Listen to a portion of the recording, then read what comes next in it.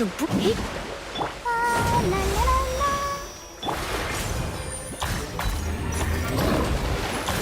I see everything. Yeah,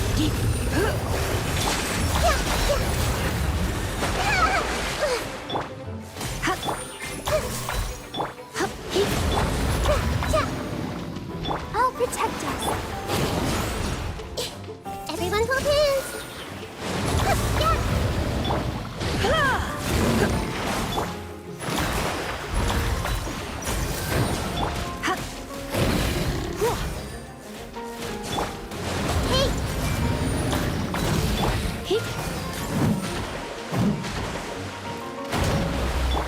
I see everything.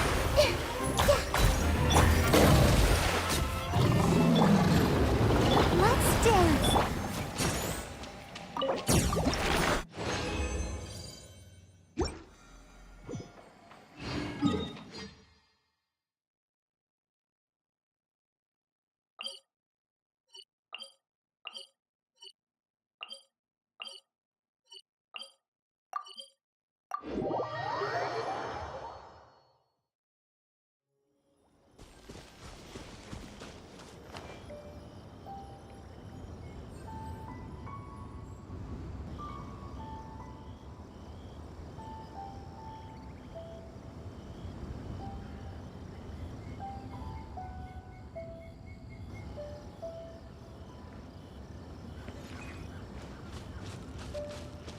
Let the show begin.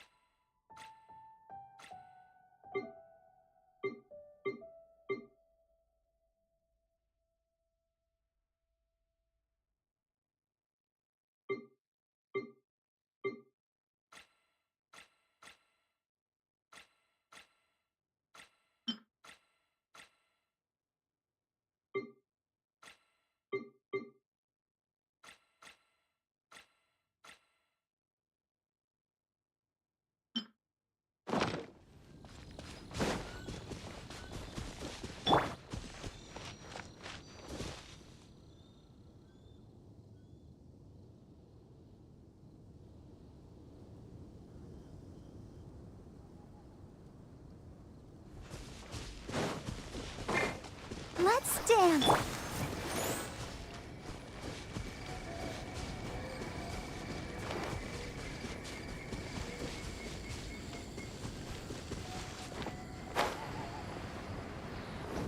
Everyone hold hands.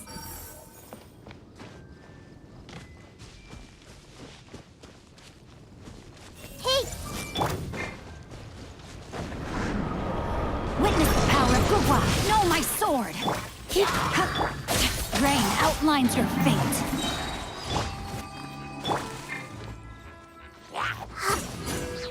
I see everything.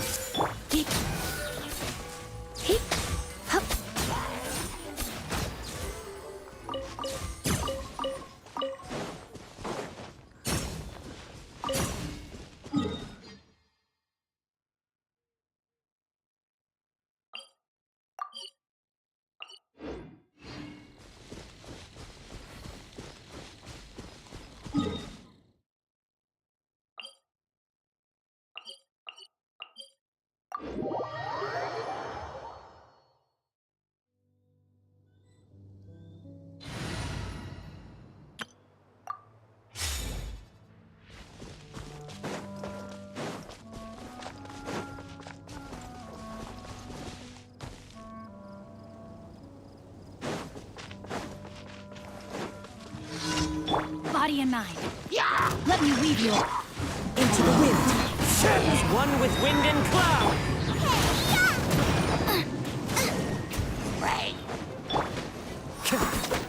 The wind knows me.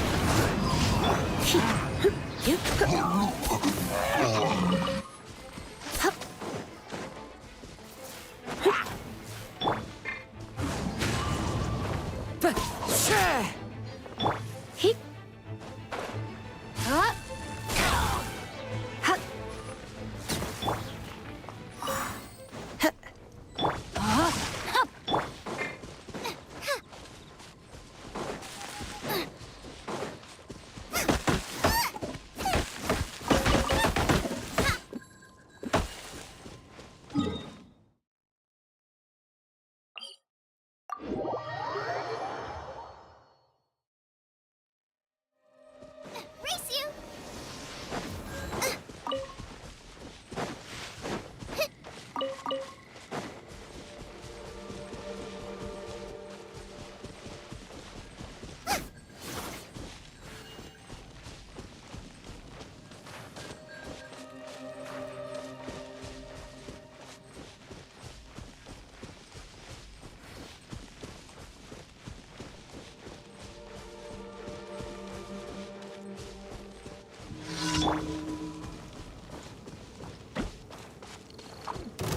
Into the wind.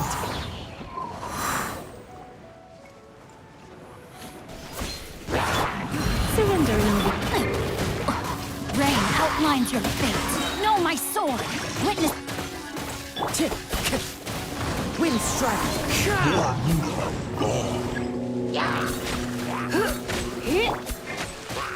One with nature.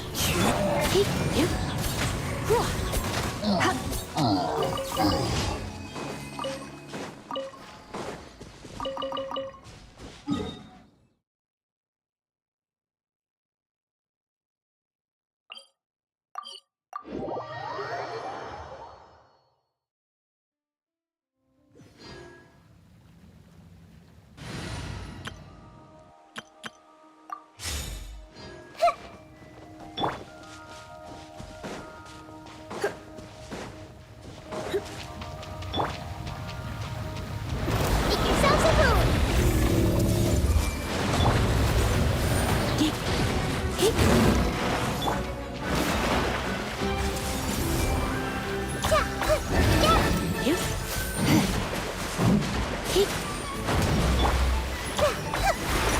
Everyone hold hands!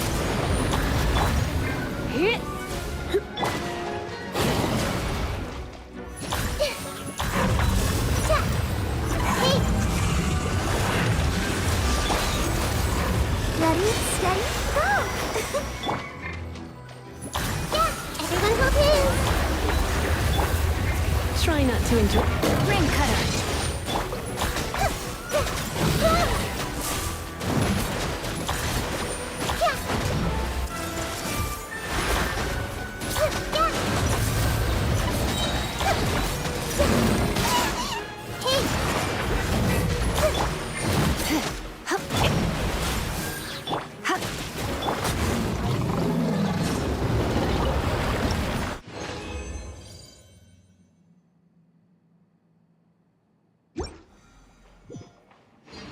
I'll protect us.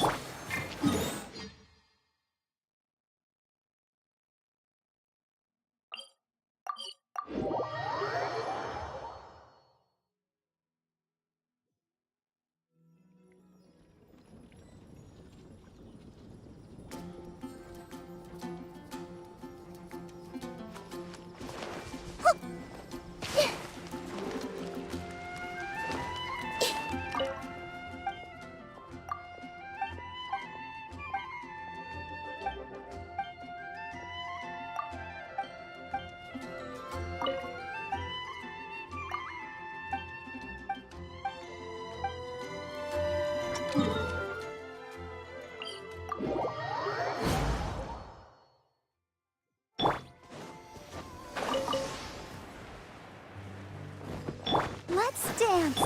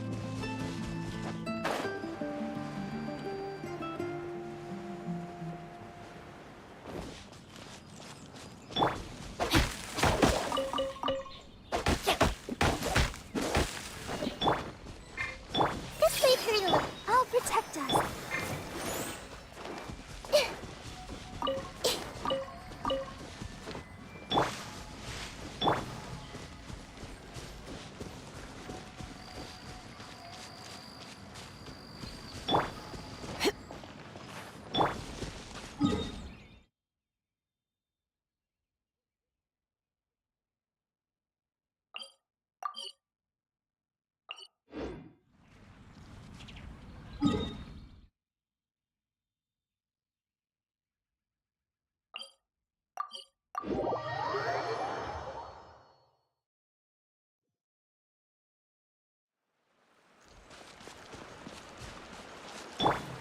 see everything. Hee. Gee. Hee. Hee.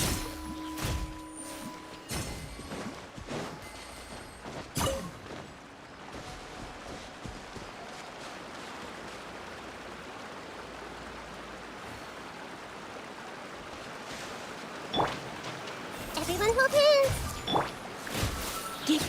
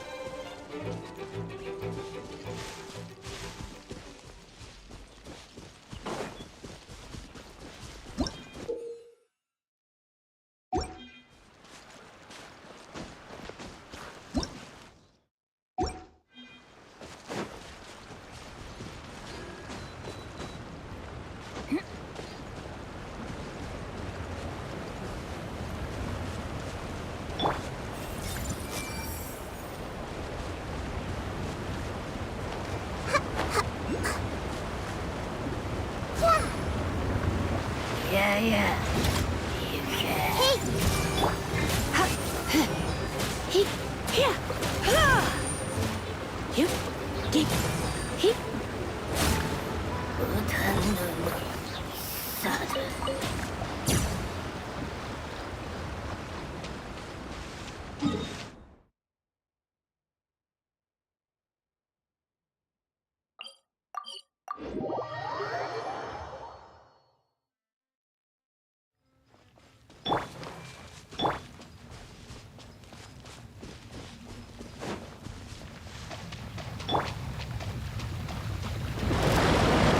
sharing my knowledge.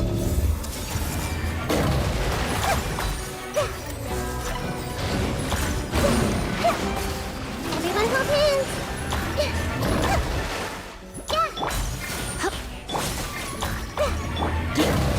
Hee. Ha.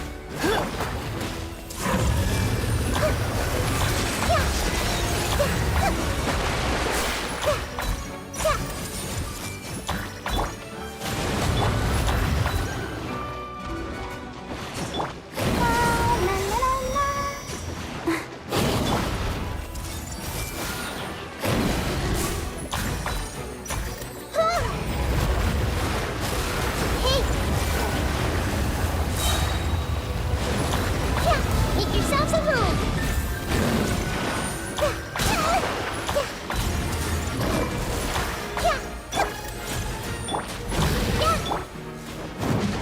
Hee. Ha. Hee. I see everything.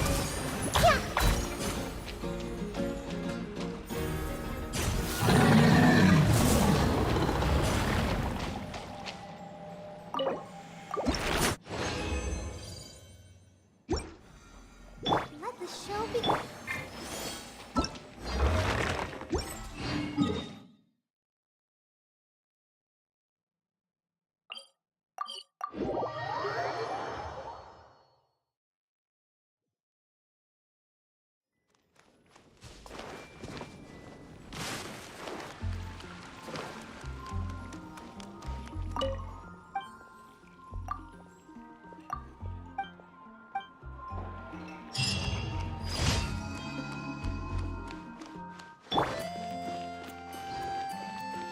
Let's dance. Ad Astra Abyss. Thank you for completing today's commissions.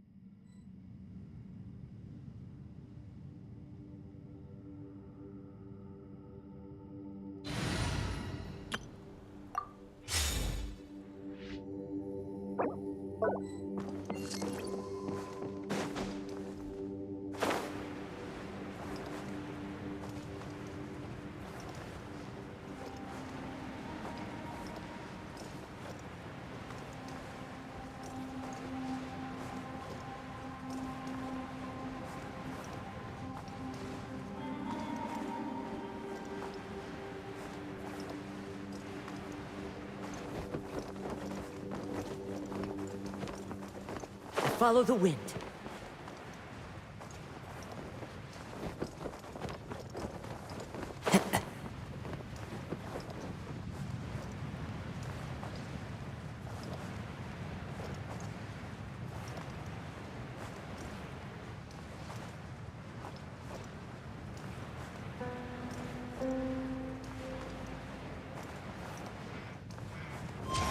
Yeah.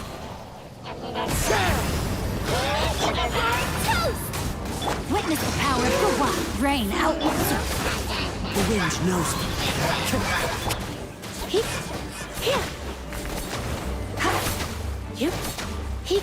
Nice and spicy.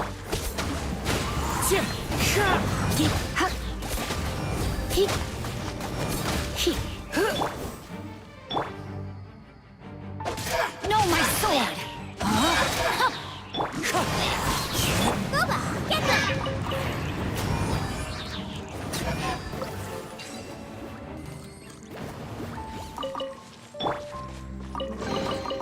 A fateful offering.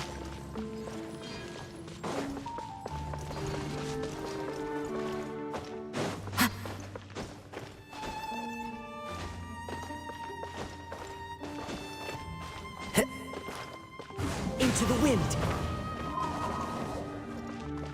Time to go.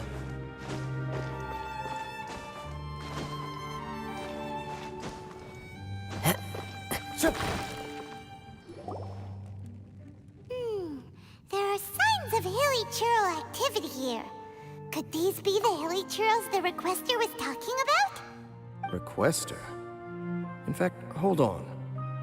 You still haven't told me what you're doing here. I doubt that most travelers would have any reason to venture down this way. We took a commission from the Adventurers Guild to investigate the chasm. Apparently a whole load of hilly churls have been gathering here, and the requester wants to know why. And now it looks like we finally found our first clue. Do you want the answer? Huh? You mean you know something about this? As it happens, I do.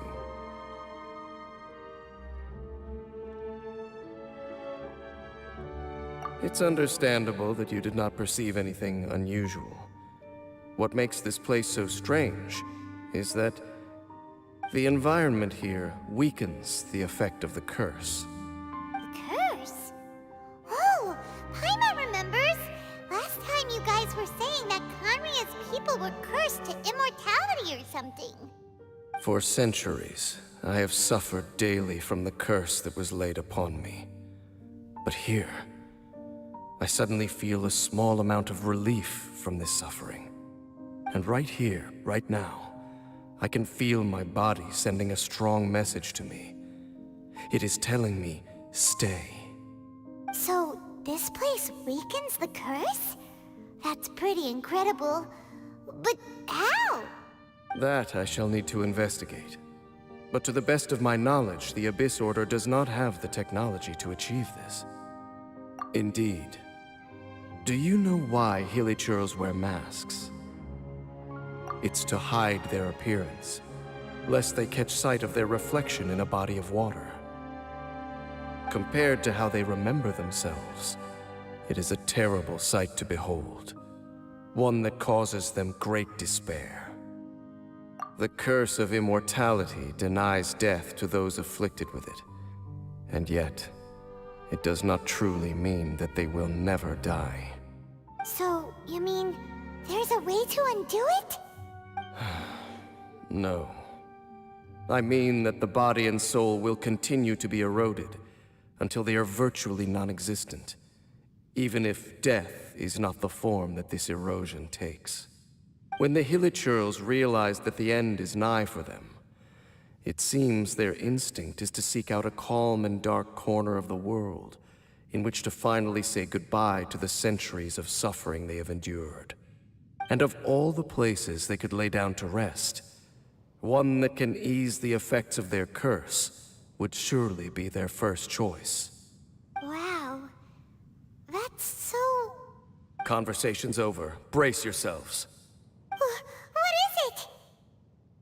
We're under attack.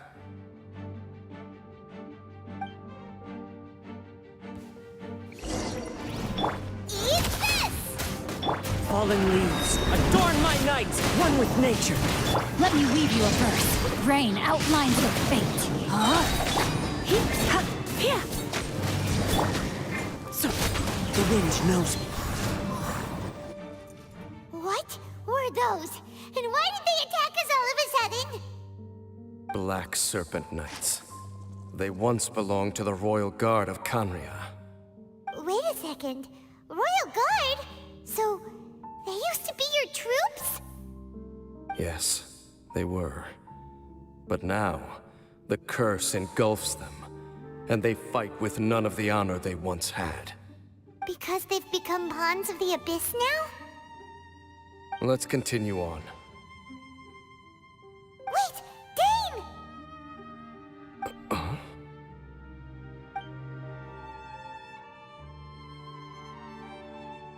Seems we missed one.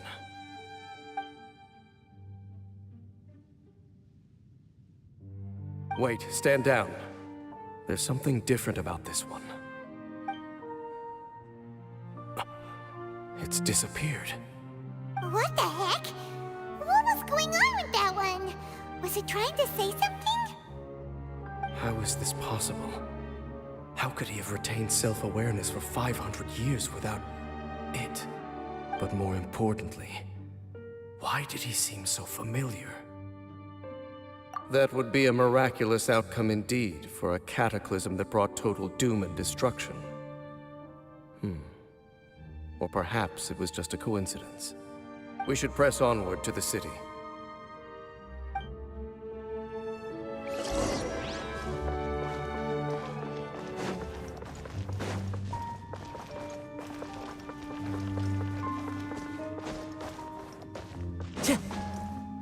Time to go. Looks like there's a strange energy surrounding the city. We can't go any further. Guess there should be a mechanism or something around here, right? Traveler, looks like it's time to get into ruin exploring mode. Don't waste your time.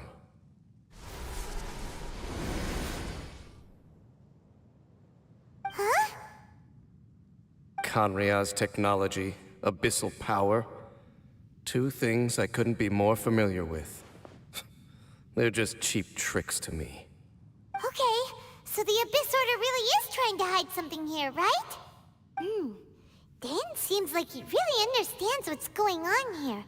No wonder the Abyss Order doesn't want him around. Not necessarily. The closer we draw, the more I am inclined to conclude that these ruins belong to a more ancient civilization still. The Abyss Order simply got to them before anyone else. Even older than Kanria? Whoa. Paimon can't even imagine back that far.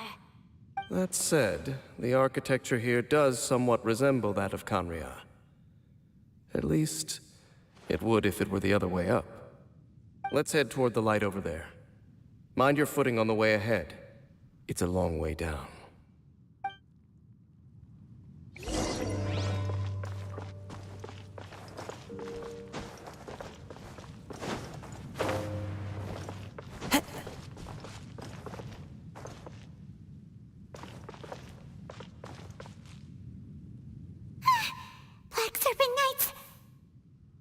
this where they're based? Or wait, are they guarding something here? We are likely drawing near to whatever the Abyss Order is trying to hide. Let's take them out first.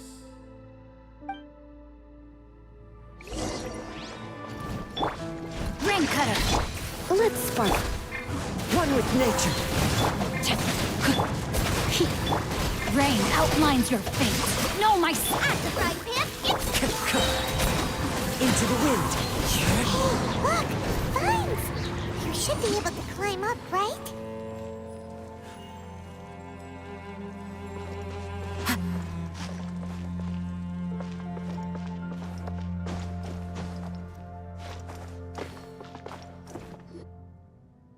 Oh no! More Black Serpent Knights!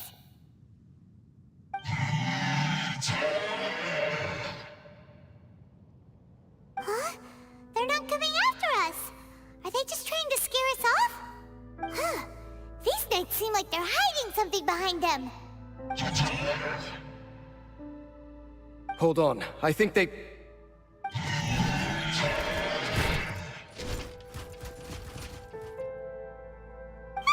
They're coming! Quick, get them!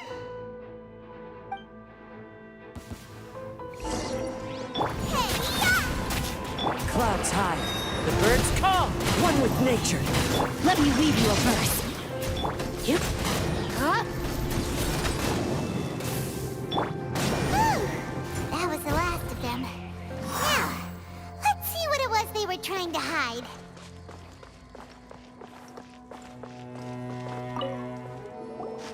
Huh? What's this? So, the Black Serpent Knights have nothing to do with the Abyss Order's secret. Huh. I should have guessed. So, what exactly is going on with these hilly churls? As I said, for these hilly churls, the end is nigh. They have grown old and fearful of the light, even become one with the darkness. And yet the curse continues to corrode them. But why would the Black Serpent Knights want to stay here and guard them?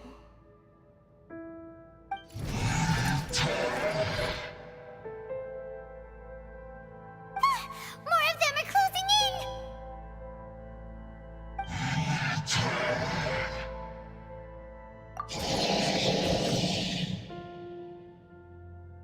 It's him!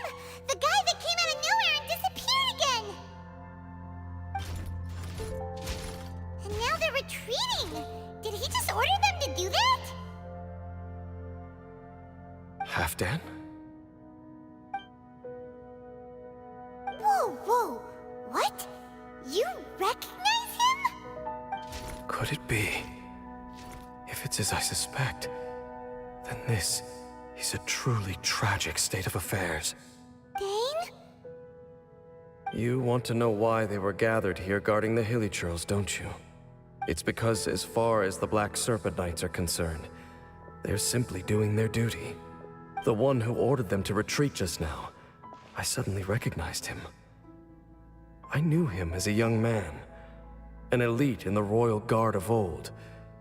His name is Halfdan. So, he's from 500 years ago too? To this day, I still remember the final orders I, the Twilight Sword, gave to Halfdan on the day of disaster in Khaenri'ah, before I made haste back to the palace. Inform all Black Serpent Knights to protect the people of Khaenri'ah at all costs. Because we, of course, were royal guards. But this would mean nothing in the events that followed. Royals, gentry, common folk, these identities made no difference.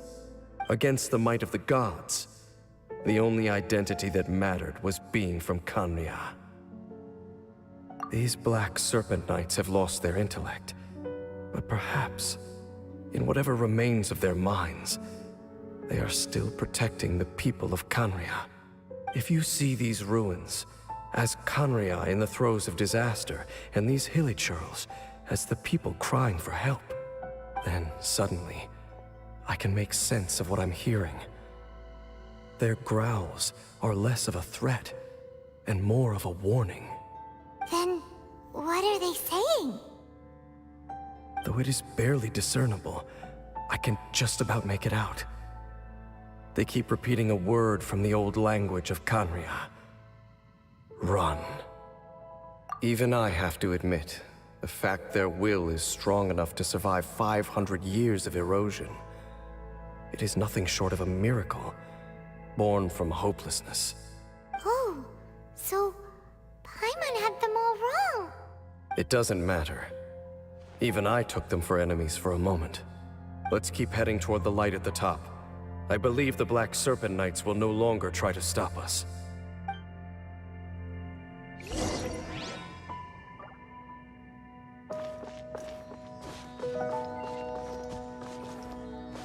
I follow the wind.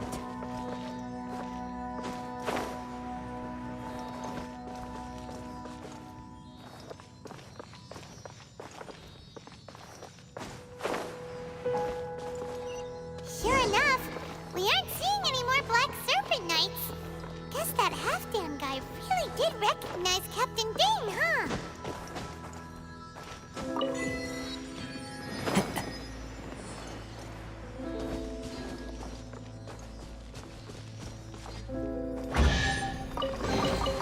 A fateful offering. Into the wind.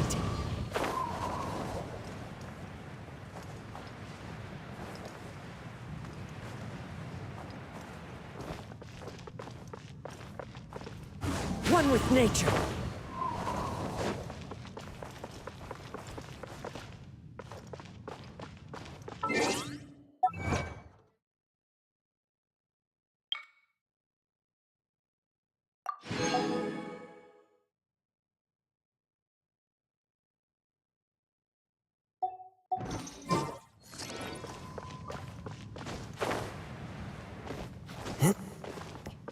I follow the wind.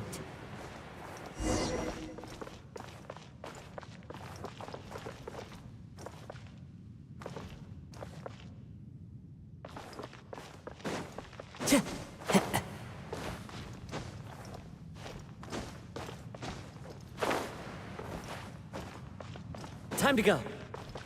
Dane, why so quiet? I'm just thinking, nothing more. If you're trying to console me, I can assure you there is no need.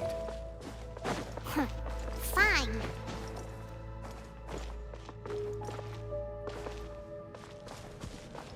All these hilly churls want is to quietly fade away in peace. Paimon hopes they can get their final wish.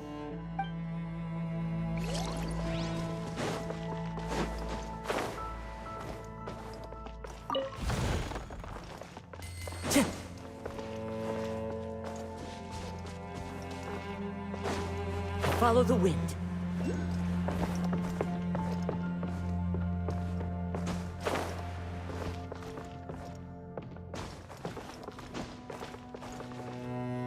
Hey, look!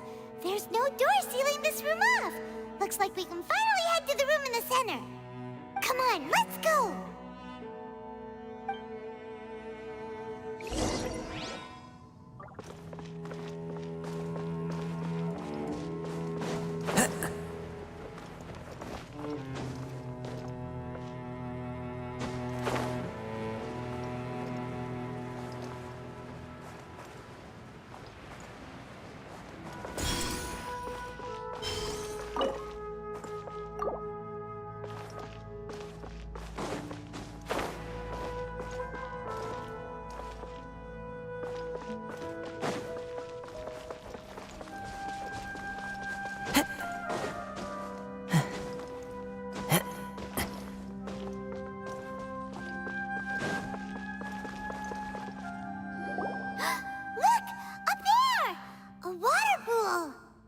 Even the water pool is upside down. Oh, wow! This is a pretty amazing place! Dane, do you have any idea at all how it works? The pool must be part of the entire city structure. A relic of this ancient civilization. And more importantly, it is the very thing that is weakening the curse. Here, my whole body feels more at peace than it has in a long time. The effect is stronger here than it was before. And I think it's because that water pool has something akin to a cleansing effect. Cleansing? So that means the water in that pool can wash away the curse for good? No, that would be impossible. How are you so sure? I have lived with this curse for 500 years, and I have been fully conscious the entire time. Suffice to say, no one understands the curse like I do. It is a way of branding us at the level of the fate of the world itself. When a god applies a curse, it takes effect at a higher level of reality than the person themselves. Even now, I can feel the curse slowly permeating my entire being, becoming part of me, slowly but surely replacing me. Perhaps it may be possible to suppress the corrosive effect of the curse for a time, but cleansing it entirely, consider it tantamount to burning away an integral part of your body. It is not a process that one could ever hope to survive. Huh? Cleansing the curse cost you your life? Whoa. An irreversible curse. Paimon can't even imagine. In any case, I can feel that the water's cleansing effect is not nearly potent enough. At most, it might suppress the curse, but a little. So, what's that contraption there? It looks kind of out of place. Frankly, I have never seen a device of this design before either. It is not unreasonable to suspect that it could belong to the Abyss Order. But what could they be planning to do here?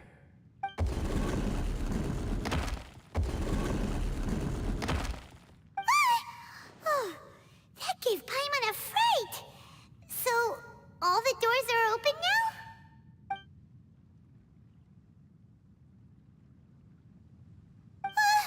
Halfdan's back again? Halfdan, do you have something to say to me?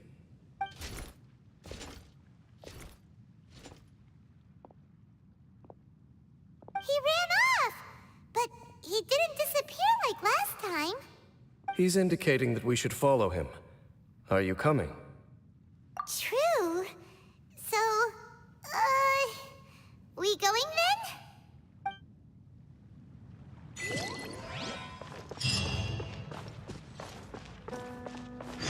Halfdan jumped down over there.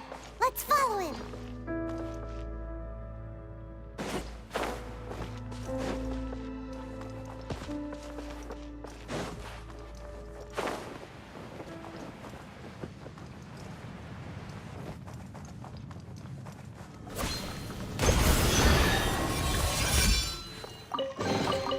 A fateful offering.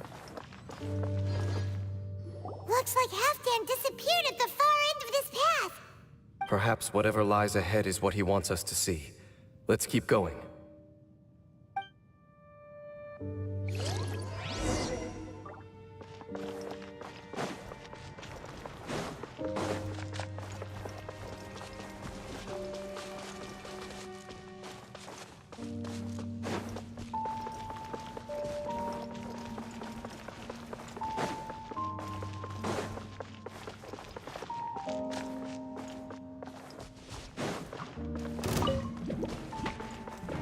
There are more signs of hilichurl activity here.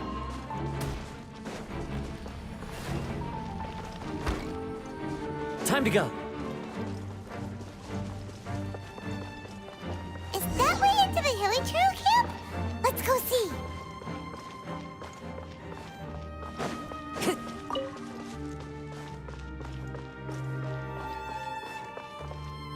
It's a humble hilichurl camp. Oh, these hilichurls look like they're in pretty bad shape, too. Some of them look like they've already taken their final breath. Is this what Halfdan wanted to show us? Whether it is or not, everything here is worth investigating in detail. Inspect the area. Leave no stone unturned.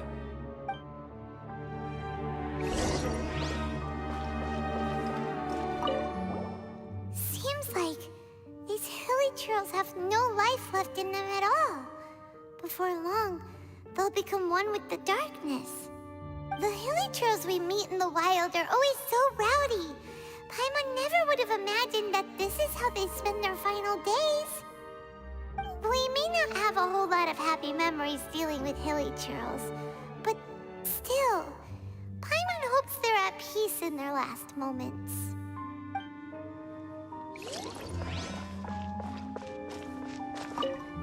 Hilichurls usually store food in crates like these, right? But these seem pretty much empty. Is it because they're so near to the end that they don't need to eat anymore? Even if they don't need to eat anymore, Paimon bets they still miss food for the flavor.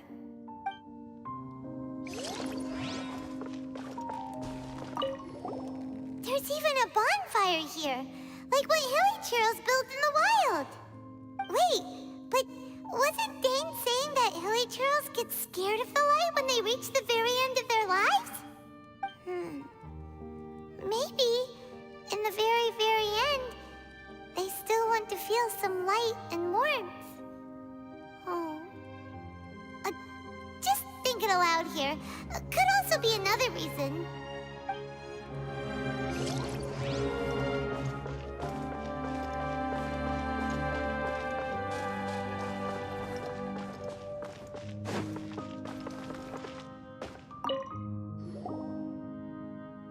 How did that flower get this far underground?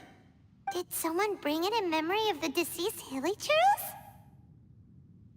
Hey, now that you mention it, Paimon thinks it looks kind of familiar too. It is the national flower of Kanria, the Intivat. It once bloomed all over the nation. It would only last 2 weeks before wilting. But if you were to pluck one and take it out of Kanria, the petals would stop growing and turn hard. Only when it finally returned to its home soil would the petals grow soft once more, and finally turn to dust. So the Intivat is a symbol for a wanderer far from home, signifying the tenderness of the homeland. So for this flower to get here, it must have been brought from...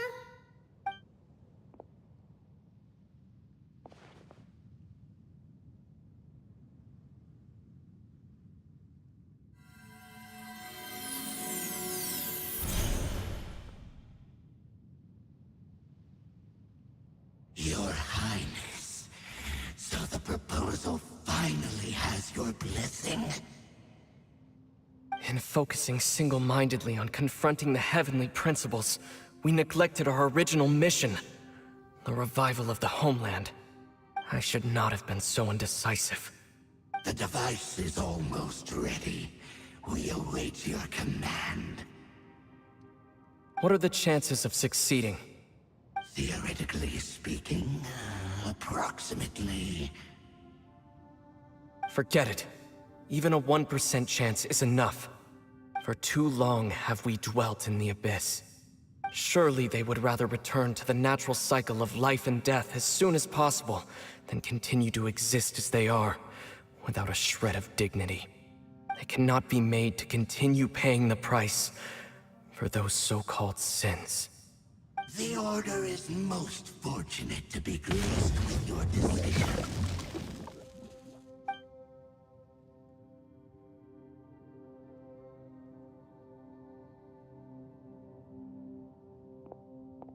Ether!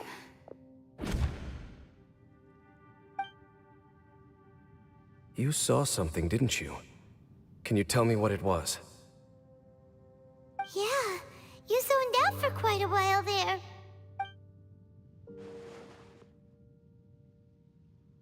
Huh. Well, people do say that twins have a special connection. It sounds as if they are attempting to make use of certain equipment to cleanse the curse. It could well be the device we saw earlier. And you say he mentioned the revival of the homeland, correct? No surprise there. Stubborn as ever. It appears as if the Abyss Order plans to use this location to cleanse the hilichurls of their curse and restore them to the way they once were. Then, they will serve as the foundation for reviving the nation of Kanria. After all, there can be no nation without a people. It is the height of foolishness. They have no chance of success, not even a 1% chance. I told you already that no one knows this curse better than I, having lived with it for 500 years. There is no redemption. There is no undoing the curse. Trying to remove it by force will achieve nothing but to inflict further suffering. So make sure you are clear in your mind. You have to tell yourself, they are no longer human. If you cling to false hope and allow yourself to become too emotionally invested, the only way is down. You will end up just like them, mired in hypocrisy. Save your strength for something worth saving. Oh? But of course, I am merely someone you hired for a task, while he is your brother. It is only natural for you to side with him. But whatever decision you make cannot deter me from mine. My chosen path is to stop the Abyss. If we have reached an impasse, then perhaps this is where we should say... I see.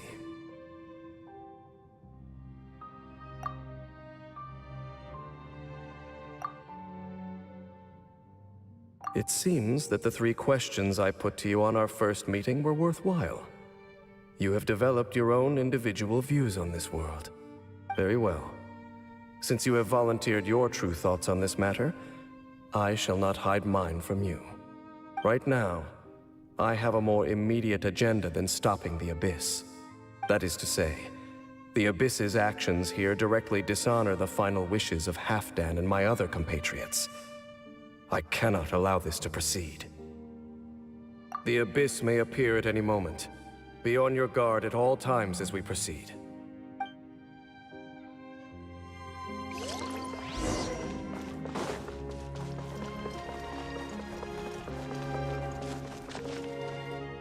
We can see the Upside Down City from here, too. Wait, watch out!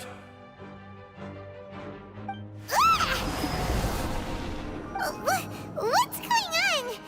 Is that light coming from the room in the center? It's too bright! The mutation is continuing. Has the Abyss made its move already? Dean Smith, I see your incessant meddling continues, and that you have once again joined forces with our Highness's kin. Regrettably, I was not in time to control your exit from the network, and it sent you here of all places. This was a catastrophic error. I am surprised that you dare to face me. You ran like a coward last time. Our Highness's will must be done. All interferences must be removed, whatever the price to pay. This time, the curse that torments our people must be undone, once and for all. You are the only ones who torment them. There is nothing else left of those hilly churls. Nothing besides the curse itself. Say what you wish. I am going nowhere, Dainsleif. Then you will give your life just to delay the inevitable. How absurd. But since you wish to persist, then so be it. You really think you can use that device beneath the pool to cleanse this curse? Do not underestimate the weight of the Abyss. That device can amplify the cleansing effects of the water not tenfold, but 100-fold. Then I overestimated you. This plan is even cruder than I thought. Into the wind, as one with wind and cloud. Surrender and be gentle. The wind knows me. Booba, get You're in for a little shock. One with nature. Flame cutter.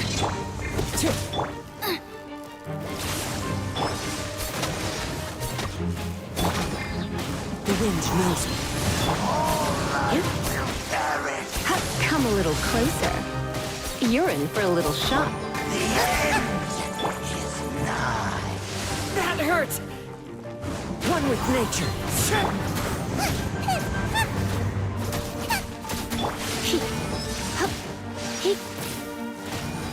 You come a little closer. You've been hunting this Abyss Herald for ages! Now you finally got him! There's no time to celebrate. The Abyss Order's device is activating, but there's still time to destroy it. All right, let's go!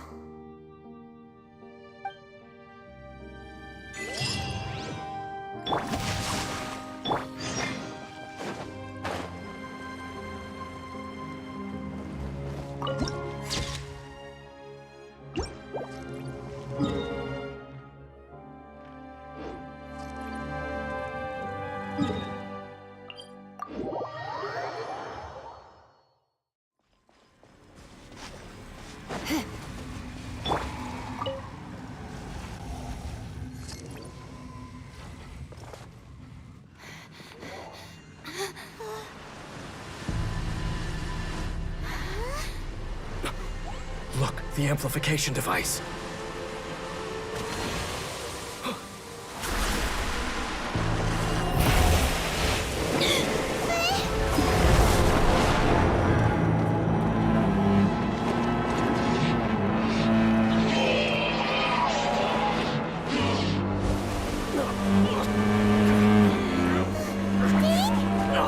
Am I too late?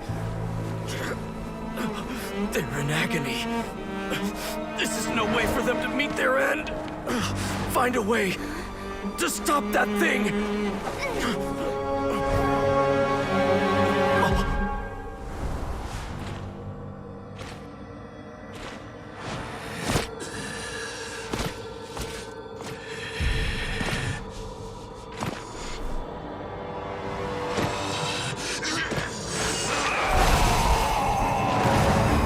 Dan, don't do it!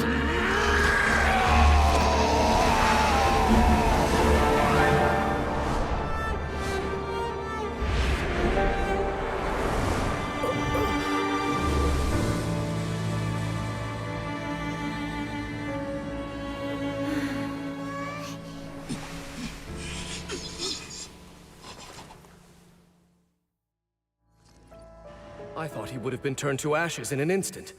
Halfdan's soul is extraordinarily resilient. Meddling fool! Encumber us no more! Don't you have a greater encumbrance to worry about? Come on. This is your grand opportunity to get rid of me. Tasteless! Take him out and deactivate the device.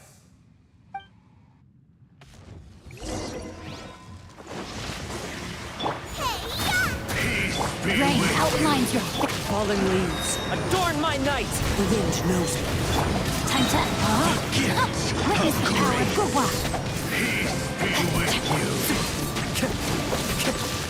One with nature.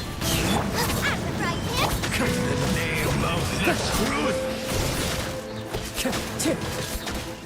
The power! Into the wind. Shall set you free! One with nature.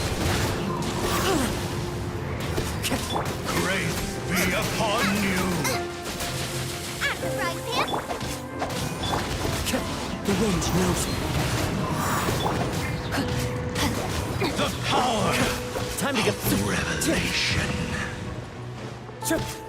One with nature. Be upon you! Rain outlines your fate. What do we do now?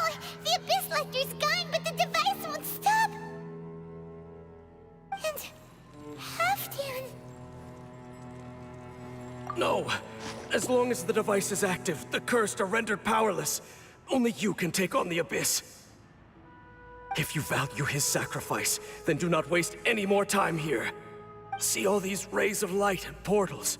They must have installed several of these energy devices in various locations. Find them, quickly! So, we have to go through these abyss portals? Hey! Wait for Paimon!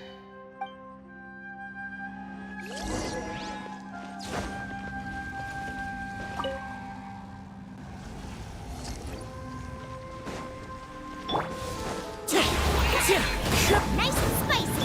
Let me weave you a verse. The wind knows me.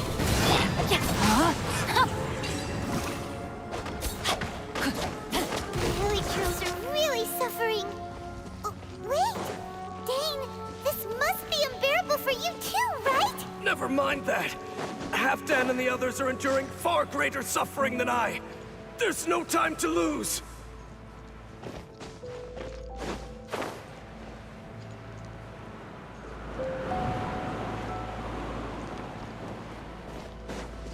Body and mind. Eat this! One with nature. As one with wind and cloud. Witness the power of Gugwa.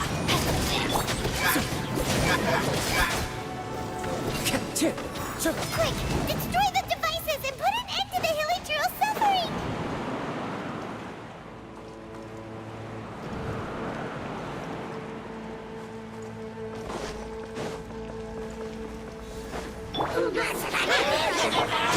The wind knows me. I let my guard down. Rain outlines your fate.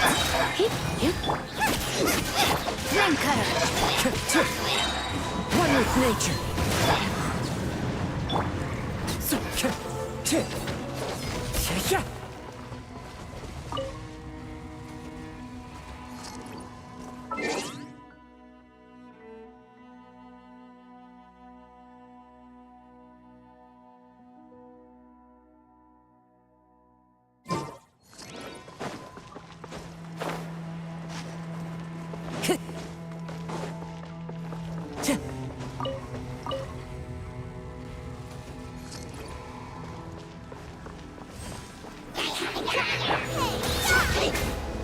Fallen leaves, adorn my night! Let's sparkle. Time to act. Okay, it's gone dark all around now. Shall we head back to the room in the center?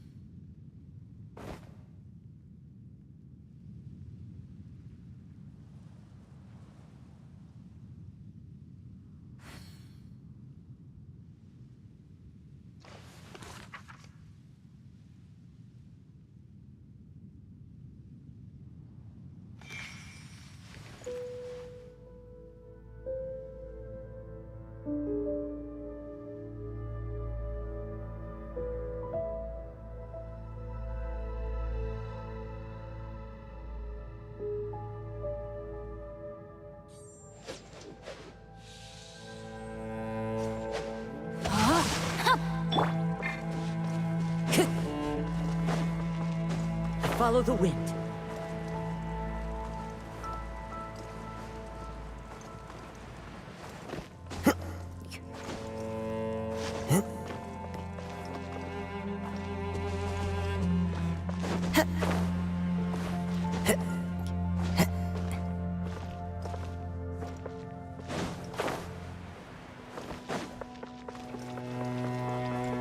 Time to go. Into the wind.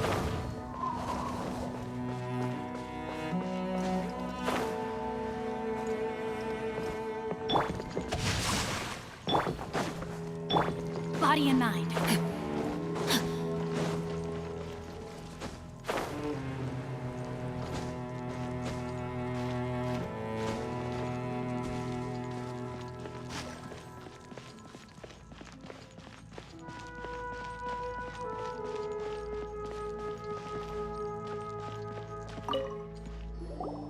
So, that's it, right? The device is fully shut down now? The burning sensation has indeed stopped. So, we managed to stop the Abyss Order's plan? Let me check. Dane must be really upset. Of all the ways to be reunited with one of his former comrades after so long, this is rough. Let's go.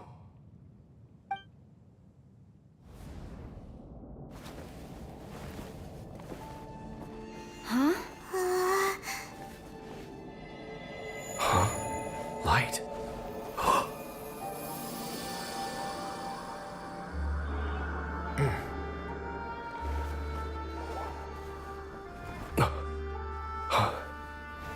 Apologies, Captain Dainsleif, Twilight Sword. Back then, I failed you, and failed to protect our people. No. For 500 years, you have faithfully done your duty. To this day, I am proud of you all.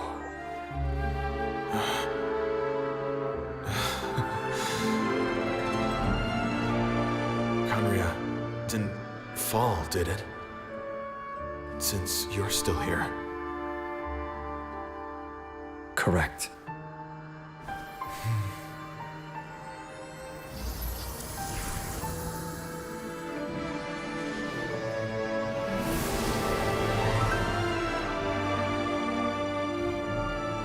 So, no need to revive the homeland.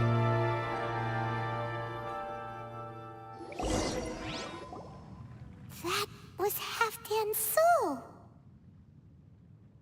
More than one kind of strange power exists here. Souls are no strange sight under the circumstances. Still, if you intend to venture deeper in and continue your investigation, you ought to be careful. You bet! We'll be super careful! Oh, but Dane, does this mean you're not coming with us? That device took a severe toll on me. It will take me some time to recover. Oh, right. Well, actually, Paimon already knew that. You've clearly been pushing through the pain this whole time. You've earned a good rest, Dane. Oh, you should take a vacation! Vacation? The very notion. This word has no business being in my vocabulary. There are more important things that demand my attention.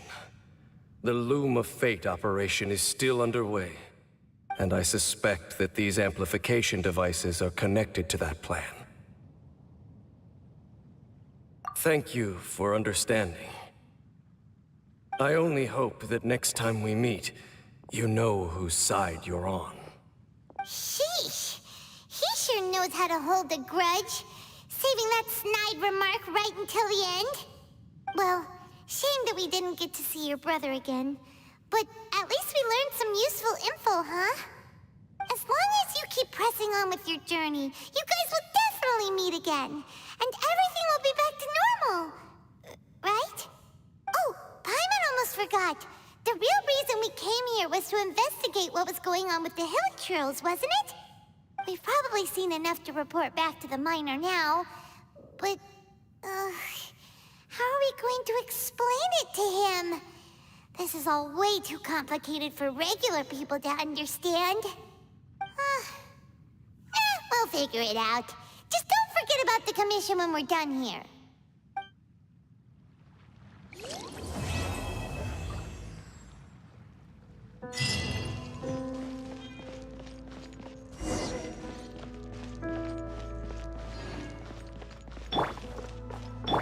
Rain outlines your...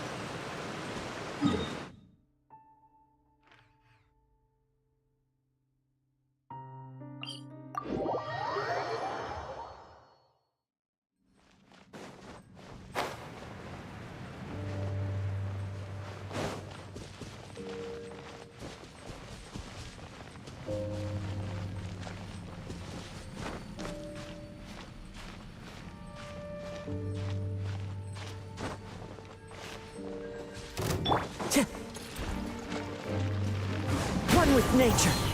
Witness the power of the wild, huh? Rain outlook. Nice and spicy. Time to go. The wind knows me. You're toast! Get up.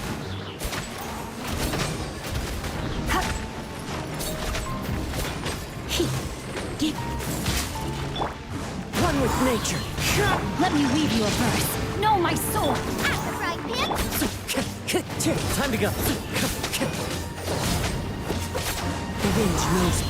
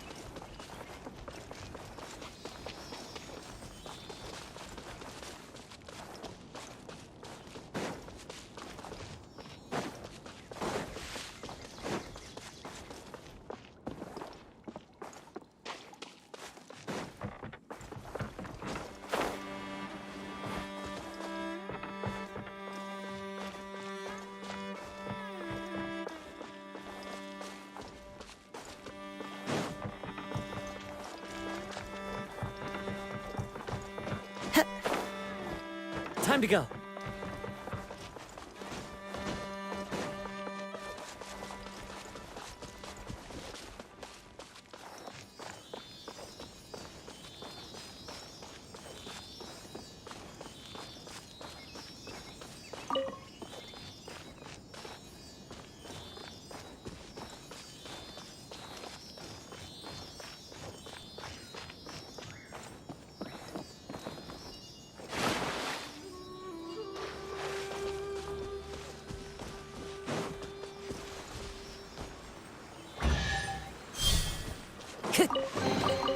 Brings a smile to my face.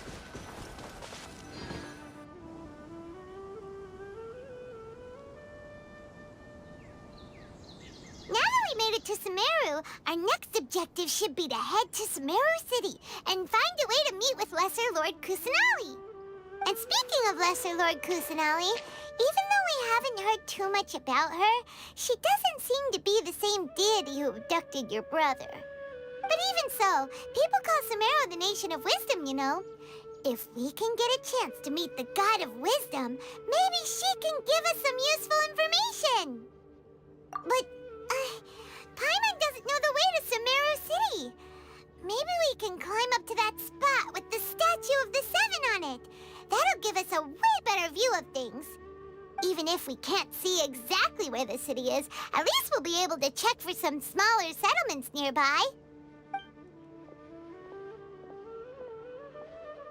Wait a second. Look! There's someone up ahead! Perfect timing! Now we can just ask for directions rather than wander around like lost adventurers. Hey there!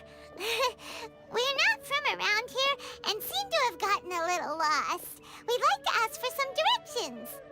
Huh? Did they not hear Paimon? Hey! You over there! Could you give us some directions? Huh?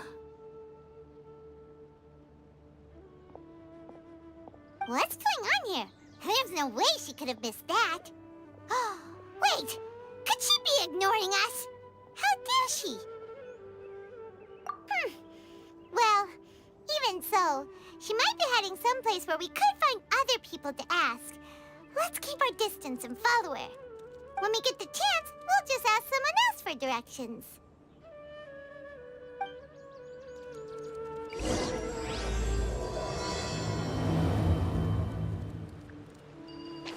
Come on, let's follow her. Just keep quiet. Make sure she doesn't notice us.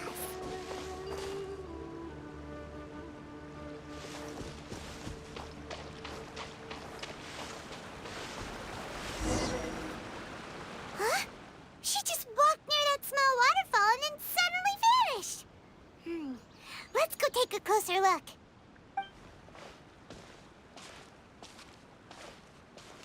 Paimon thought this cave would lead to a village or something, but, it looks like that's not the case. Look, she's sitting over there. Wait, she couldn't possibly be living here, could she? What should we do now? Do we try asking her for directions again? It looks like she's meditating or something. If we bother her now, she probably wouldn't let us off very lightly.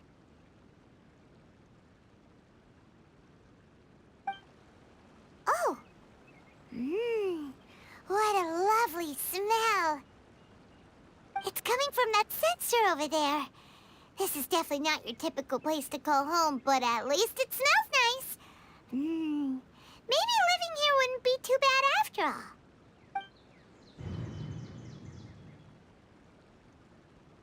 Huh? What's the matter? You don't look too good. What? Is the smell making you feel sick? Strange. Paimon doesn't feel anything.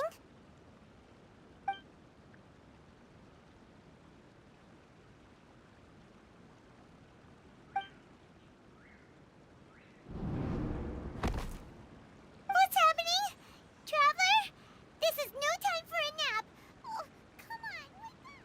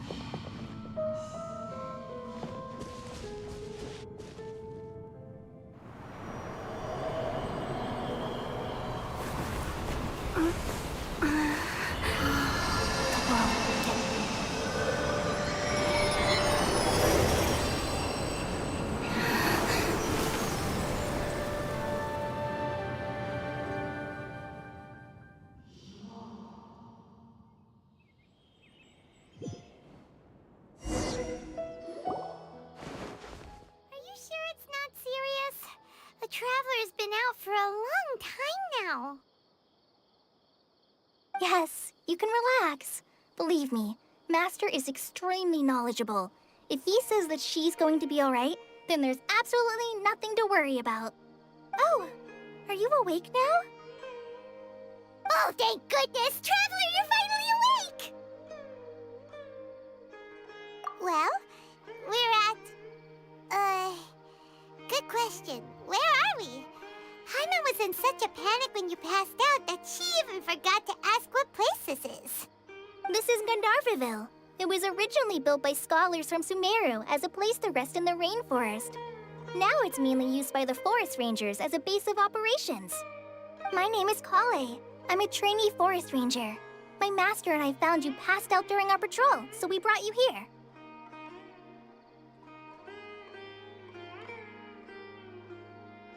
Oh, no things are necessary. I didn't do anything, really. By the way, how are you feeling now? Any discomfort? Oh, that's Master's herbal medicine you're tasting. He gave you some while you were unconscious. Before I forget, Master mentioned you should take more medicine once you wake up.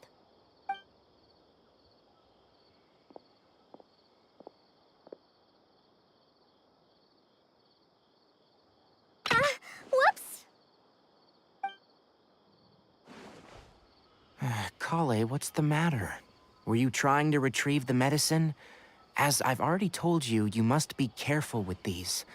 I'll get it for you once I am finished here. Sorry, Master. Now, the guide to Avidia Forest's edible fungi is clearly posted on our bulletin board, but if Farbode forgets which mushrooms to avoid one more time, I'll have no choice but to leave the guide somewhere a little more visible. Like right smack on his forehead so others can remind him to be careful. Right? This is the second time he's come down with food poisoning this month. I'll be sure to give him a good talking to. Yes, please do. If, on the off chance, Farbode simply enjoys having little imaginary fairies dance before his eyes, then we'll just let him be. But the next time he requires any of our medicine, be sure to charge him accordingly.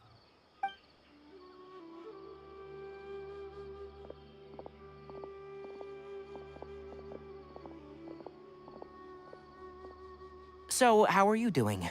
Feeling better? Oh, this is my master, Forest Watcher Tainari.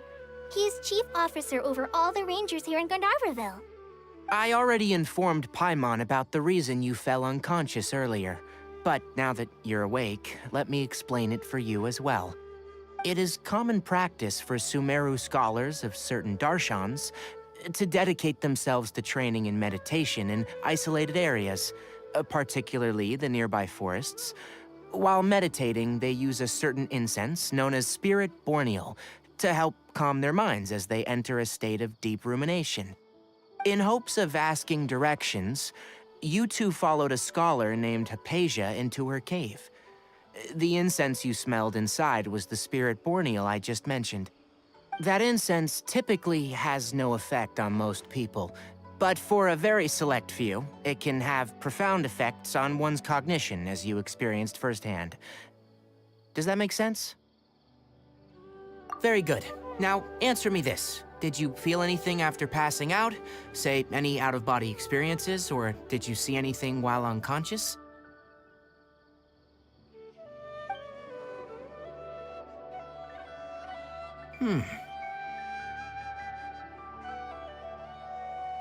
Kale, let the others know to stop bringing their patrol logs here for now. Huh? Why? Because these two will be staying here for the next few days. They can have my room, and I'll bunk with Amir. Now get a move on, and be sure to do as I've said. Yes, Master Tainari.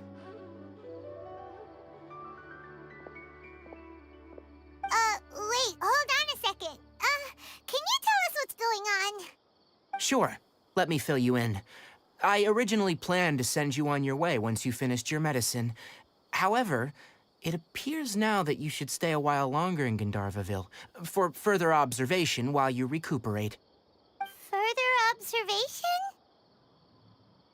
No need to be hasty. As long as you have the capacity to judge between right and wrong, I promise that you'll understand the gravity of the situation once I explain everything to you. Based on what you saw after smelling the incense and losing consciousness, we can conclude that you experienced a powerful hallucination, which suggests your mental state is not in the best of shape. If you're skeptical, have a whiff of this.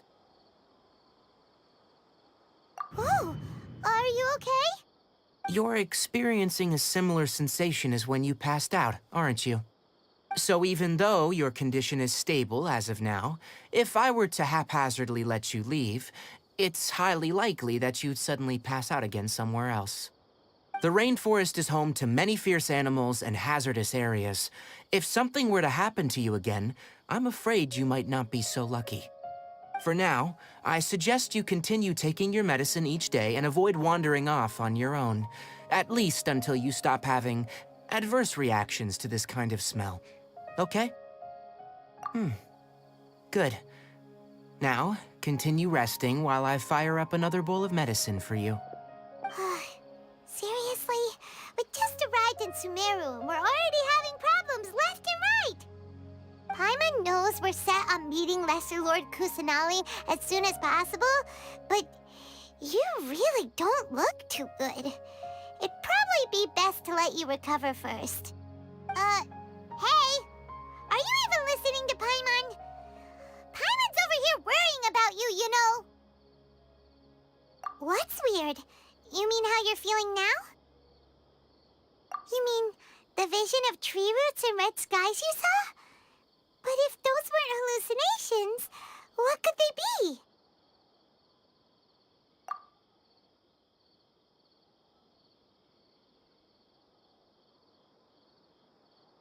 Well, considering how unique you are, Paimon trusts your judgment here. But why didn't you say anything about it to Tainari? If he misjudged your condition, then there's a chance you could get worse, right? Huh? You mean that Tainari already knows that what you saw weren't hallucinations? But if that's the case, why would he try to hide that from us? Oh, Paimon gets it now. That explains why you were so quiet earlier. Well, that settles it then. We'll stay here to rest up and figure out what's going on with your hallucinations. But it seems like asking Tainari might not be an option anymore. What do you think we should do? Good idea. Kale's pretty friendly. We can ask her tomorrow about what she knows regarding the Dendro Archon and customs in Sumeru.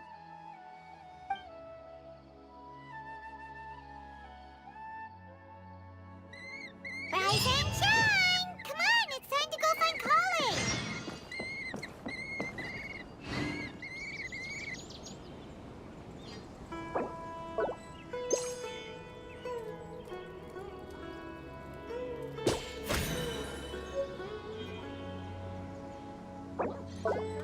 Elazar is a true trouble. Time to go. All right, next let's see your right hand. Not bad. But please remember that you still need to be careful, understand? Yes, I will. By the way, Master, I still haven't received the patrol route for today. Look, Kale, today's patrol will be a long one, so you won't be coming along this time. Besides, there's a chance we may encounter... well, you understand. But I have a vision too! Am I useless to everyone now? Don't talk like that, Kale. This is not something you need to be worrying about right now. Ah, there you are. Feeling any better? Yeah, since we'll be staying here for now, we thought we might as well try lending a hand around here. Seems you're not the type to sit back and take it easy for a while, huh? In that case, perhaps Kale could take you two for a patrol south of Gandharvaville for the day. And if you're feeling up to it, you can be responsible for cleaning the Statue of the Seven. Tainari, we're ready to head out. Got it! I'll be right there. All right, we'll be heading into the forest now. I'll leave any further details to Kale.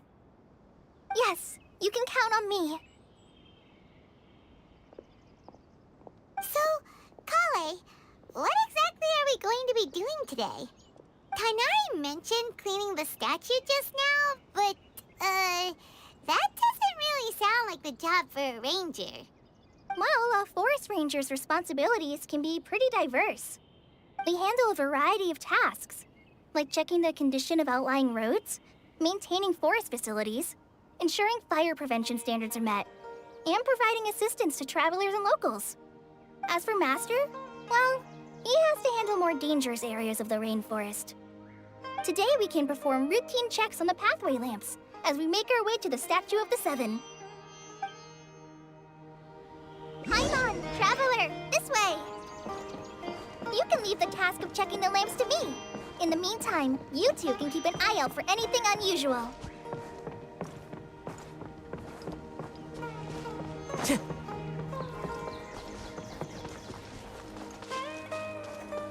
Nothing wrong with these two lamps. Let's move to the next ones. Oh, this lamp seems to be getting a little wobbly. Let me make a note of it. No problems with this lamp. Good.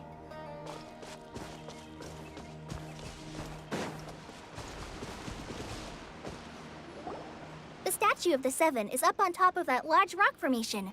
You must have seen it when you came down this road before. It's pretty high up there, isn't it? Don't worry. If you're afraid you can't make it up there, I'm sure Master wouldn't mind if you don't clean the statue. Oh? I guess I'll leave it up to you then. There's not much footing once you reach the statue, so be careful up there. Paimon will fly up with you and help you with those hard-to-reach areas. By the way, Kale, do you know anything about the Dendro Archon? You know, what's she like? That depends. Are you referring to Greater Lord Rukkhadevata or Lesser Lord Kusanali? Huh? Greater Lord Rukkhadevata? Oh, is that the name of the former Dendro Archon? Uh-huh. Greater Lord Rukkhadevata was Sumeru's first Dendro Archon. She created the rainforest as well as the wall of Samiel around the desert. Her works provided a means of peaceful living for everyone. To the people of Sumeru, she's not only a symbol of wisdom, but also of power and kindness. Unfortunately, she disappeared in a great calamity that occurred a few hundred years ago. According to what Master has told me, the sages later found the newly born Dendro Archon and whisked her back to Sumeru. To celebrate the reinstatement of their lost deity, the sages dubbed her Lesser Lord Kusanali and let her reside in the sanctuary of Sarastana. Uh-huh. Then what happened? Well, and then... I'm not too sure what happened, to be honest. Huh? You're not too sure? But aren't you from Sumeru? Yeah, I'm from Sumeru. But... Maybe it's difficult to discuss this topic with strangers. If that's the case, then don't worry, we understand. No, it's not that. I'm not trying to hide something from you. Besides, I don't consider you two strangers. Because you two know Amber, right? Wait, Amber? You mean... Yes, that's her. I once lived in Mondstadt for a while, and she helped me a lot during that time. You could even say that she helped me become a new person. There's no one like Amber. She lives life to the fullest while always adhering to her strong sense of justice. She's ready to answer the call for action at any moment, but is also very understanding of others. She's like the spark that lights the fire in everyone's heart around her. If you ask me, she's a prime example of a true outrider. She's the first person anyone coming to Mondstadt will meet. You can't help but be enthralled by her charm and enthusiasm, causing you to fall in love with the lands of Mondstadt and...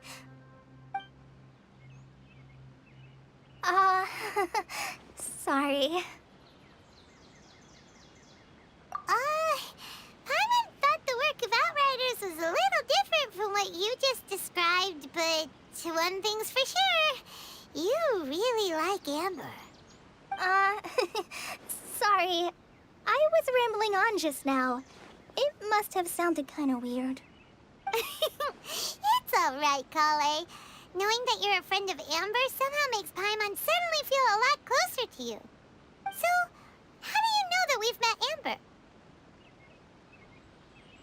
Well, after I returned to Sumeru, Amber and I have stayed in touch by writing each other letters. In one letter, she mentioned that Mondstadt was attacked by a fearsome dragon, but the city was saved by a mysterious blonde traveler and their floating companion. I knew you two were the ones she mentioned in the letter the moment I saw you. But, considering everything you've been through that day, I thought it'd be inappropriate to bring it up. Ah, so that's how you knew. Yep, so please know that you two have my complete trust, really.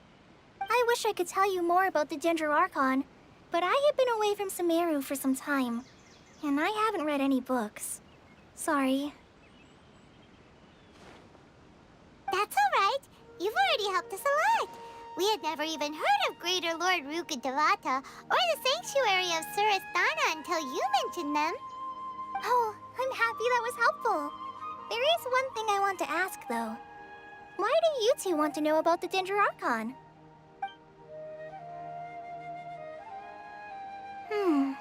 So that's why you're here. Thank you for telling me your story. Don't mention it. We are friends after all, right? All right, we have a statue to clean. You both have my thanks. While you two are up there cleaning, I'll go ahead and inspect the forest canopy. Let's meet back here shortly.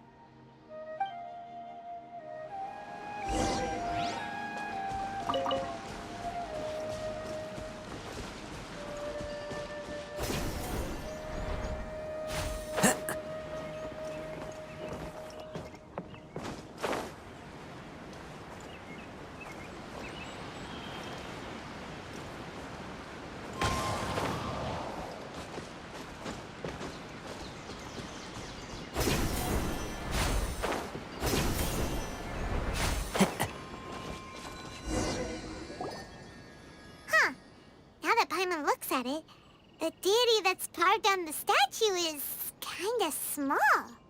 Do you think she's supposed to be Greater Lord Rukkhadevata or Lesser Lord Kusanali?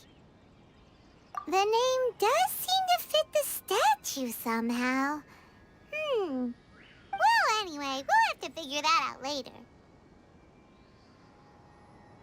Let's get started on cleaning the statue. Paimon will fly up and take care of the top, and you clean everything below.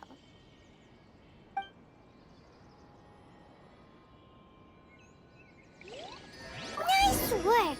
That's one clean statue. Let's head down and meet up with Kale.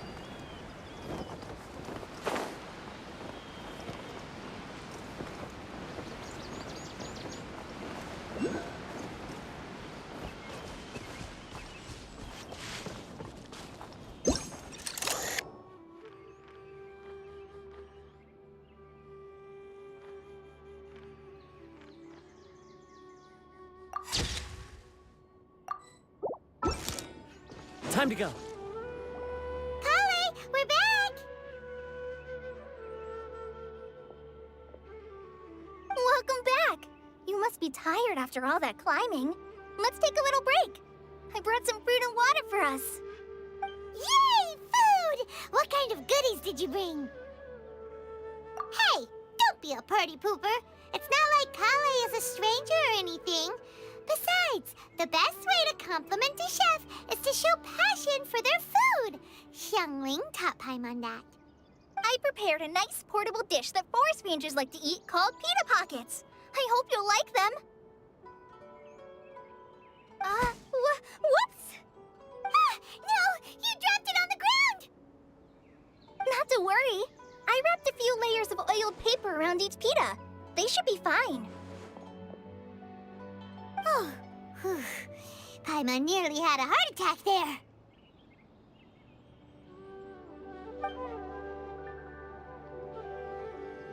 Those pitas are amazing! You're quite the cook, Kale. Thank goodness you wrapped them in paper. Paimon wouldn't have been able to sleep at night knowing something so tasty had been wasted. You really know how to compliment the chef, Paimon. Since you liked it so much, I'll be sure to give you a copy of the recipe sometime. I'll even include all my personal cooking pointers, so you'll be making your own pita pockets in no time. Yay! Thanks, Kale! It's hard to believe someone as diligent as you could have clumsy moments too. Oh, I guess it happens from time to time. So, Kale, don't you think that Tainari's a little too strict with you? He won't let you touch anything without his permission. Paimon knocks stuff over all the time flying around the Traveler, but she's never said anything. Everyone has their clumsy moments. No, you've got the wrong idea about Master. Sure, he may seem a bit harsh at first, but with some time, you'll see that he's actually very kind-hearted. I've heard the veteran rangers say that Master is from some ancient and mysterious race that is known for their cunning wit and reclusive nature. But Master's actually very kind at heart. Oh, by the way, you've heard of the Academia, right? Well, there's a group called,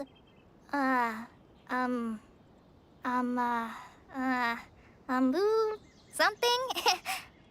Well, anyway, because Master does a lot of research on plants, sages from the Academia have written him many times, inviting him to take up an official position there. But Master declines their offers every time, saying, Sumeru City is too noisy. It'd be bad for my ears.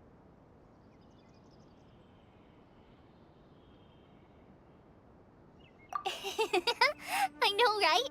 I've always wanted to pet them too. Anyway, Master could have easily left the rainforest to take up a position at the Academia, but he chose to stay here instead as a forest watcher, helping the locals every day and passing on his knowledge to trainees. In fact, Master's the one who taught me how to make pita pockets. Really? Paimon would have never guessed that. Oh, speaking of Tainari, he was the one who took care of you after finding you passed out yesterday. He even carried you all the way here. Paimon's still kinda upset, though. He kept scolding Paimon the entire way here. Oh no, I'm sorry. Master might have been overreacting a little. But, it's mostly because Paimon wouldn't stop yelling, "Why, oh why? Is she going to die?" It probably started to get under Master's skin after a while. Hey! Don't laugh! Paimon was genuinely concerned about you.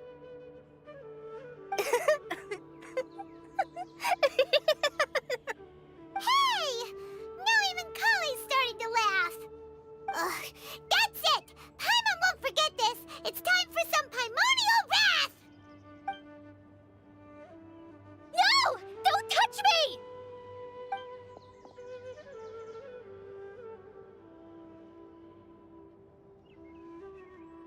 Oh, sorry, Kale. Paimon didn't mean to scare you. No, I just... I didn't mean that. Kale, are you okay? What's the matter? No, I'm fine. I'm sorry. I must have startled you both reacting like that. Oh, well, it's getting late now. Let's hurry back to Gandharvaville. I think Master and the others should be back by now, too. Huh? What was up with Kale just now? And why is she in such a hurry all of a sudden?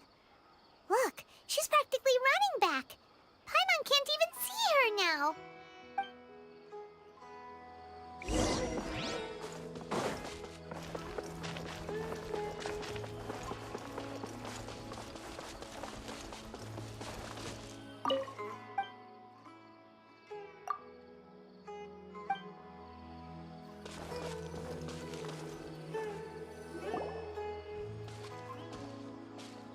Ah, Traveler, you've returned. Yep, we're back. Have you seen Kale by any chance? Oh, Kale? Yes, I saw her go into her room just a moment ago. Oh, okay. Guess we'll just have to wait and talk to her tomorrow then.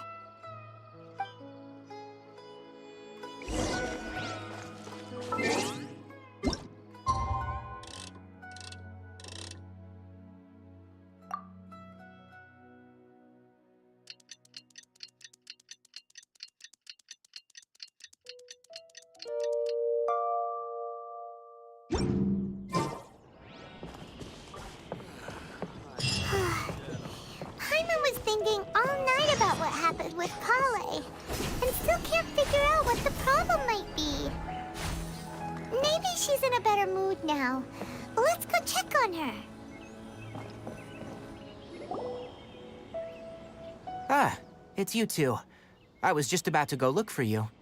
Huh? Tighnari? What are you doing here? Where's Kale? I came to check on Kale's condition. To put it simply, she's not well. You mean she's sick? How could she be... Oh, wait a minute. Could it be because of what Paimon did yesterday? No need to worry. Something as small as you could never harm her. This sickness is something that Kale has been dealing with for some time. Kale has been more excited than usual since you two arrived. A little too much so, to be honest. She hasn't remembered to take care of herself. I suppose it's understandable, though. She hasn't been around anyone she considered a friend for some time now. It must have been refreshing for her to have you two here. So, Tighnari, what's really wrong with Kale? Let's take this conversation elsewhere. Kale just fell asleep after taking her medicine. She needs some peace and quiet.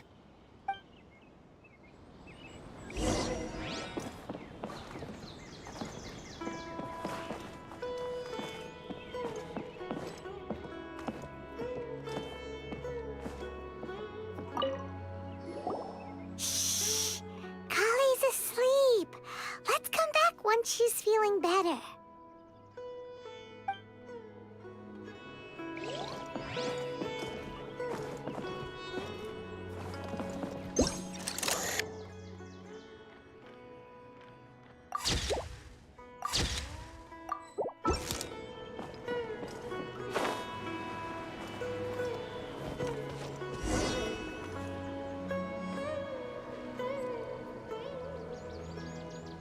All right, let's continue our conversation here, shall we?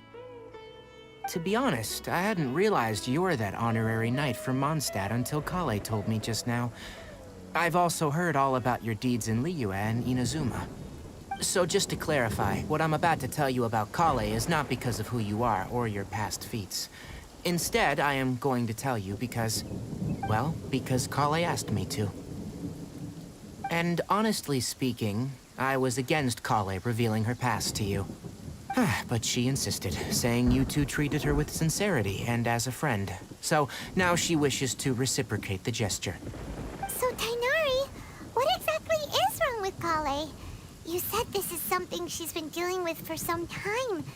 Just how serious is it? Right. Ever since she was a child, she's been afflicted with a disease called Elazar. Elazar? Yes. It's a disease unique to the lands of Sumeru. It is characterized by dark and hardened scales that form on the body.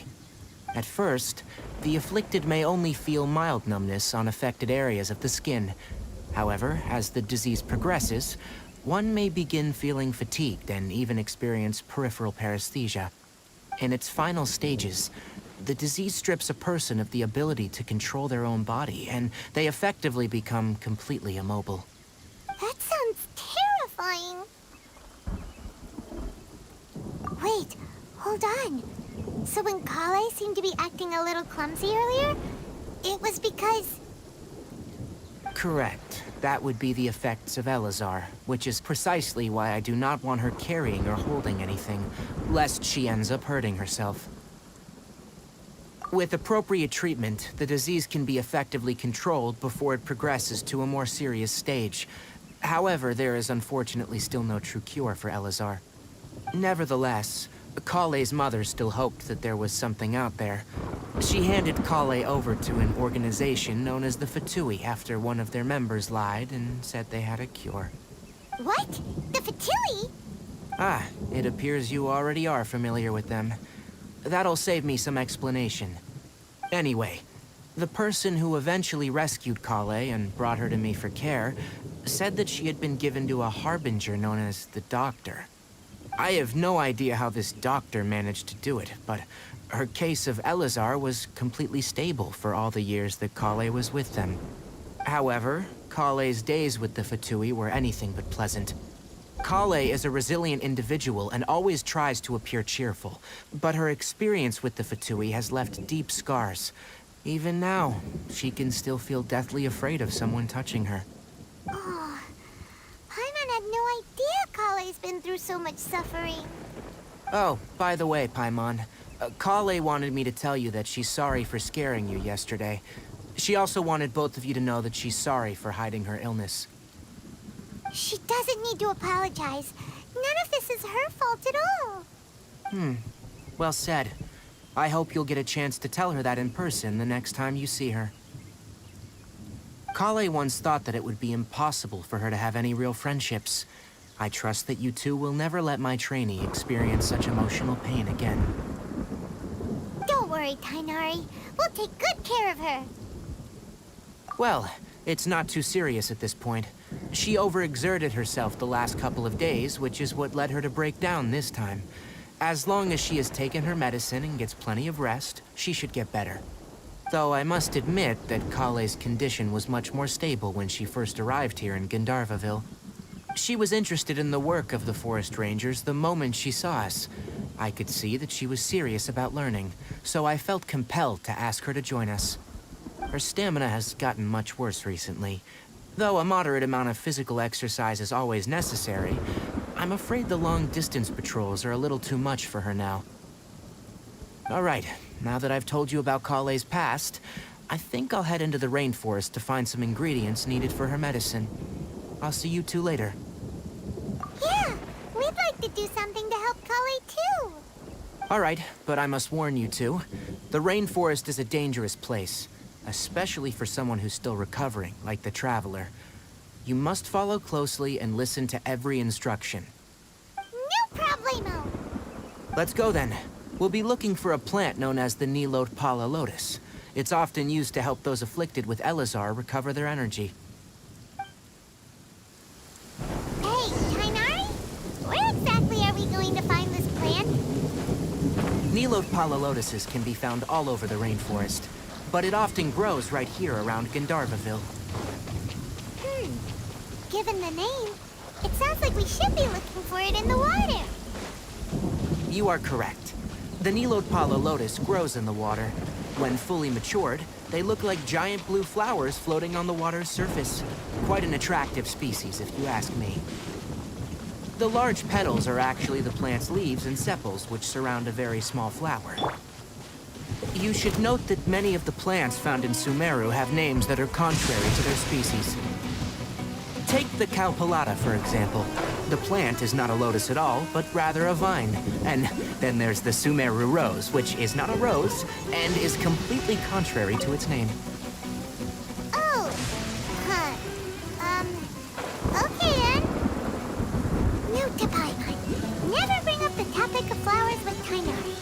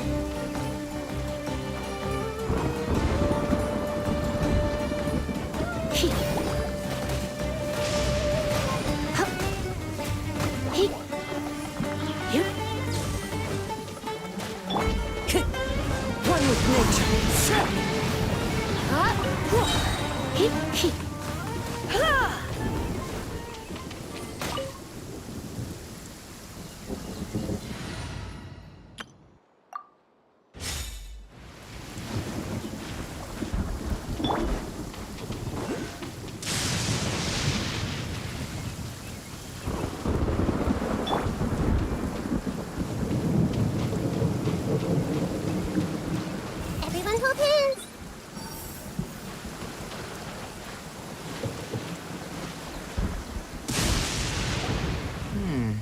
There should be Nilot Pala Lotuses growing somewhere in this area. Let's split up and begin searching. If you could manage to gather 4 of them, that would be sufficient. We'll rendezvous here once you've gathered the needed amount.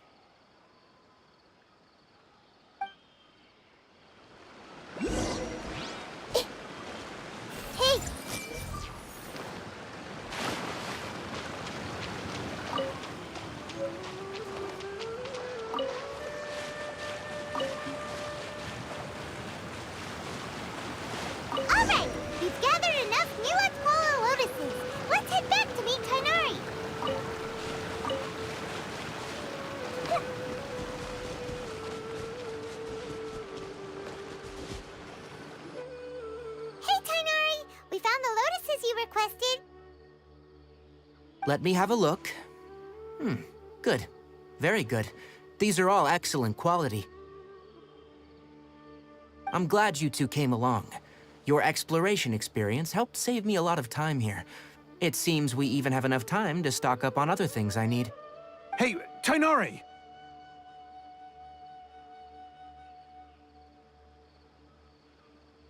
Oh, Tainari, someone's calling your name. They're dressed like a forest ranger.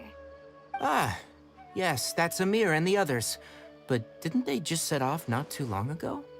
What are they doing back so early? Let's go find out what's going on.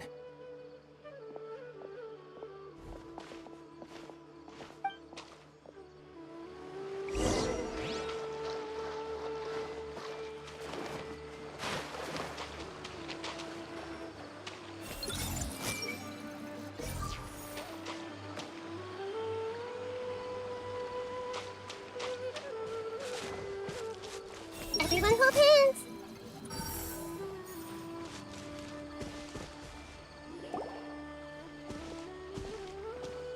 Tainari, thank goodness we found you here. We were just about to head back and find you at Gandharvaville. What's going on? We just discovered a withering zone. The withering is back? But the patrol route you were on should have been already cleared just a week ago. It reappeared so quickly. Can you tell me the exact location? It's up ahead, deep in the river valley. It's appeared in a spot that blocks nearly the entire narrow part of the valley area, so we decided to come find you as quickly as possible. And the radius of the contamination? Sorry, I couldn't get a clear enough view to tell. No one in our patrol team had a vision, and it appeared to still be spreading, so we didn't risk getting any closer. Okay, I understand. You made the right decision. I'll go deal with it right away. In the meantime, please guide these two back to Gandharvaville. Wait, Tainari, why don't you let us help you? You two have only just arrived in Sumeru. You're still unfamiliar with many things in these lands. There's a unique type of anomaly that occurs in the Sumeru rainforest. It's called the withering. The affected areas not only cause nearby vegetation to wither, but it's also lethal to wildlife and even people. If you don't carry a vision, then you should think twice before approaching such places. Yes, Amir is absolutely right. I wasn't kidding when I said the rainforest is a dangerous place. As Amir said, only someone with a vision, that is, the power to manipulate elements, will be able to resist the withering's corrosive effects for a time. That's right. If any of the forest rangers without a vision come across a withering zone, we first make a record of the location and then have a ranger with the proper abilities deal with it, like Tainari here. Only someone with a vision can venture within a withering zone and find a way to deal with it. But you don't seem to carry a vision. Don't worry, she may not have a vision, but she's a real pro at using the power of the elements. Seems the rumors about you were true then. In that case, all right, you two may accompany me. We typically only teach visitors how to identify the withering as they're about to leave Gandharvaville. We'll make an exception today and show you what it looks like up close.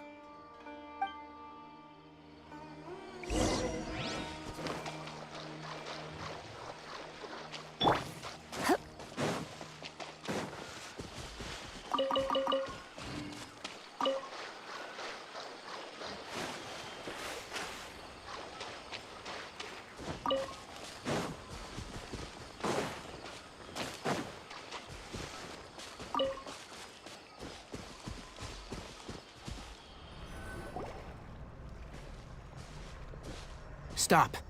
Don't move any further. Look there, in the distance. Huh? Where? Oh, look! Those plants have withered! That whole area is kinda gloomy. Even the air looks like it's filled with ash. Oh, Paimon doesn't like the look of this. That is the withering. All right, Traveler. We're gonna have to enter that withering zone. Once inside, we'll need to look for what we call tumors of the withering.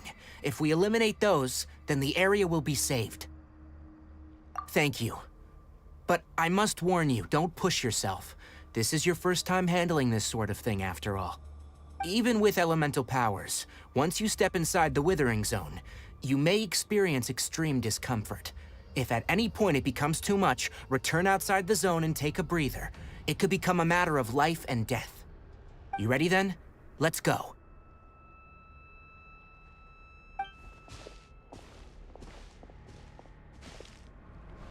First, we must locate any branches sustaining the withering zone.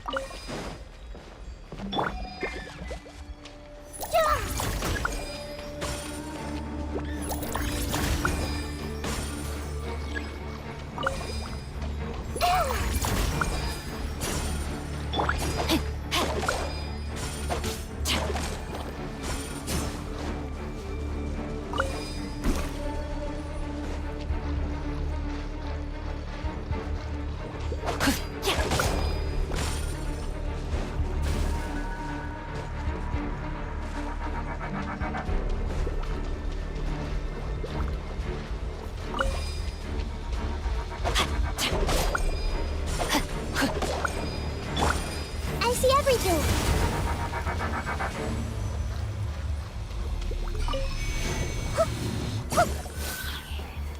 Everyone hold hands. Great work. Now that all the branches have been cleared, we'll need to take care of the tumor. Grow, the Temple of Wisdom. Try not to. Oh, Now, destroy the tumor of the withering. no! We did it! Everything's returning to normal now. Yes. Thanks to you two, we were able to quickly restore this area back to normal. Tainari? You make it sound like we did well, but why does Paimon have the feeling you're worried about something? It's that obvious, huh? All right. It's like this. Recently, the rate at which withering zones appear has been increasing. Even though we were able to quickly clear that withering zone, it won't be long before another one appears. If that simply meant more work for me, then that wouldn't be an issue. But it's far more severe than that. The withering is leaving lasting effects on the rainforest itself. For instance, even though we cleared out the withering zone, many of the plants that were affected will not recover. This presents a crisis for the ecosystem itself. Many plants in the rainforest are already in decline, directly impacting the wildlife that depends on those plants.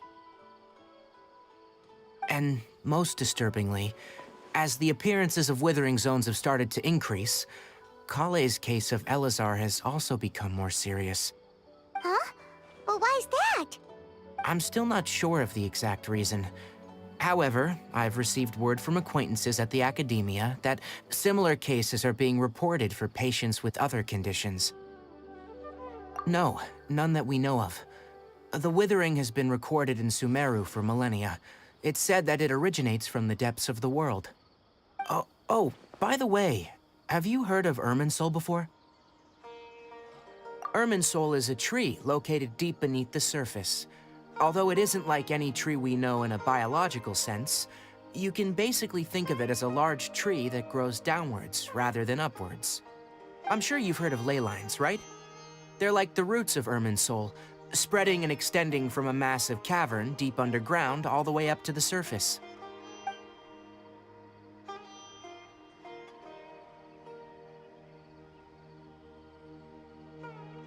Ley lines continually absorb the memories of this world, which are then funneled into Irminsul, allowing it to collect knowledge and wisdom from ancient times to present day.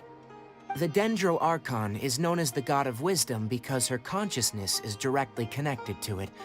It is also said that the Dendro Archon's power is a manifestation of Irminsul. And as for the Withering, its emergence is related to a disease that's affecting it. That's right. My ancestors learned of this from Greater Lord Rukkhadevata's familiars a long time ago, but even those mysterious creatures did not know of a cure for Irminsul. I'm afraid we Rangers will be battling the Withering Zones here for a long time, until a cure is found. All right, that's enough on this topic for the time being. Now that we've taken care of things here, it's time for us to head back to Gandharvaville.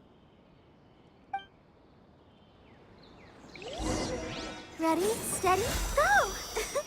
Let the show begin.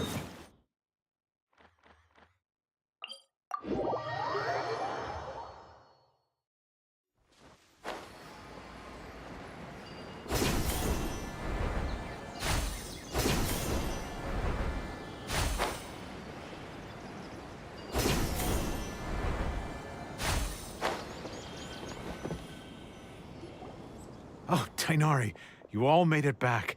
How did it go? The Withering Zone you reported has been taken care of. No need to worry.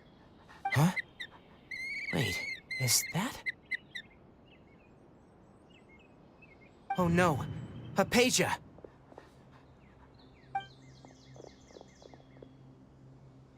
Huh? What's wrong, Tainari? This Duskbird is Hypatia's designated courier for urgent news. You do remember her, don't you? She's the scholar you and Paimon were following when you first arrived in Sumeru. Oh, her? How could we forget? So did something happen? Let me see what's written in the letter first. So what's it say? And what's with that weird expression on your face? Just let Paimon read it. Huh? All Paimon sees are 3 squiggly lines. Yes, allow me to explain. After we brought you from Hypatia's cave to Gandharvaville, Hypatia resumed her meditation. She must have just finished. It's been nearly 3 days since she's had anything to eat, and it appears she's forgotten to prepare some rations. This letter is her asking us for help. We need to go. What? You mean she's been sitting there for 3 days? Hey, wait, how did you know all that from just a few lines on the paper? Well, obviously because this has happened before. Last time she drew 5 lines, and by the time we found her, well, I'd prefer not to remember that. Needless to say, Hypatia's been through worse, but we should still get to her as quickly as possible. I've got some emergency rations set aside for times like these. Paimon, Traveler, could you two bring these to her? Wait, you want us to bring her the rations? But will the Traveler be okay if her cave is still filled with that funny incense? Let's find out. Here, Traveler, take a smell and see. So, how do you feel? Huh? Really? You're not feeling even a little drowsy? But wait, how'd you know that she'd be okay this time, Tainari? Back when we were clearing the Withering Zone, I observed that she could adeptly manipulate the Dendro element. I knew then that she would be fine. And if I may ask, when I was telling you two about Irminsol's ley lines, was what I described similar at all to what you saw when you were unconscious? That's correct. Those weren't hallucinations at all, though I don't intend to apologize for deceiving you. Because what you saw is of significant importance.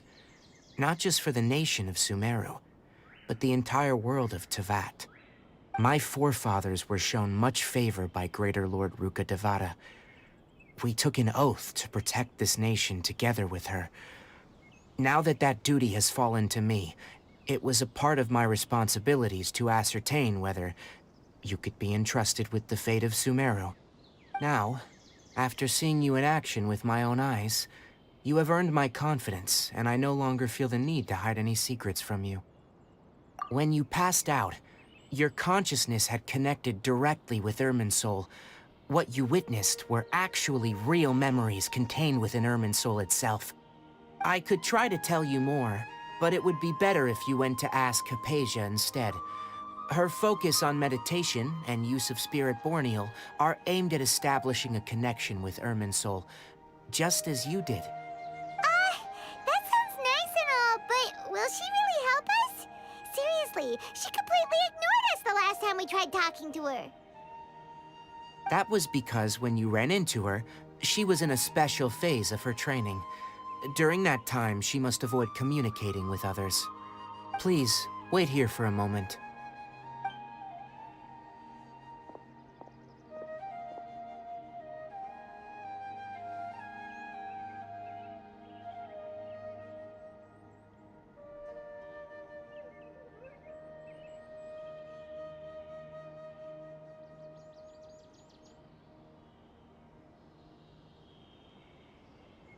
Here, take these.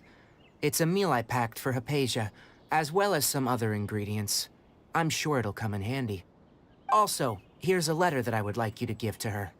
Just show it to her, and she'll answer any questions you may have. No, I should be the one thanking you. You've both been a great help these last few days.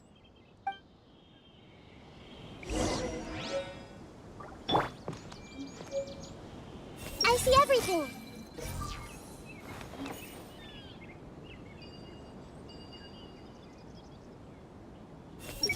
What's the color of the Sumeru rose again? The Forest Watcher told me once.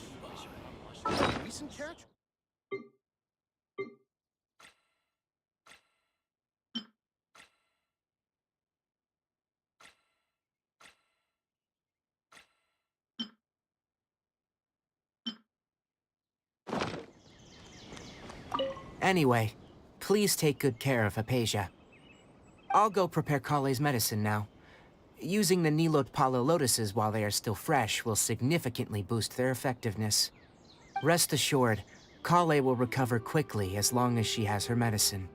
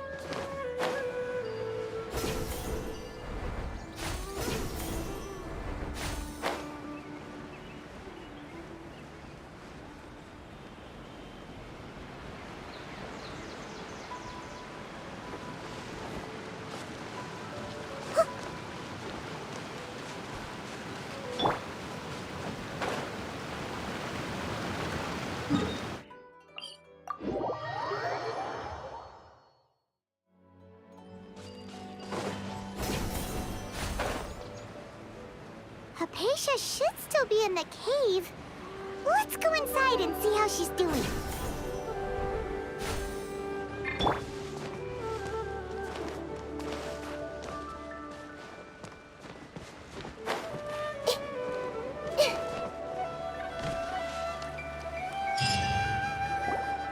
Hello?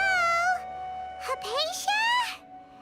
Hey, there's nobody here. Maybe she went out to look for some food. Let's try looking around the area.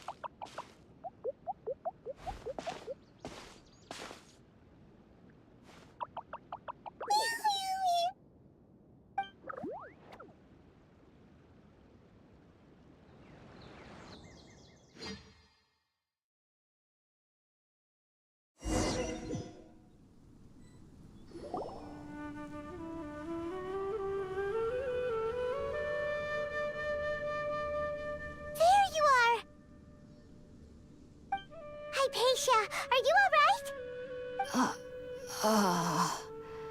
So hungry. Need water. There's no way we can get her to eat in her current condition. Let's try finding some water first. Huh? Wait, why does it look super more foggy outside all of a sudden. Anyway, let's go look around.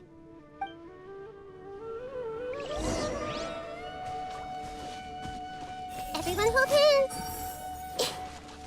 So hungry.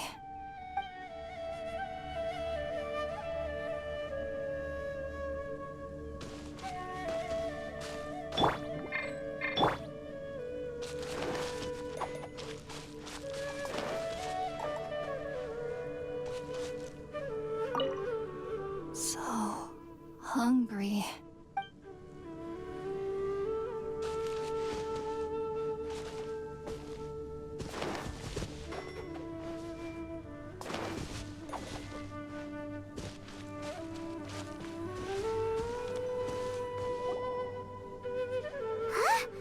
How'd things out here end up looking like this? What happened? And where are we? Really? Oh, maybe you're right. Let's go investigate the area.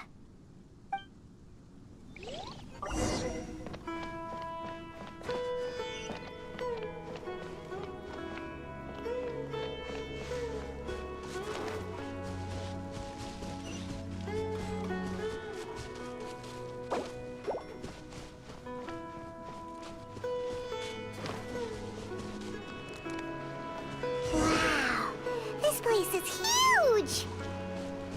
Paimon knew there's something off about that cave. Let's think of a way to get over there and have a closer look. Who knows? Maybe we'll find a lead of some kind.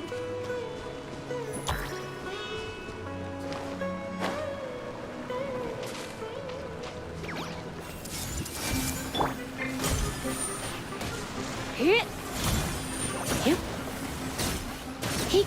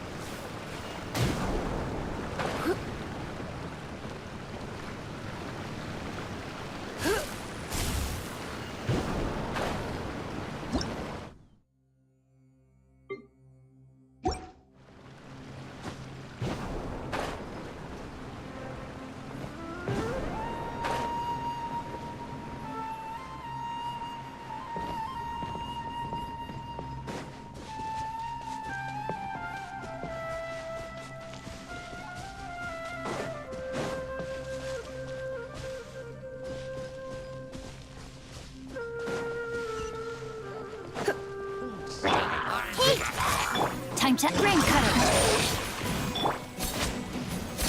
Get. He. Hup. Hold on. Hup. I see everything. He. You. I'll protect us.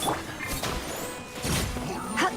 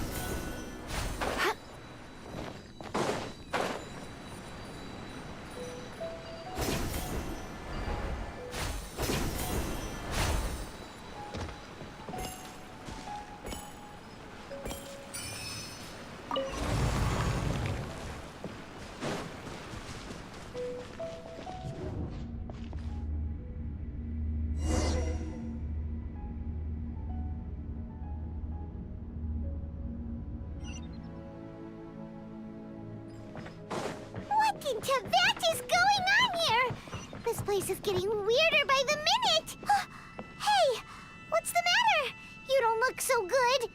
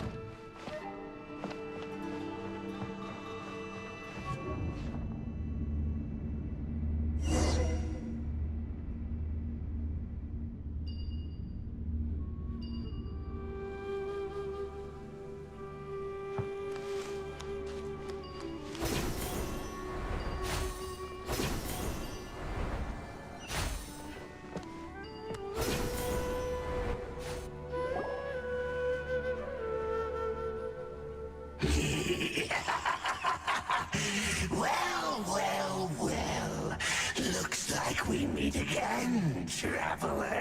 The Abyss Herald! What are you planning to do in this strange place? Strange place. Plotting. You need needn't worry about such things. They don't concern you.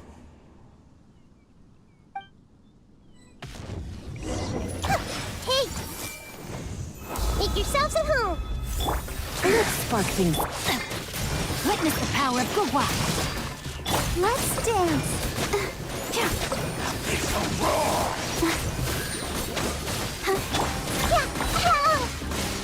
I see everything! The end!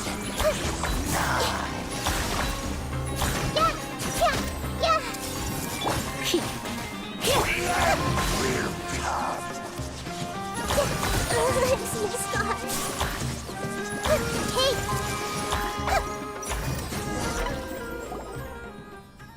Huh? Why can't we beat this guy? Oh, Paimon doesn't get it! We've faced others like him before! What's wrong this time? Traveler, though you may have managed to avert countless crises before, your good fortune was bound to end sooner or later.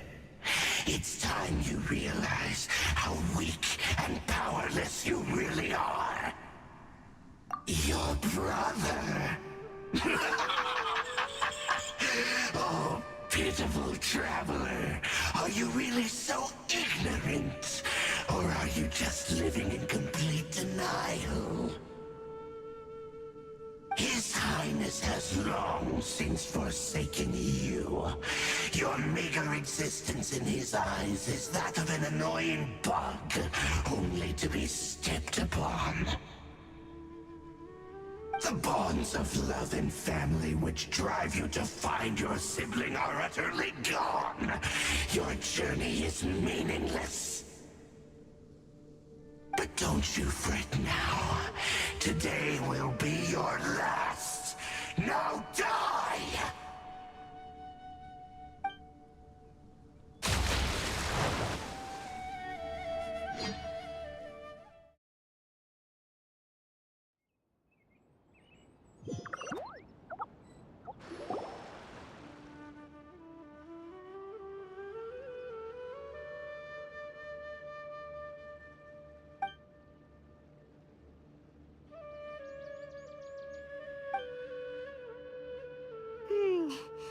What do we do?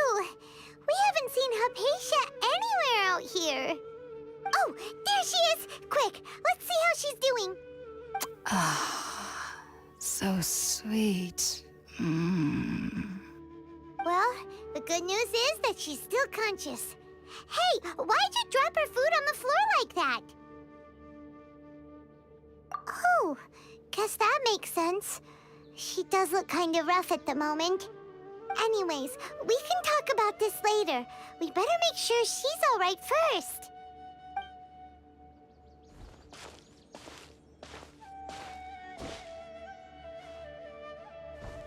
Whoa, wait a sec. Look at all this fruit lying around her. We can put that to good use.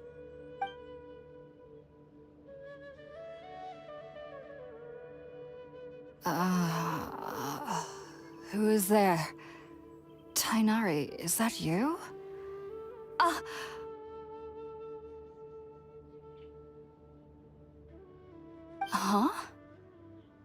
It's okay. You can relax, Hypatia.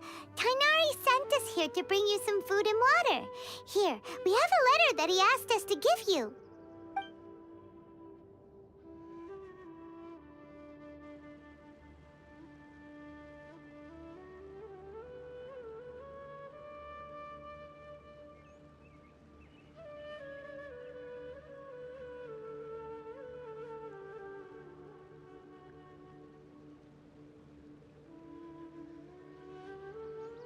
I see. So, you're friends of Tainari. I apologize for all the trouble I've caused you. I'm grateful that you came so quickly to save me. You even brought all this fruit. Well, actually, we didn't bring the fruit. It was already here when we arrived. We were kind of wondering about that, actually.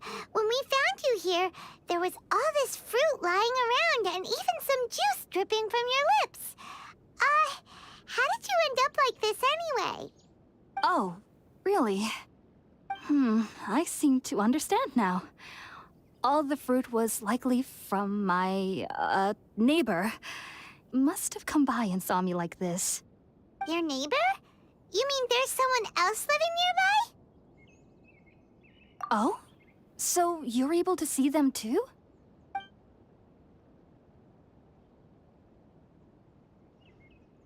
Wait, hold on a second, Traveler. You say that before we arrived, you saw some mysterious creature and suddenly had a strange dream? Isn't that a little too crazy to believe? No, I actually do believe what the Traveler is saying. I myself had a similar experience once before and ended up scaring my timid little neighbor here.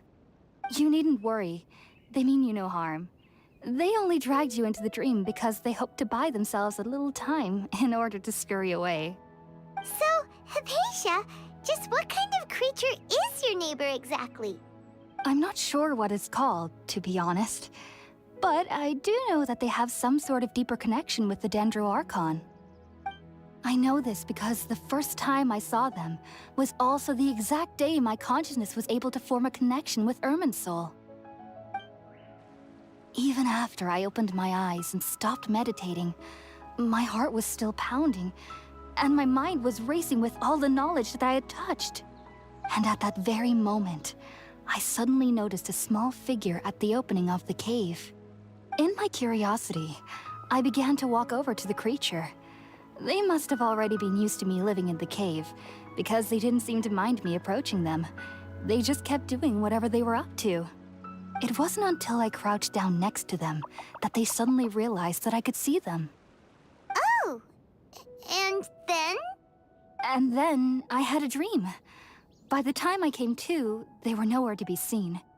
I was convinced they'd never show up again. But sure enough, I saw them nearby a few days later. And they weren't alone. I feel like they aren't as afraid of me as the first time I approached them. But I never would have expected them to save me. Yes, no doubt about that. By the way, Tighnari mentioned in his letter that you had questions for me regarding Irminsul.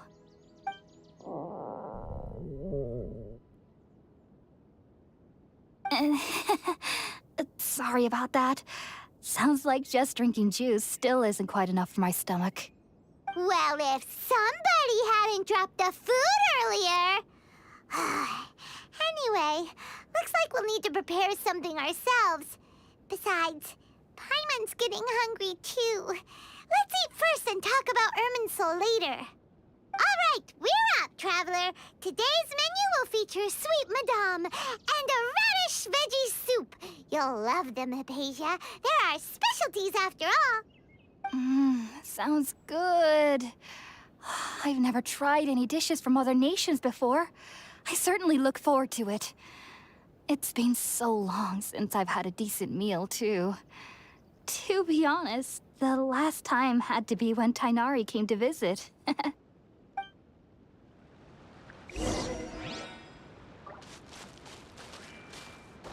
I see everything.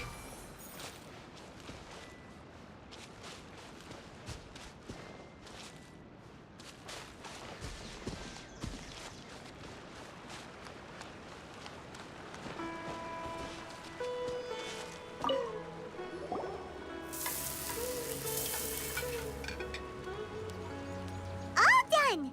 Let's use the empty box that Tighnari gave us since we already watched it.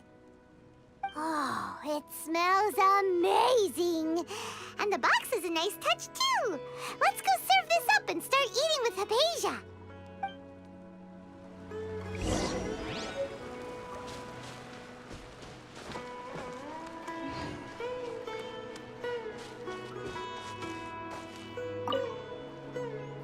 Are you already finished cooking? Smells delectable. I'm truly thankful whenever I can enjoy a proper meal like this. Cooking really isn't my forte.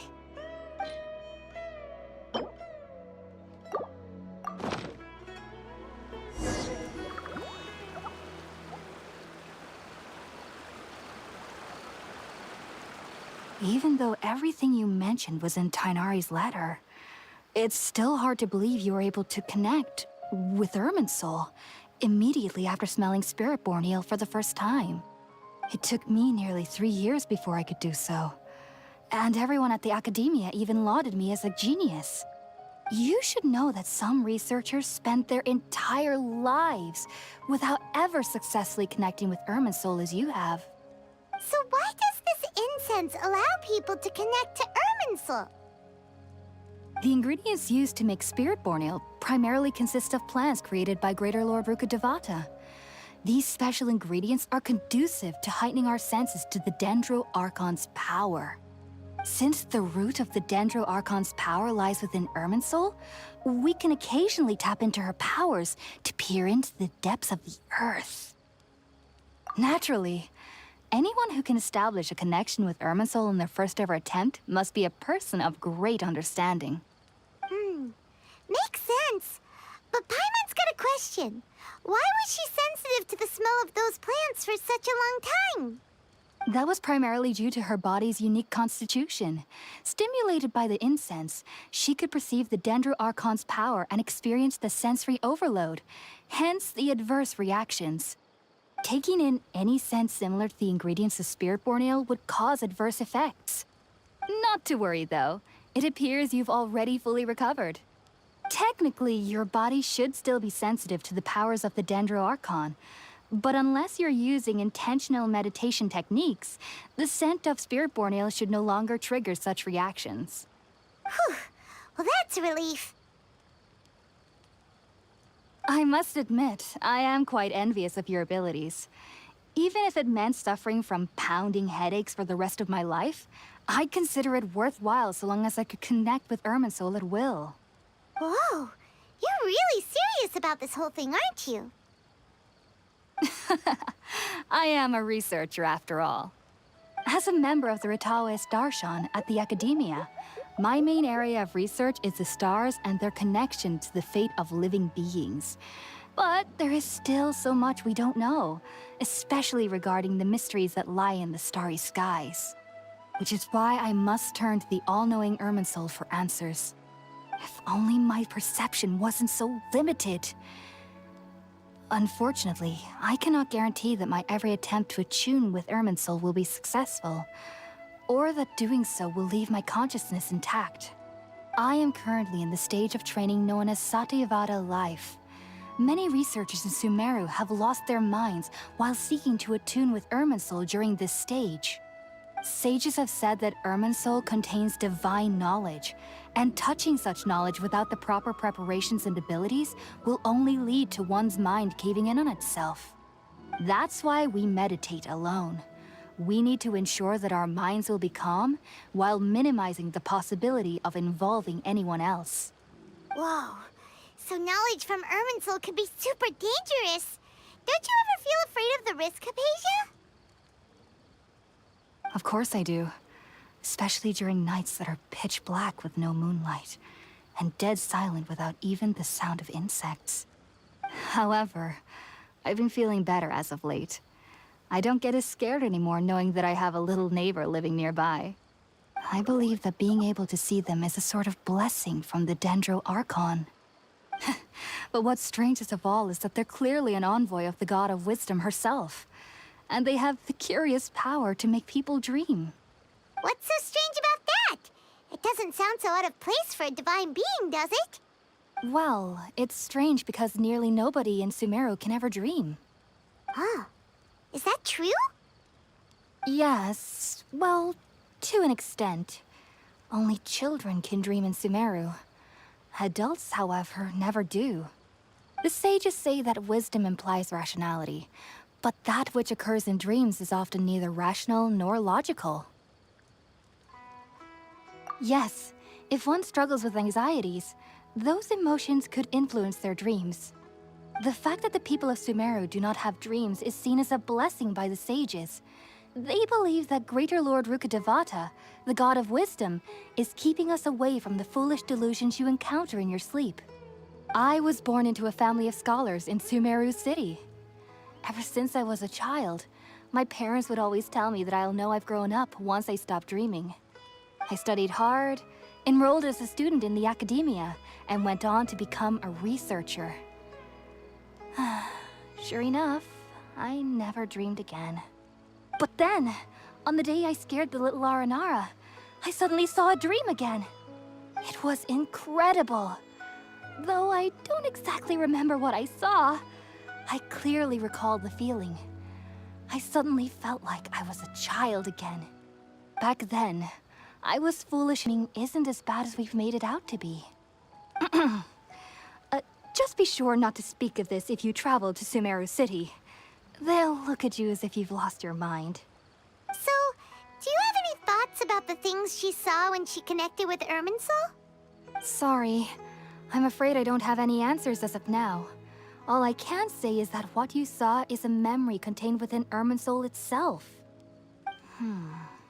World forget me. What could that possibly mean? If only I could ascend past Satyavada life and begin Paripurna life. I might have some more answers for you. If you two are ever in the area again, please be sure to come and see me.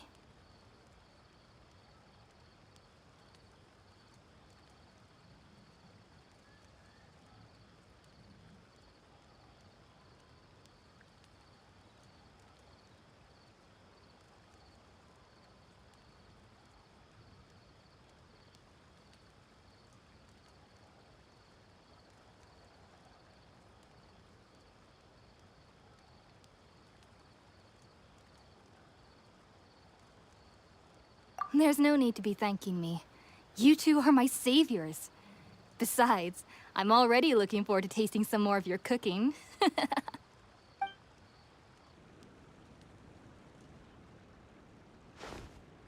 that we know Hypatia is alright and had the chance to ask her some questions, Paimon thinks it's about time to head back to Gandharvaville.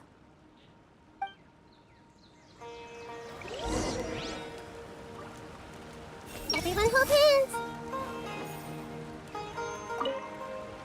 Heading out, I see? If there's anything else you'd ever like to ask about, you know where to find me. I've heard local children here in the rainforest speaking of fairy-like creatures. But I'm from Sumeru City, and have never heard of such things when I was a child. Perhaps this is because I had a very strict upbringing. My parents would seldom allow me to play with other children.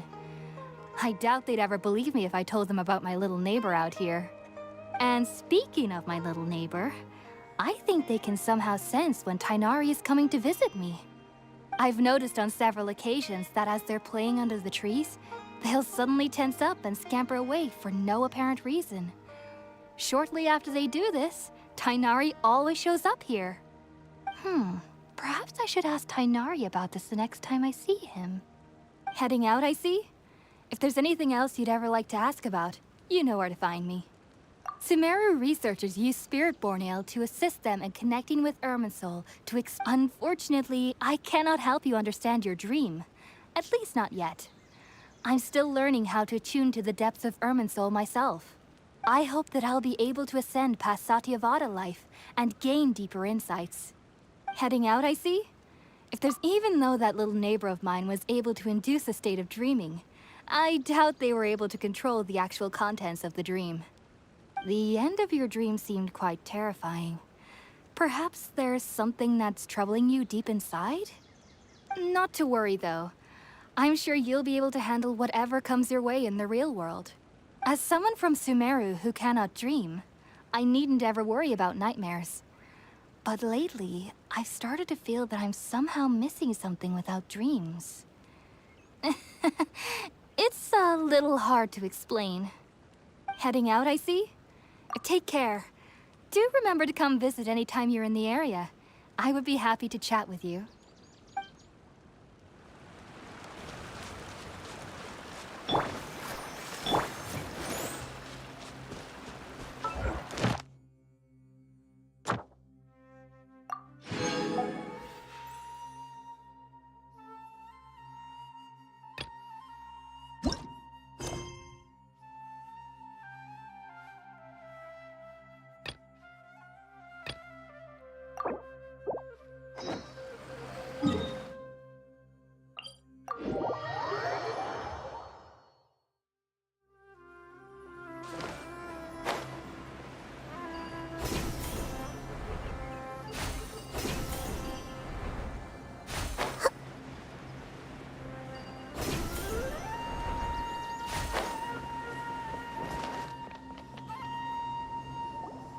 Think about it, Tainari. Refusing to join is tantamount to burying your head in the sand. I understand that you're a forest watcher and that it's your duty to combat the effects of withering zones. But isn't it evident that such work is not a lasting solution to the problem? As Sage Kage clearly stated, your presence and guidance in Sumeru City is pivotal in finding a cure for Irminsul. How could you possibly refuse? Keep your emotions in check, Ghulam. Let's at least listen to Tainari's reason for declining. We're here to invite him to the Academia, not to cause a scene. Sage Kage, I am truly honored that you came here in person, but I'm afraid I must still decline your invitation. I am merely a forest watcher. How could the great minds of the Haravatat have any need of someone like me? Well, it turns out that your refusal letter had some implications on your master's reputation. He is a renowned sage of the Immorta, after all. So now I've come here in his stead. I see. Well, I figured that given his temper, he would come here and berate me personally. Tainari, your master is an integral part of this effort, and now he requires your assistance. And what exactly does my master need of me, Sage Kage? You'll know once you've arrived in Sumeru City, that is. And, how long will I be required to stay? There's no definite answer as of now. Do you mean to tell me that, despite coming all the way here to Gandharvaville, you still can't answer the questions I laid out in the letter to my master? If that's the case, then I'm afraid I cannot give you a definite answer either. Tainari, but you... So be it. Come, Ghulam, we're leaving.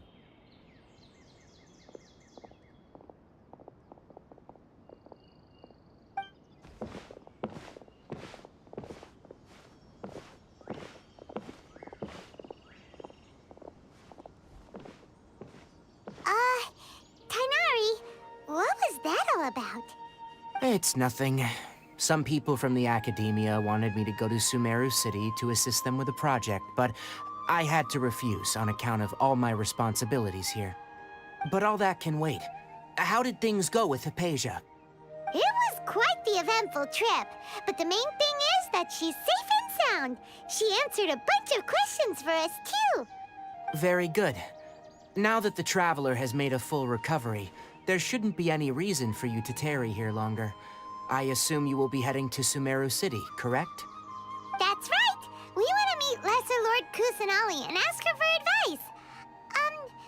Do you have any idea on how we can find her? Sorry, I'm afraid I don't have any advice for you there. Well, do you at least know anyone we can try asking in Sumeru City? Let me think. My trips to Sumeru City have been fairly short, and most of my acquaintances are researchers. Oh, how about this? I'll write you a letter of introduction that you can give to a researcher I know. He's from the Immorta Darshan and is adept at gathering information. Asking him might prove worthwhile. Also, when you enter Sumeru City, you'll probably end up receiving something like this item here. I'm not sure if it will ever come in handy for you, but maybe you can give it a try. Oh? What is it? It's called an Akasha Terminal. It's a tool produced by the Academia that utilizes the legacy of Greater Lord Rukkhadevata. Some say that this item is the very basis of Sumeru's reputation as the City of Wisdom. Needless to say, this device and its usage fall under the Academia's expertise, so I'll leave it to them to show you how to use it. Great! Next up, Sumeru City! But wait, before that... That's right! Tainari, we have something important to say to Kale before we leave. Is she doing better now? Yes, she's doing much better. After being confined to her bed all this time, I thought a little walk would do her some good. Last I saw her, she was taking the path towards the North Crossing. She knew you two would be leaving soon, so she must have wanted to see you off. Thanks, Tainari. All right, let's go! Farewell, and good luck to you both.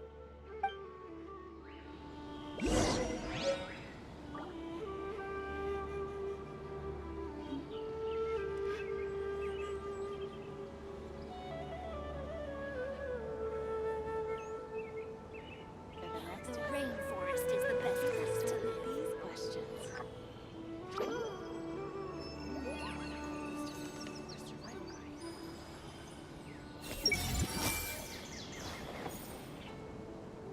Kale is waiting at the northmost crossing of Gandharvaville.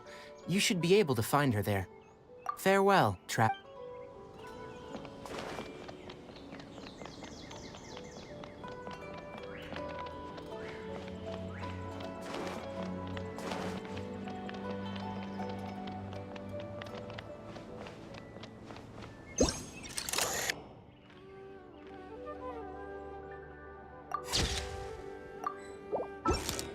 Rainforest is the best place to live. I think I'll start with I see everything!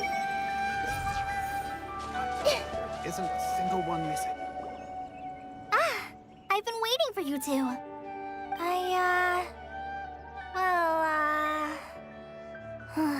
Never mind. I guess I should just wish you two a safe and successful journey. Thanks for waiting here just to see us off, Kale. We're headed to Sumeru City.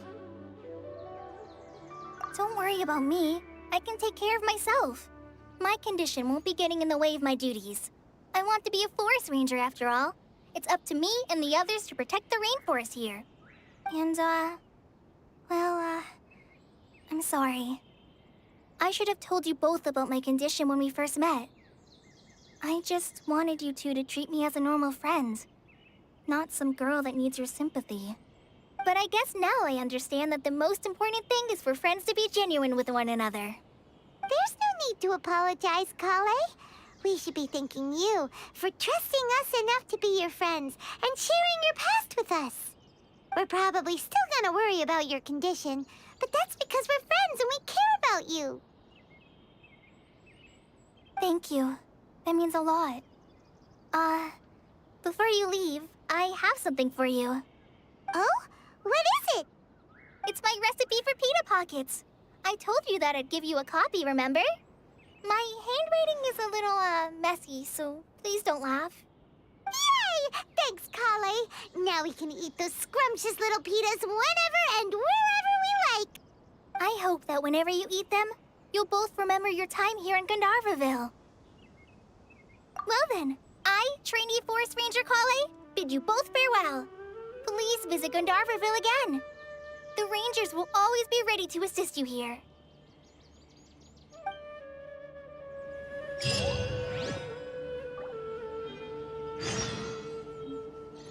I hope you have a safe trip to Sumeru City and get to meet the Dendro Archon there. I'm much better now.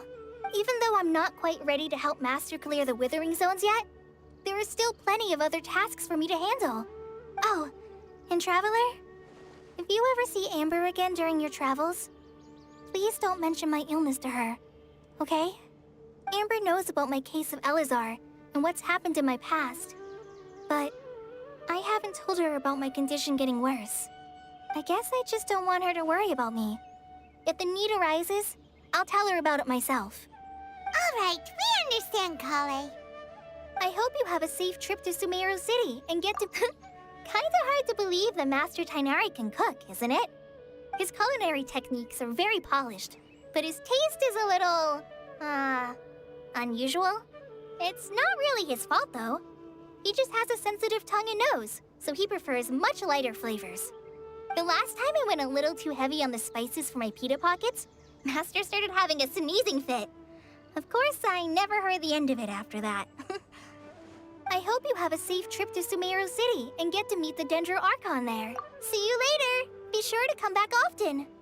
Even though Master didn't admit it, I'm sure he wants to see you again.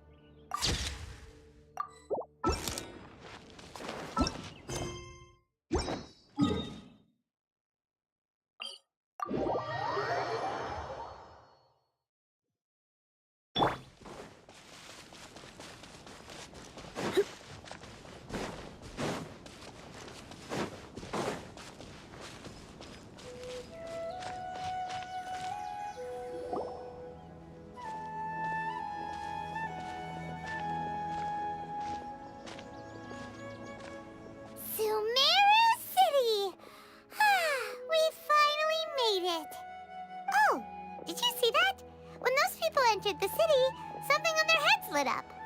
One moment, please, you two. It appears this is your first time visiting Sumeru City.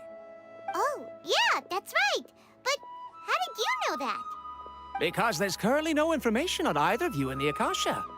But no need to worry, that won't prevent you from entering the city.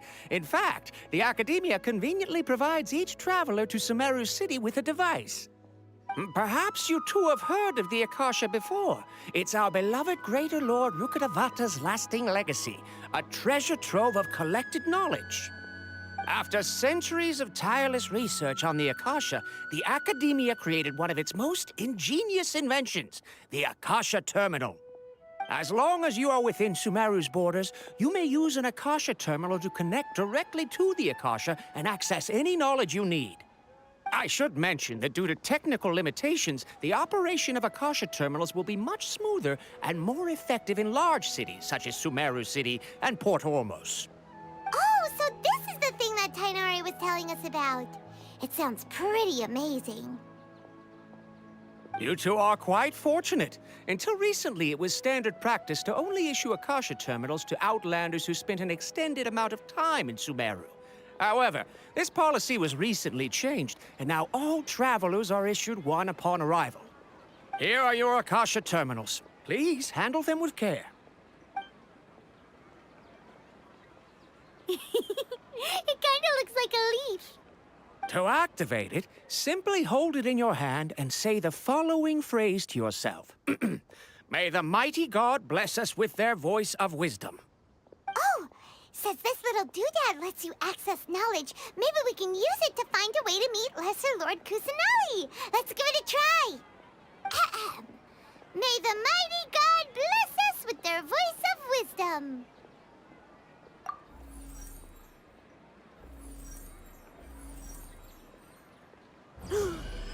Whoa! Just now, something clicked, and Paimon suddenly knew how to use this thing. It seems all we need to do is concentrate on what we want to know, and bam! You get it. Oh, that'll come in real handy. Exactly. That is the power of the Akasha. And with that, let me officially welcome you both to Sumeru City. May the wisdom of the Dendro Archon always be your guide. Okay, now that we're in, we can check the Akasha about Lesser Lord Kusanali. Let Paimon try.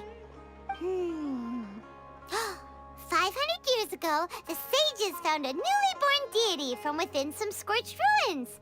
The deity now resides in the sanctuary of Surasthana. Seems pretty similar to what Kali was telling us. Okay, next, let's concentrate on asking how to meet her.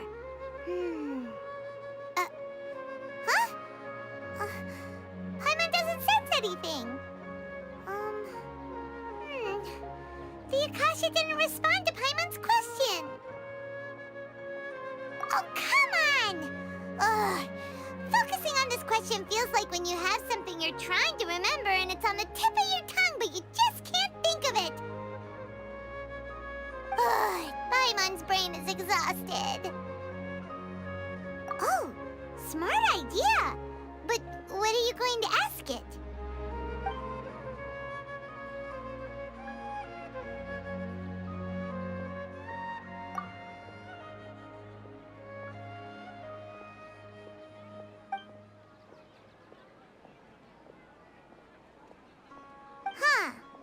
Could it be because we're Outlanders and we've only just arrived in Sumeru? You know, maybe we're not qualified to receive an answer to this sort of question or something.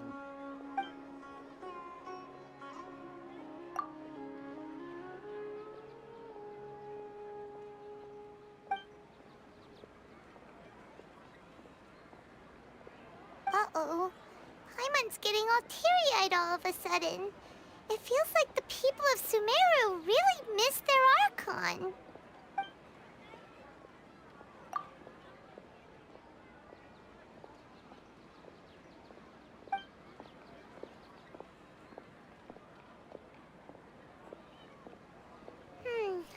You too?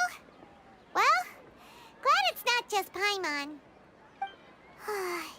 Well, seems no matter which way we try, we can't find anything that'll lead us to Lesser Lord Kusanali. Guess our only choice now is to try meeting with the researcher that Tainari recommended. He's from Sumeru, and even has a position in the Academia. Maybe he'll be able to access more info from the Akasha. Let's see. Tainari wrote an address on the letter's envelope. Oh, it's not far from the city's gate. Let's head over and have a look. Hopefully he's at home. Hello, are you Rohawi? Yes, that's me. Can I help you? Great! You see, Tainari sent us here and... What? Tainari? Please, there's no need to say anything, really. Sure, I admit that the article I published last month wasn't my best work, and maybe the data didn't produce the most convincing results, but... Here! This is a letter from Tainari! Oh, let me see... Oh! Ooh, what a relief. You two nearly scared the life out of me. So, you two just have some questions for me? Seems even Tainari acknowledges my innate ability for procuring information.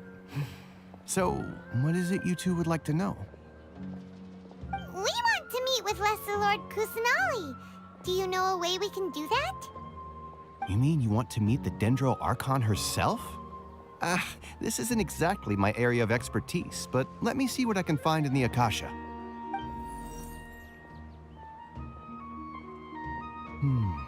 Sorry, the Akasha didn't respond to my query. What? You too? But what about your abilities for getting information and all that? Paimon was sure you'd be able to access more info than we did. Well, as I said, this isn't my area of expertise. I am but a lowly researcher, so the Akasha doesn't see a need for me to know more about the Dendro Archon.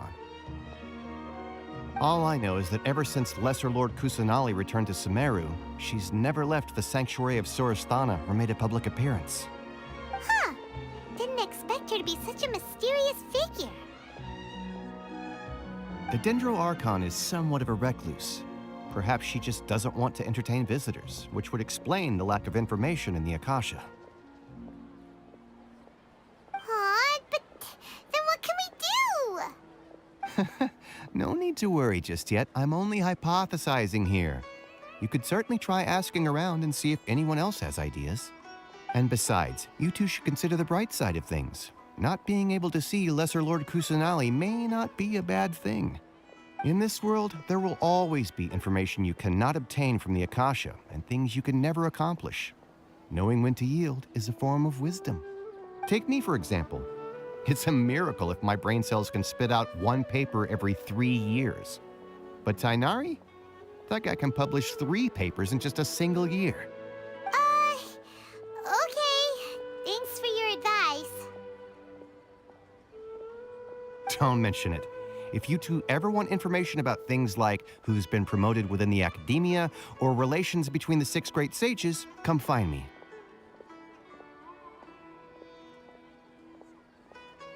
Hey, come on! This is a survival skill at the Academia. Oh, Paimon's expectations were pretty low, but this is so low, it's like digging holes in the dirt. So what do we do now? Even if we want to talk to someone, we don't know anybody here. Huh? Like who?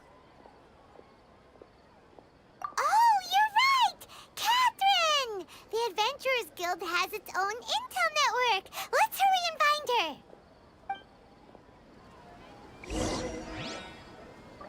Anything else you'd like to ask about?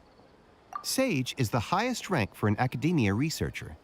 Since the institution's founding, each of the 6 great sages represent the finest mind and leader of their respective darshan. One grand sage is chosen from among the 6 sages to serve as the head of the Academia. The current one is Sage Azar of the Rotawahist darshan. Since ancient times, the sages have contributed immensely to Sumeru. The widespread usage of the Akasha is thanks to their hard work. Anything else you'd like to ask about? I just knew you'd be curious about that. Although the 6 darshans conduct research in different disciplines, their sages frequently interact with one another when managing academia affairs. In the Immorta, our leader is Sage Nafis. His temper is legendary. We researchers are terrified of him, and even the Grand Sage gives him some leeway. He hasn't shown his face lately, though. Rumor has it that he's currently involved with some major project. Thankfully, he's been so busy that I was able to publish a paper. Anything else you'd like to ask about? See ya. Take a page out of my book and learn to look on the bright side of things.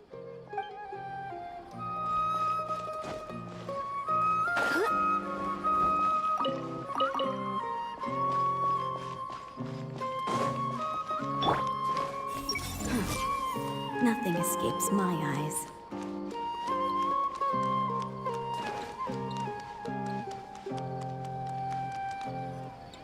Ad Astra Abyssosk. Hello, Traveler and Paimon. Catherine, we need your help with something. Understood.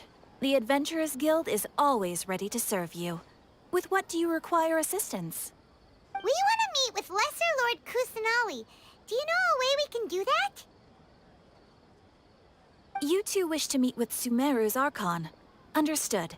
Please wait.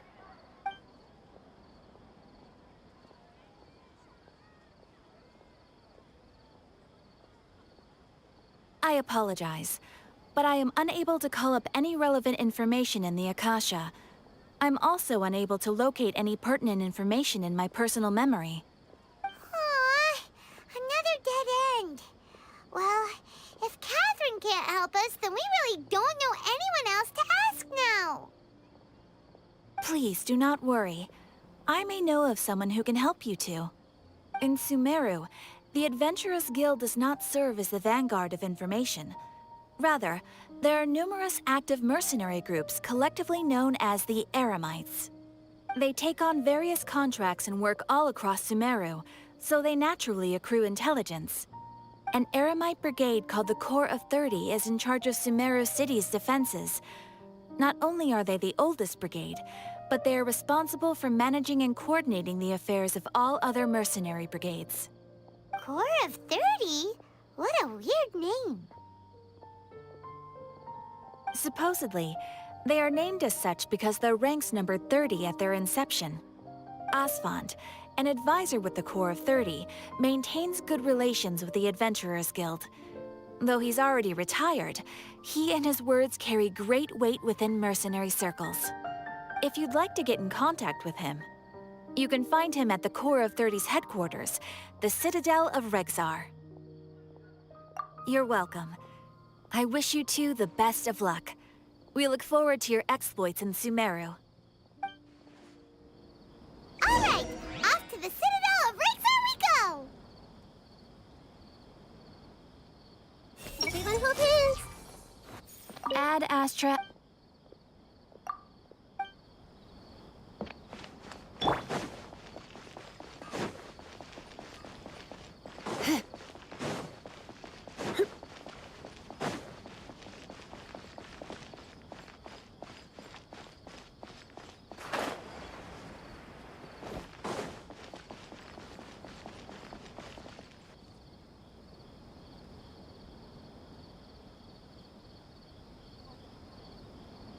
Welcome. The Adventurers Guild told me to expect you two. It's nice to meet you, Asfand. We'd like to ask you about something.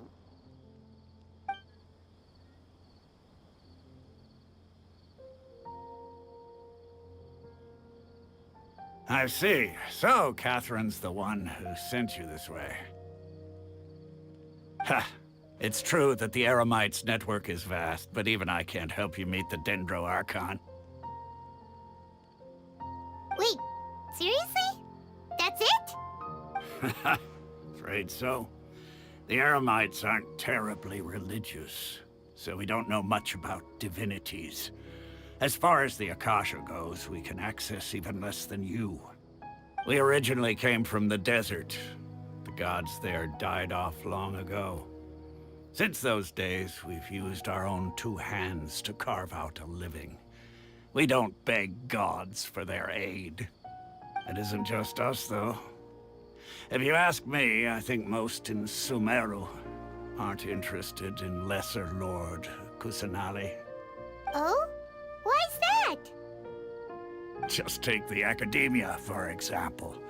They're the ones who truly rule Sumeru. Although they believe in gods, most of them only care for the late Greater Lord Rugurdevada. In their eyes, she was the one who founded Sumeru and gifted us with the Akasha. Lesser Lord Kusanali just happened to inherit her legacy. Because of the Academia's influence, most citizens are more familiar with Greater Lord Rugurdevada and hold her in greater esteem. Not to mention that Lesser Lord Kusanali never makes an appearance, and the Academia never announces anything about her. As far as the people of Sumeru are concerned, she's just a god that exists. And that's all. Really? Aw. After hearing all of that... Reputation among people like us. All right. Well, thanks for the info, Osfond. No problem. Always happy to help out the Adventurers Guild.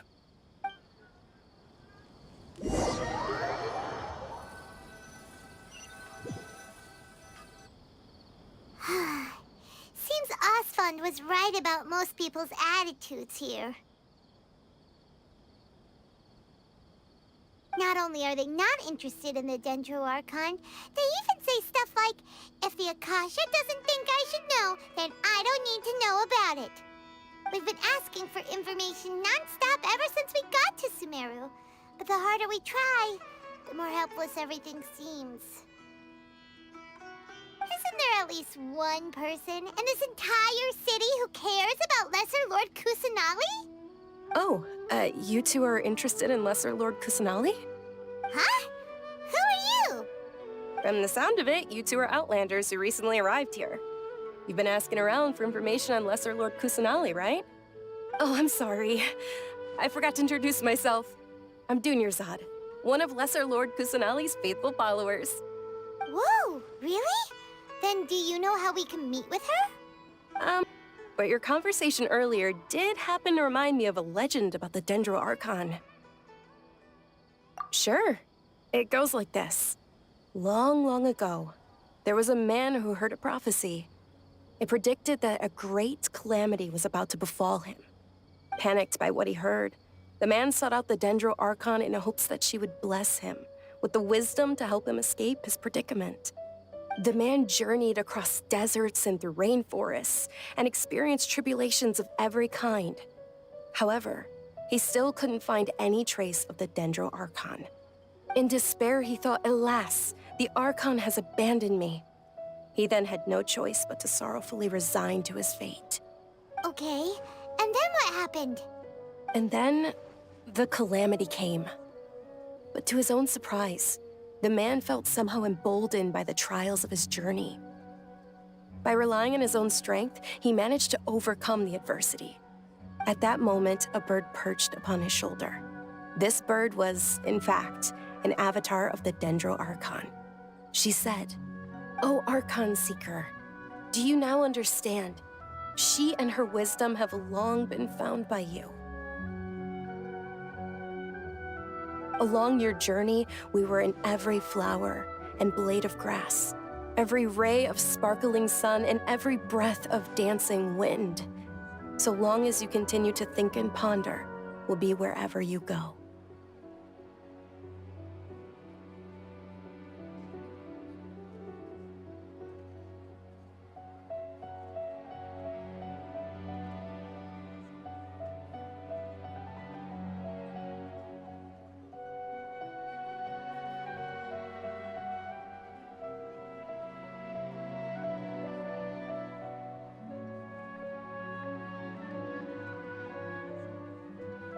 Yeah, thanks for the story! Paimon feels all warm and fuzzy inside after that. In a way. It seems like this story is also one of the Dendro Archon's avatars. Dunyarzad, since you worship Lesser Lord Kusanali, can you tell us anything else about her? Of course. So did you two know that,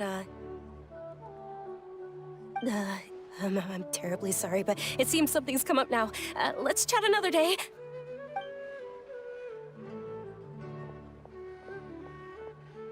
Hey, wait! What the heck just happened? It looks like they're searching for someone.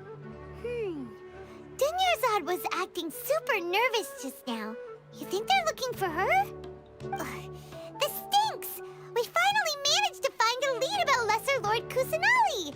We can't let them get in the way now. Let's see if we can get rid of them. Then we can catch up with Dunyarzad.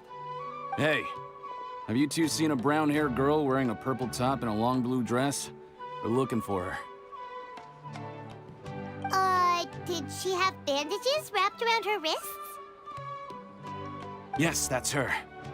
Did you see which direction she went? Yeah, she went that way. Quick, after her!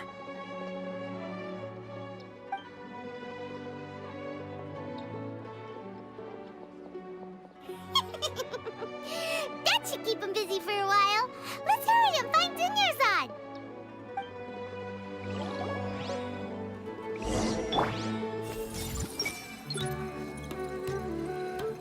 Is there really no future for alchemical divination?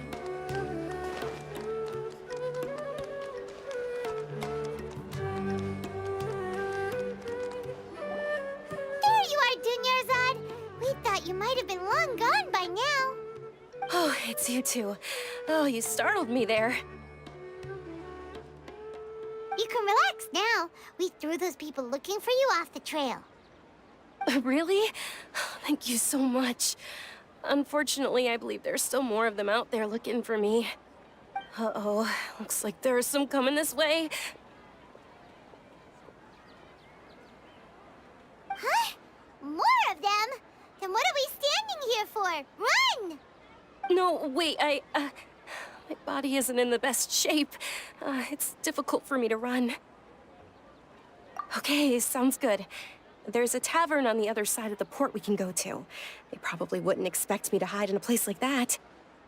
All right, let's move out. Stay behind us. We'll keep an eye out for anyone looking for you. Trust me. Just take my word for it.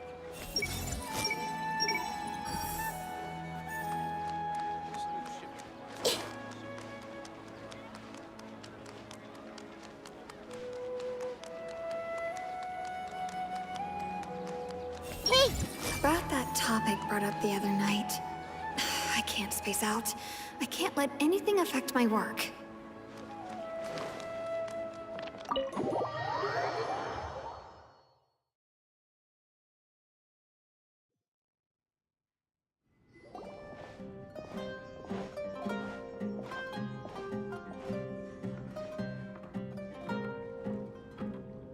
We made it. Oh, they shouldn't be able to find us now. Wait, stand down, Dia.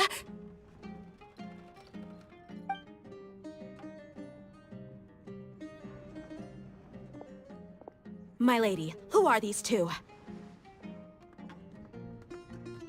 They're travelers that I met on the street just a moment ago. They happened to notice that you were all searching for me, so they helped me hide. I see. In that case, you two should scram. There's nothing here for you. Wait a sec! Who the heck are you? And why are you shooing us away? I'm Miss Dunyarzad's bodyguard, here to see that she returns home safe and sound. My lady, let's get going. You've been gone for so long that your parents are worrying themselves sick. And if I refuse to go with you? It'd be easier for the both of us if you cooperated. But if you insist on not going, then I'll have to carry you like a sack of potatoes. Hey! Dunyarzad already said she doesn't want to go back. Why are you still pushing her? Stay out of this. You don't understand the situation. Sorry, my lady. Even though I'm your bodyguard, your parents are my employers. I have to answer to them. How much? Wait, what? How much more do I have to pay you to become your employer? so you never listen to my parents ever again. Double? A triple? Give me some time, and I'll get that much. My lady, this isn't about Mora. I don't know what you think of us Eremites, but let me say this. I like Mora, but I'll never go against my principles. That's why I'm here looking for you. Sure, it's an order from my employer, but my conscience was also telling me it's the right thing to do. And knowing your health, carelessly running around like this is gonna hurt ya. For the sake of those who love you, don't be stubborn. No, you're wrong. I'm aware of my limits, and I know what I'm doing. Honestly, the only people being stubborn right now are my parents. And they know perfectly well that it makes no difference if I'm at home or not. They still won't accept reality. And every time I bring this up, they just change the subject. Dia, you've been living with us a long time already. This should be old news to you. Dia, I know it hasn't been easy for Mother and Father, and I'm grateful for everything they've done for me. But there's someone else in this world I'm also grateful to. Because she saved me. The love I have for her is the same I have for my parents. This is my life and my last chance. So I want to do something meaningful.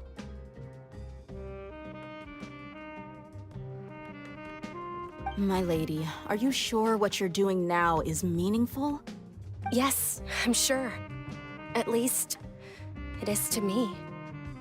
Fine, I won't ask you to return home anymore. But let me make something very clear. I'm only doing this because I respect your determination, not because I agree with you. Thank you, Dia. Sorry for being so rude just now. My nerves were acting up. And I even brought up your payment in such an offensive way. Don't worry about it, my lady. I did say that I like Mora. Besides, that's our next topic of conversation. Today's little excursion caused such a ruckus that every single bodyguard at the estate was deployed. It wouldn't be easy to hide things from your old man. Since this definitely won't be your last escapade, here's a little tip. You should at least make it look like your room and things are still in order when you leave. Also, you'll need someone to cover you for when you're out and about. So, I'll let you hire me, my lady. This way, everyone wins. As for the pay, let's say half of what your father pays me. We can settle the bill when we return to the estate. Okay, deal. Yay! Looks like they've reached an understanding.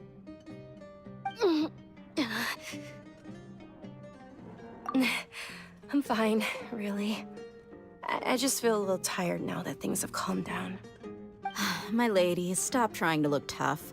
We're already in a tavern, so let's rest up and grab some grub. I'm sorry for worrying you two. If you don't mind, I'd like for you to join us. Sure! After you rest up, we want to hear more about Lesser Lord Kusanali.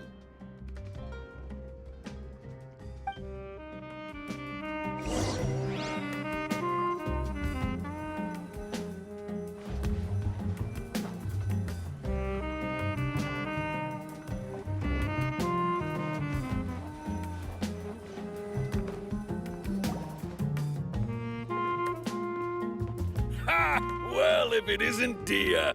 Haven't seen you in nearly half a year. Word on the street is that you're a bodyguard for the Homayani family now. Ha!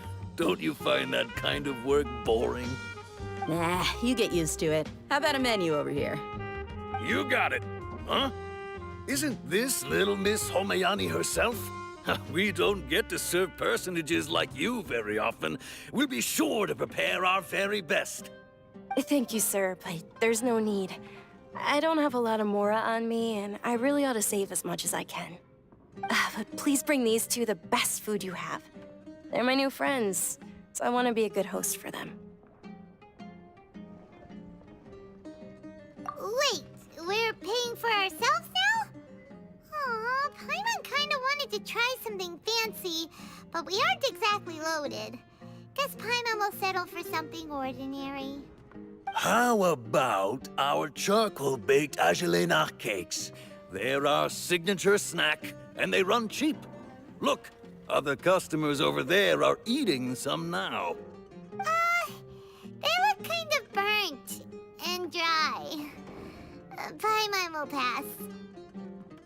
What do you have against my slime dishes? Dunyarzad, we asked a lot of people when we first arrived, and almost nobody was interested in Lesser Lord Kusanali. So, what made you want to follow her? Well, remember when you asked me if I knew how to meet the Dendro Archon? Even though I don't know how, I think I've actually seen her before. Huh? Really? Yes, it was when I was a child. At the time, my illness had kept me bedridden for the better part of a year. I was stuck inside and couldn't make any friends, and my parents did their best to find treatments for me. But even then, the Akasha didn't have any helpful information. My younger self no longer had any hopes or dreams. One flare-up was so bad that I was in a semi-conscious state for several days. Then one night, I woke up alone in my room. I was terrified. My body was paralyzed. Even if I cried, there was no sound. At that moment, an ethereal voice spoke in my mind. Dunyarzad, don't be scared. You don't have to cry. Dunyarzad, don't be scared. You don't have to cry. Who are you? How do you know my name? How do I explain this? You might not be able to understand, but actually, I know everything about you. Really? Of course. I know that you're scared of thunder, that you hate taking medicine every morning, and that you love counting the petals on your mom's skirt. Wow, you really do know everything. Dunyarzad, is there anything you want? Want? Not really. I can't go anywhere or do anything. Huh? But aren't you a child? All children have wishes. Tell me what you want, and maybe I can make it happen. But can you make my illness go away? Oh. I'm sorry. But I'm not powerful enough to do that right now. Then, can you be my friend? After that, the voice said, "Okay, I'll be your friend."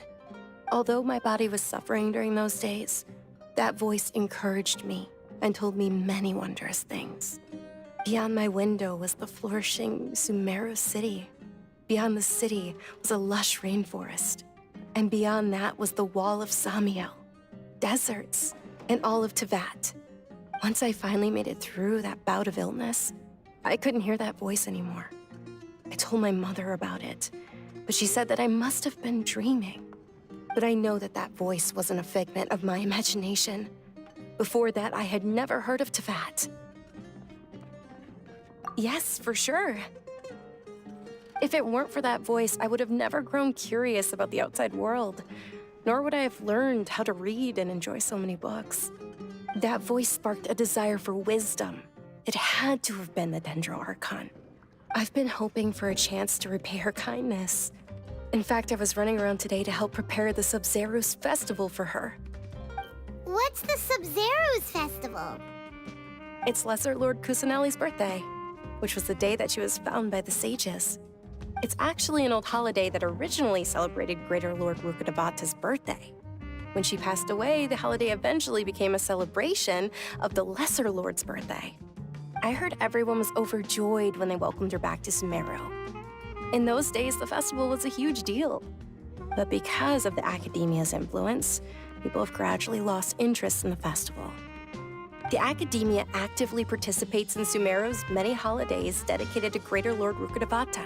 But when it comes to the Sub-Zerus festival, forget any funding. They practically act like it doesn't exist. Maybe they see Lesser Lord Kusanali's birth as confirmation of Greater Lord Rukkhadevata's death, so they're reluctant to celebrate it. Aw, but that's awful. It is. It's absolutely terrible. Sure, the Greater Lord founded Sumeru, but hasn't Lesser Lord Kusanali been the one quietly protecting us for the past few hundred years? Just remember that we're still out in public. Don't get too carried away now. I know that people over by the Grand Bazaar still hold the Sub-Zero's festival to this day. But I hadn't met any of them before, so I was never able to contribute. But recently, I made a friend there who also follows Lesser Lord Kusanali. I gave her my savings because I want her to throw a wonderful festival this year. That's the least I could do for Lesser Lord Kusanali. Hold on, my lady. Does this friend happen to be Nilu, the one who sends flowers to the estate? Yes, that's her. I saw her leaving the other day with a nervous look on her face. It seemed like she was hiding something in her arms. Did you give her something? Yes. Initially, I didn't have much Mora prepared, so I had Nilu sell one of my skirts. I've agreed with Nilu to meet up at the Grand Bazaar today, and see how things are coming along. Dia, would you accompany me? Sure. That's quite the trip, though. I'll carry you. No, that would be too much, even for you. You might as well just accept the lift. If I let you walk, who knows how long it'll take us. And if anything happens to you, then I'd really never hear the end of it from your father. But of course. Nilu will be thrilled to hear there are more people interested in Lesser Lord Kusanali.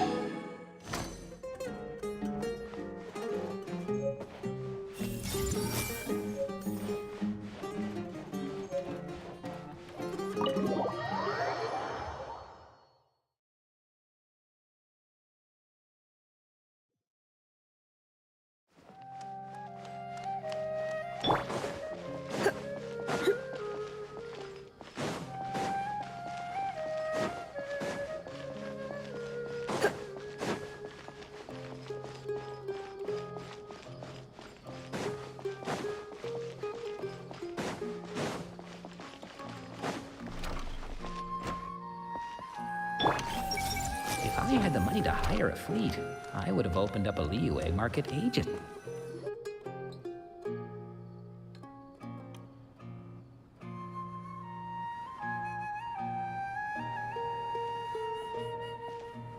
Sorry I'm late, Nilu.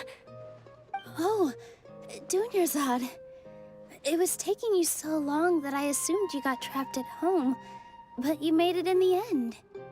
Uh-oh. But if Dia's here, that means you got caught, right?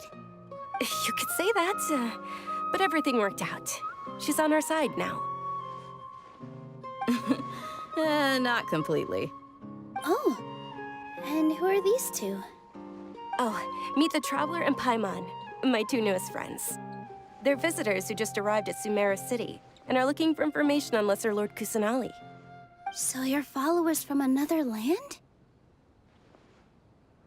That's wonderful. You two absolutely mustn't miss the Sub-Zero's festival. By the way, Dunyarzad, we've already started decorating the Grand Bazaar. It looks spectacular, thanks to your generous contribution. You're very welcome. It's the only thing I could do. Do you still have enough Mora? Probably? But don't sweat it. We've already finished renovating the stage. Come on, I'll show you.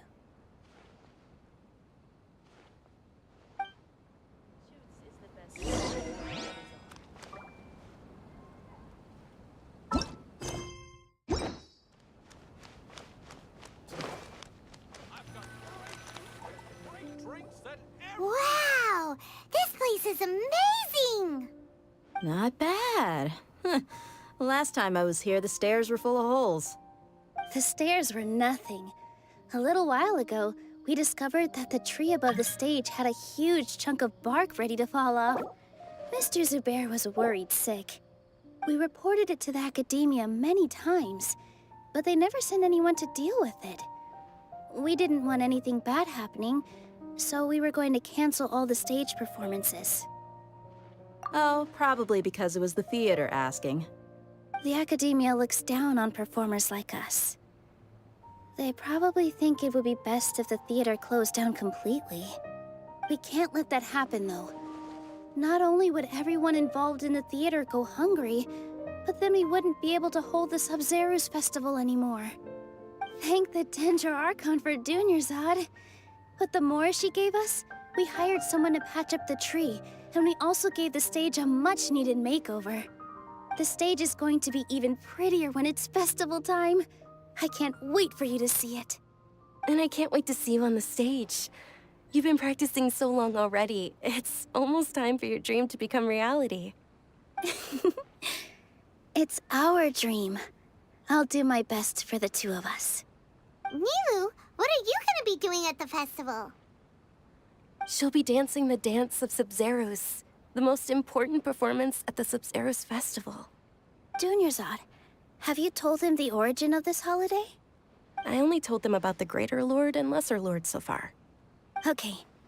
Then I'll tell you two about how this holiday came to be. According to legend, the Sub-Zeros festival was originally the Goddess of Flowers' birthday celebration for the Greater Lord. A long, long time ago, on one of Greater Lord Rukkhadevata's birthdays, her friends threw her a celebratory banquet. Some of the gods got drunk. One started playing music, and the Greater Lord started singing, so the Goddess of Flowers began to dance. As she danced upon the grass, countless beautiful padisaras began to bloom wherever she stepped. Those brilliant purple flowers became her dazzling stage. All the gods clamored, "Oh, if only time could stop at this very moment." Of course they did. When people mention the gods, they always think of the Archon War. But Sumeru's gods also had happy times. Although they aren't around anymore, they're preserved in our tradition of dance. This outfit I'm wearing is apparently based on how the Goddess of Flowers looked. Though we're just tiny people compared to the Divine, we still have to do our best to make sure that the birthday girl feels loved on her special day. Nilu, you of all people will definitely be able to convey our well wishes to the Dendro Archon. I also noticed that you went the extra mile and scattered padisaras around the stage. They symbolize the Goddess of Flowers, after all. It's just a shame that all the real padisaras went extinct after her death. Yeah.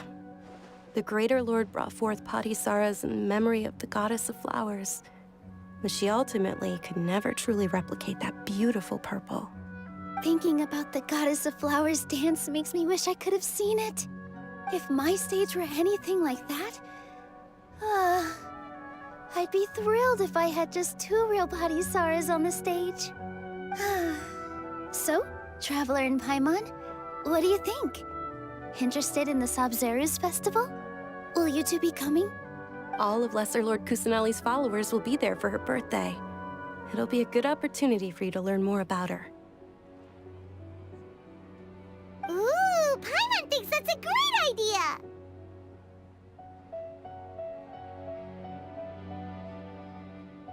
Of course Paimon wants to watch. Those two things aren't mutually exclusive, you know. So how about we all attend the Sub-Zeros festival together? Dunyarzad, let me show you which stage decorations we've picked out so far. Traveler and Paimon, if that doesn't sound interesting to you, then feel free to explore the area. Everyone at the Grand Bazaar loves Lesser Lord Kusanali, and we're all looking forward to the Sub-Zeros festival. In that case, we'll take a look around.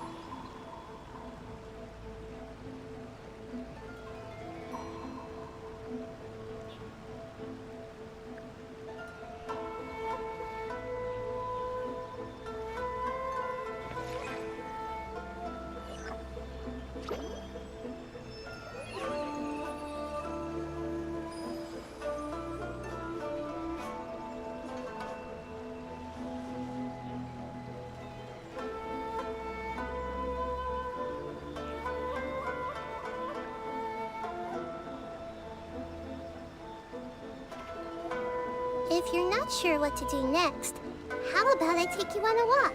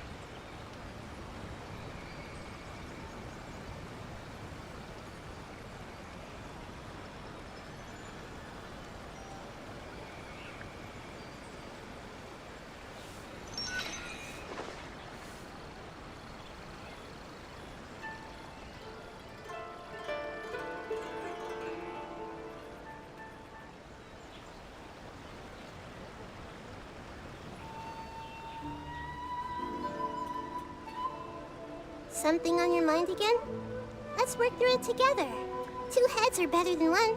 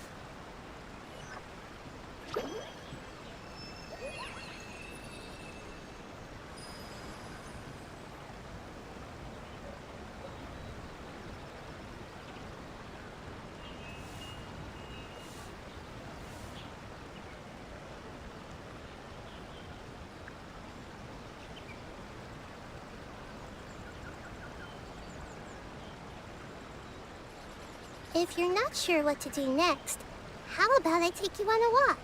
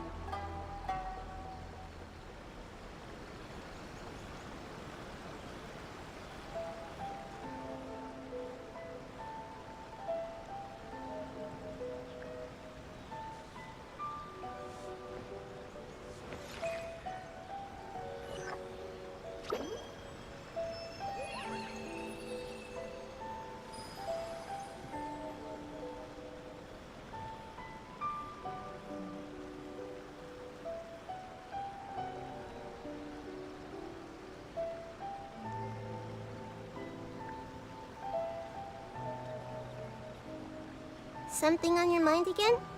Let's work through it together. 2 heads are better than 1.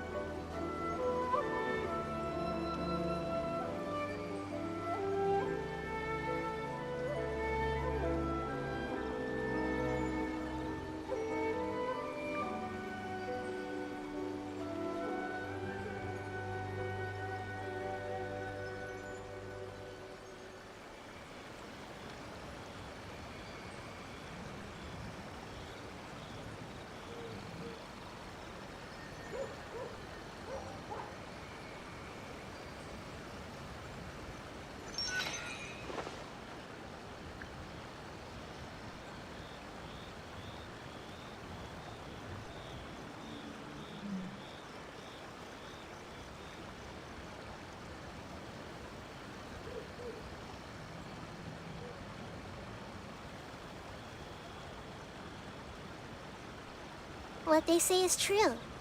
You have to see the world for yourself to appreciate how beautiful it is.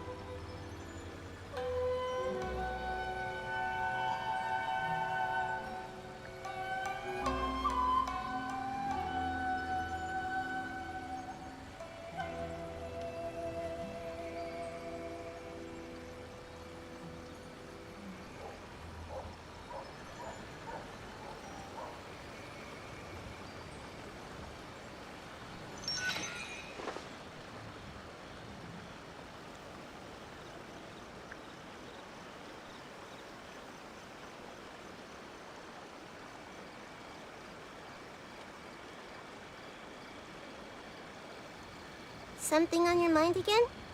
Let's work through it together. 2 heads are better than 1.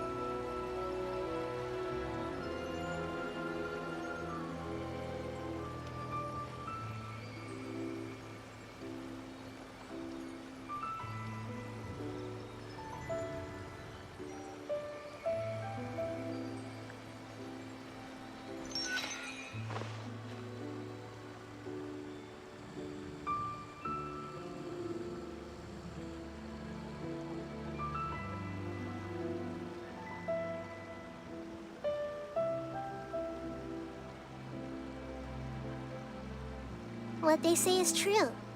You have to see the world for yourself to appreciate how beautiful it is.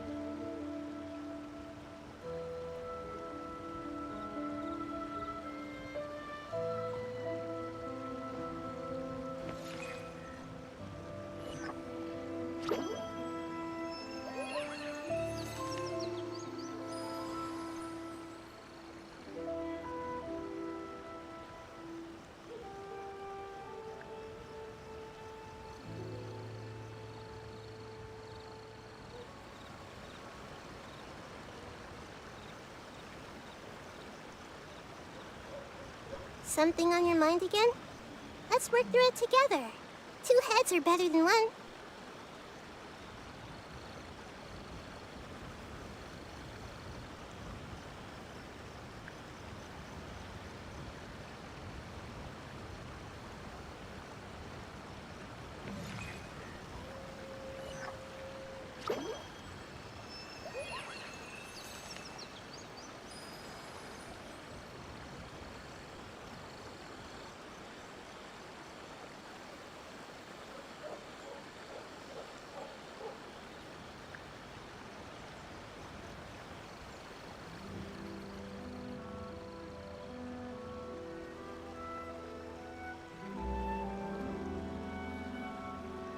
what they say is true.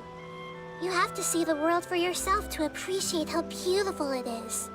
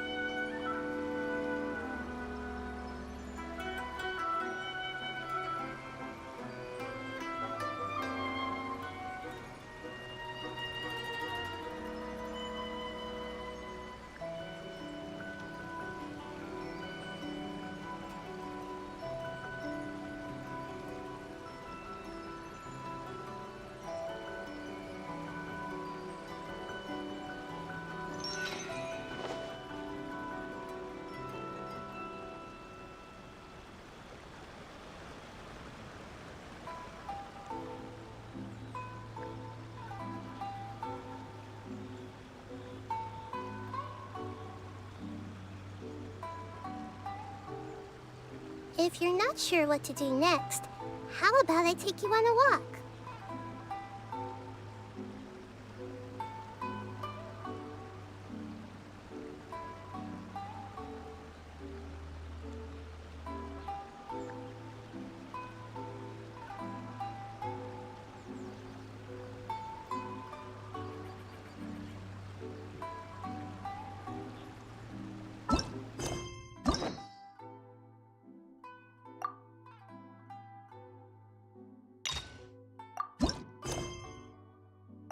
Something on your mind again? Let's work through it together. 2 heads are better than 1.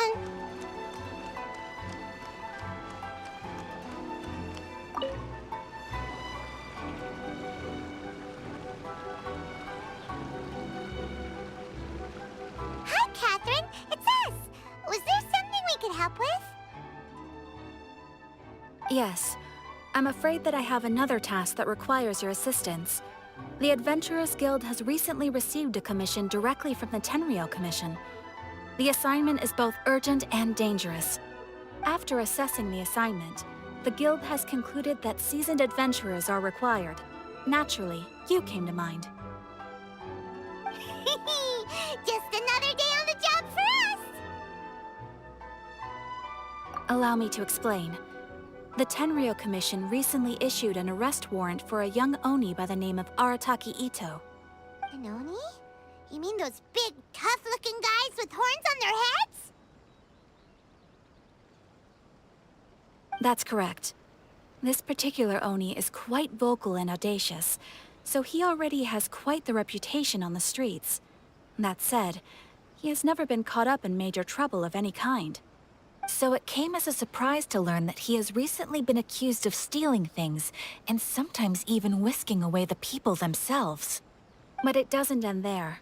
When the Tenryou Commission dispatched a Doshin to apprehend him, he assaulted the Doshin before making a getaway with his accomplices. So let Paimon guess. It's up to us to bring this Oni in. No problemo! This does sound like a job for the Traveler. She'll be back with that Oni in no time! I have complete confidence you will succeed. However, please exercise caution. This Oni also happens to hold a vision, and is the leader of an organization known as the Arataki Gang. On second thought, Paimon will leave the fighting to you.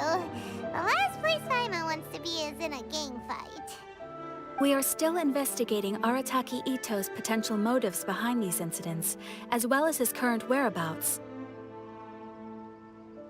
But please ask around in the streets as well. There will likely be others more familiar with Ito's circumstances than I am, who can provide you with useful information. Thank you. I will await your return. Ad Astra Avisask.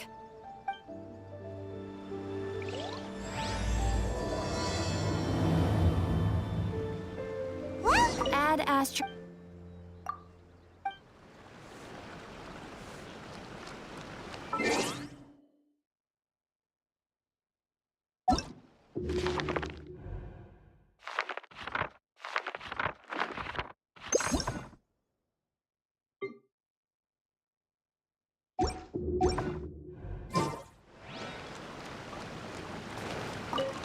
Arataki Ito?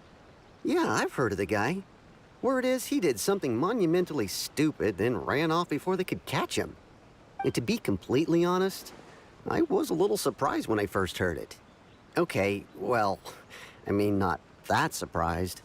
Wait, you mean he already had a bad reputation? No, not exactly. He's just very overbearing in everything he does. Big and brash and always making a ruckus. So, on the one hand, he's a larger-than-life kind of guy. But on the other hand, he's emotionally volatile.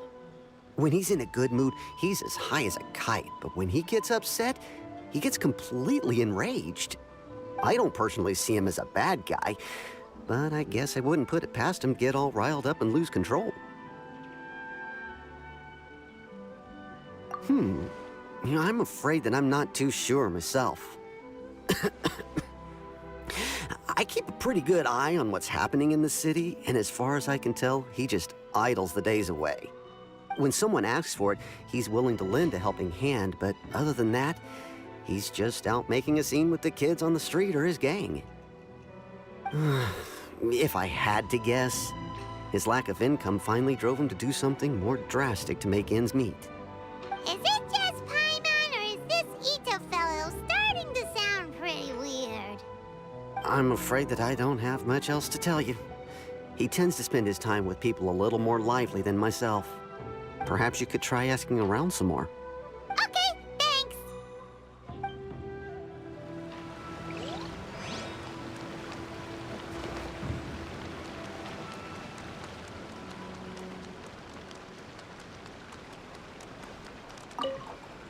Arataki Ito? Oh yeah. I heard about that whole thing. I'm sure it must have been a mix-up on the Tenryo Commission's end. He could never do anything so dastardly. Huh? How can you be so sure? Is he really as trustworthy as all that? No, perhaps you misunderstand me. When I said he could never do anything dastardly, I meant he literally doesn't have what it takes.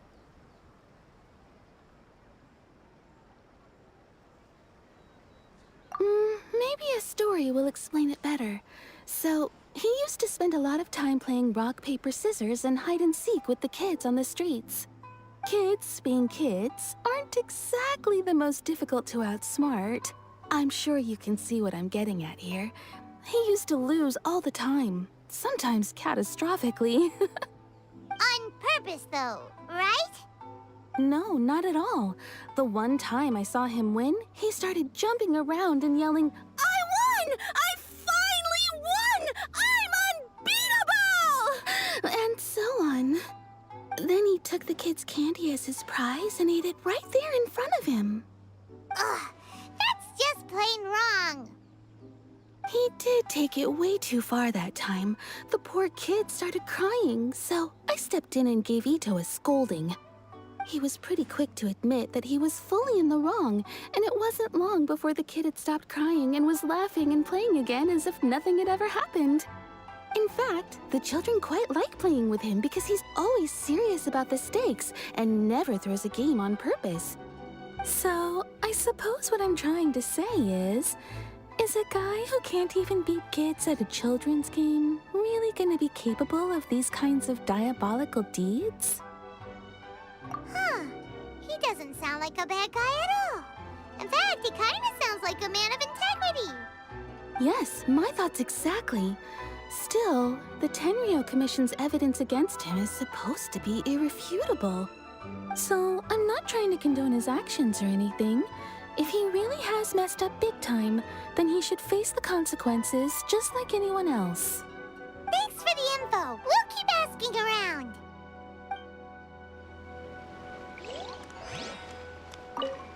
I'm sure my story probably gave you more questions than answers, but I think you'll see what I mean if you meet him. He's quite the character. And definitely not the kind of character that everyone's going to get along with.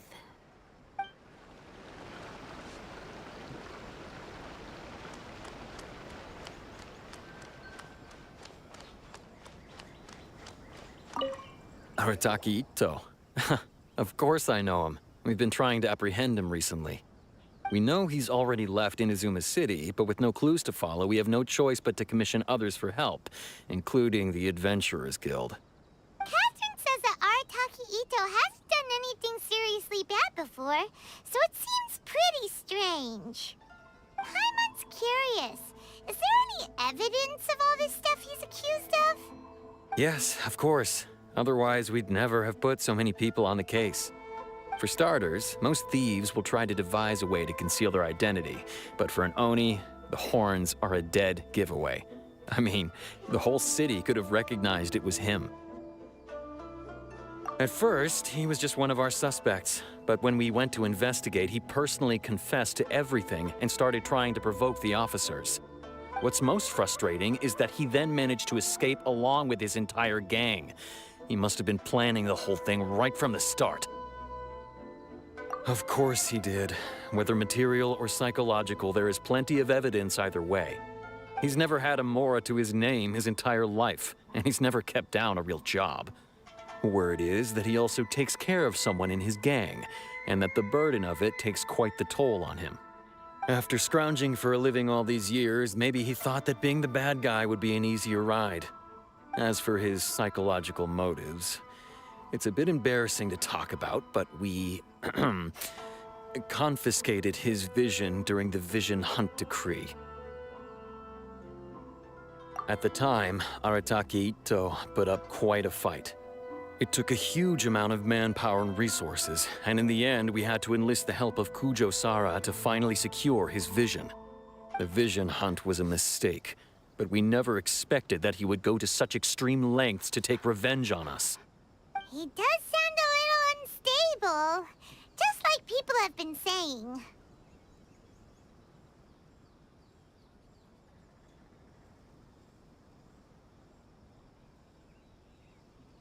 If the two of you are able to capture Arataki Ito, please bring him straight here. We'll handle him from there. Thanks for all the info.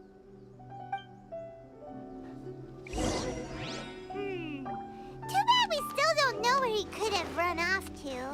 We already got word on the street, so maybe it's time to talk to a real specialist. Paimon remembers that there's a detective agency here in Inazuma. Maybe we can try asking there.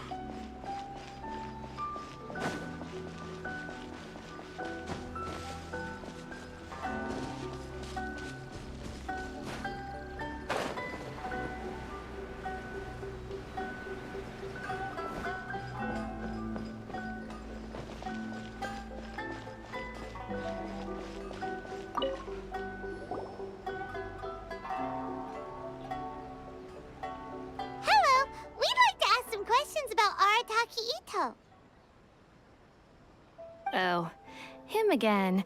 Sure. I have answers. We've already done some investigating for the Tenryo Commission. But first, do you have enough Moro to cover the fee? I've heard all about your travels. After everything you've been through, I'm sure you understand the way these sorts of things work. How much Mora are we talking about here? A one-off payment of 397,000 Mora, up front. Plus a further 5% of your Adventurers Guild remuneration as my commission, if Arataki Ito is successfully caught and brought to justice. Whoa! That's crazy expensive!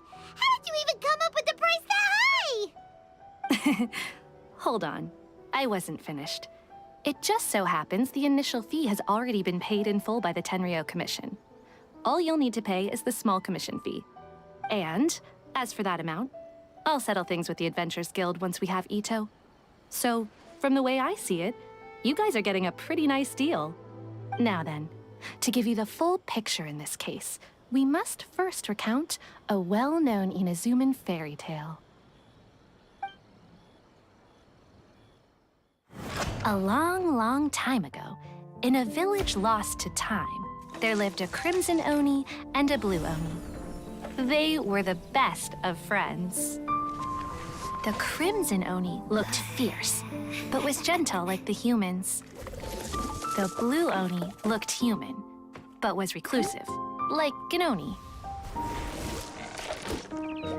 The Crimson Oni wished to befriend the humans, but they were scared and threw beans at him whenever he came near.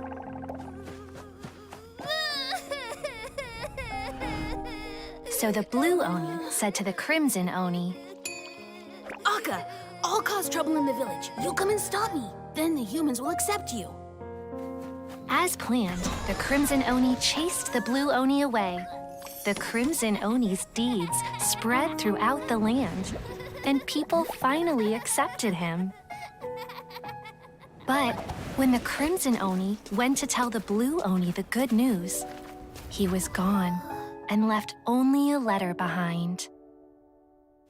I went traveling. Don't come find me or they'll treat you as a naughty little Oni.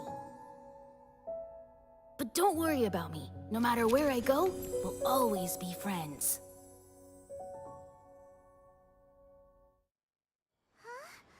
That's it? What about the little Blue Oni? Whatever happened to him? I suppose the Blue Oni simply disappeared, never to be seen again. Only the Crimson Oni remain now. But the Blue Oni was just an innocent little kid. Of course it does. Otherwise, I wouldn't go through all the trouble of telling it.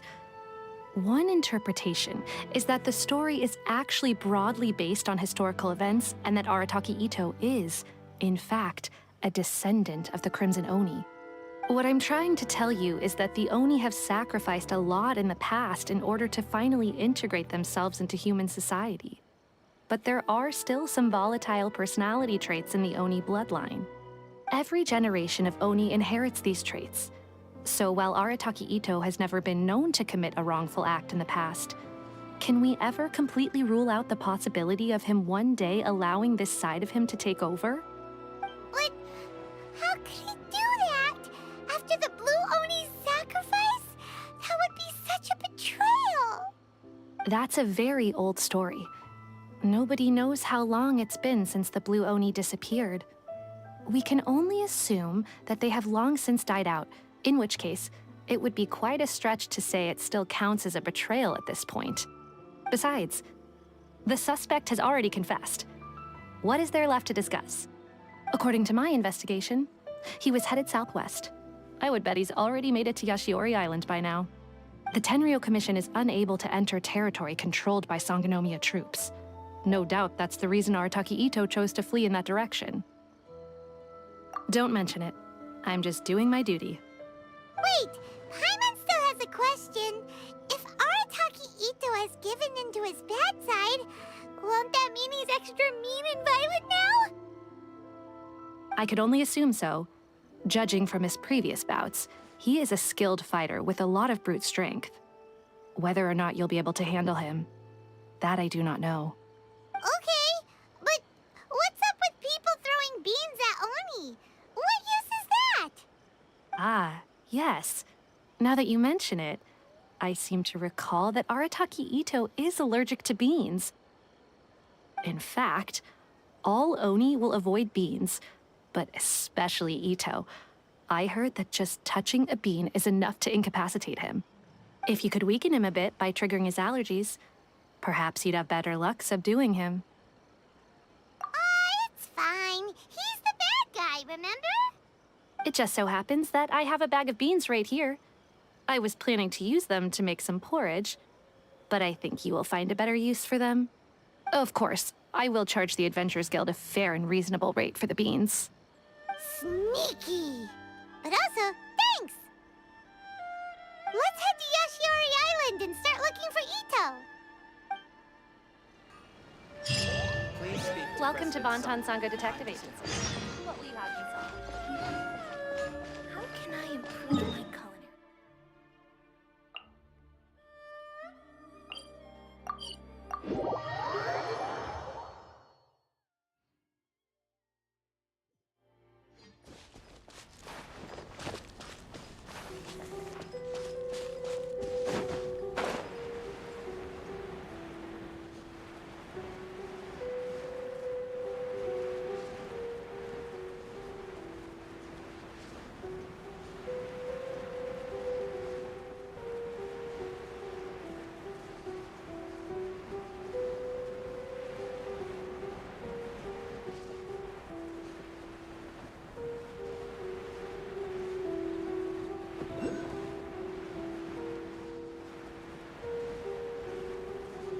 According to Detective Sango, Ito should be somewhere around here. Look, footprints! Let's see where they lead.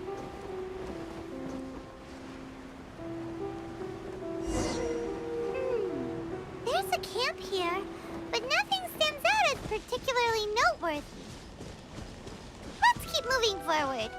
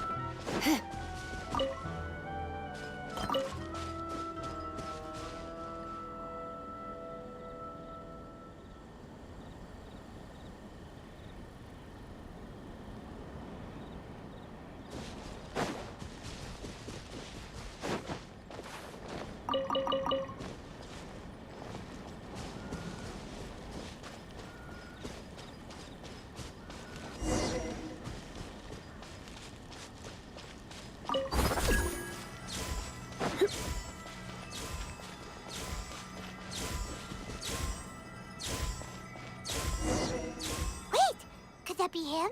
Is that Arataki Ito? He doesn't seem to be looking this way. Perfect. Let's try the beans Detective Sango gave us. It'll save a lot of hassle if we can avoid a fight.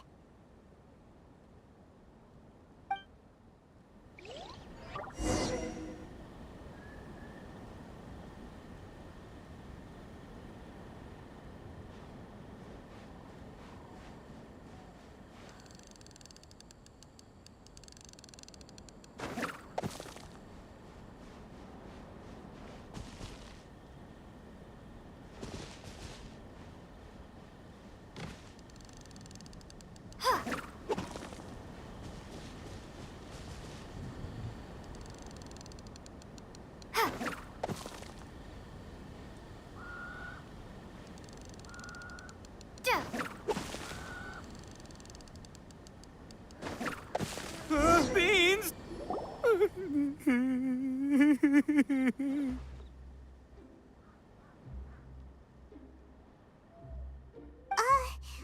you okay? What should we do? Paimon didn't think he'd react this badly. Don't be alarmed. It's just my my allergies acting up. I've got it under control. It's all right. I got this. I just gotta tough it out. I can take it. I can take it. Who am I kidding? I gotta catch my breath here. Whatever it is you want, it's gonna have to wait. I need a moment.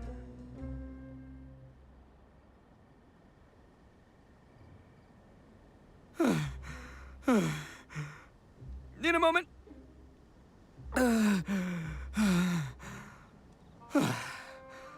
Woo, that's better. That sure took a lot out of me, though. Hey, why'd you have to be so mean, huh? Surprise attacking me like that. Hey, whoa, take it easy. Just stop with the beans, okay? So you're here to bring me in. How in the world did you find me all the way out here anyway? Well, whatever. If you think I'm going back with you, you can forget it. I'd walk away if I were you. I pack a mean punch, you know. I don't want to hurt any regular folks like you. That's pretty big talk considering all the beans we have.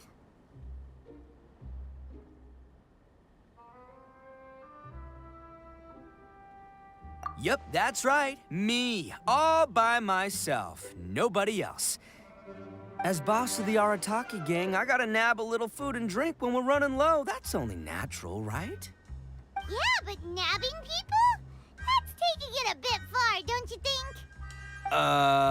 Not when their families will pay good mora to see them again. Easy pickings. And the extra mora means I can, give some to my gang to spend on themselves. Hey, what's with all the questions? Like I said, I'm not going back with you, so stop wasting everybody's time. No way, mister! We've accepted a commission to bring you back! What did you say, little one? Go on. Say it to my face. Well, mostly she took a commission to bring you back. Looks like you aren't gonna let this drop. In that case, we... Uncle Ito! Don't run now. Careful or you'll fall. What's taking you so long? You said we were gonna have a beetle fight today. Come on, you promised. Yeah, that's right. Still going ahead. But you see, I've been out here for ages, and I still can't find a beetle that I like. So just give Uncle Ito a little more time, okay? Huh? Who are they? Are they your friends? Yeah, that's right. I told them not to come, but what can I say? They were just too worried about me. It's because of a little thing called, prestige. Yeah, because of all the prestige Uncle Ito has. Huh? What are you talking about?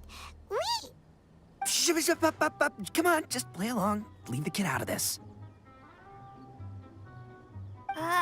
Uncle Ito, you don't look so good. You look like you're about to fall over. That's because Uncle Ito bumped his noggin on a tree branch while looking for a beetle. Uh-oh. It's all good, though. These horns are rock solid. Okay, if you say so. Granny and I will keep heading back now. Don't be too long. Yep, I'll be right there. Hope you're ready to lose today. Who were those people? The old lady was Granny Oni. She's the one who took me in and raised me. And the kid's name is Daisuke. I took him in just a while back. They're both like family to me. They escaped with me out this way, along with my boys from the Arataki gang. If I didn't bring them with me, the Tenryou Commission would be knocking on their doors for sure. Right. But if you care about them so much, then you shouldn't have done all that stuff that made them worry about you in the first place. Listen, how about we make a deal? You two let me go wrap things up with Daisuke, and once we're done battling beetles, the two of us will settle things with a duel.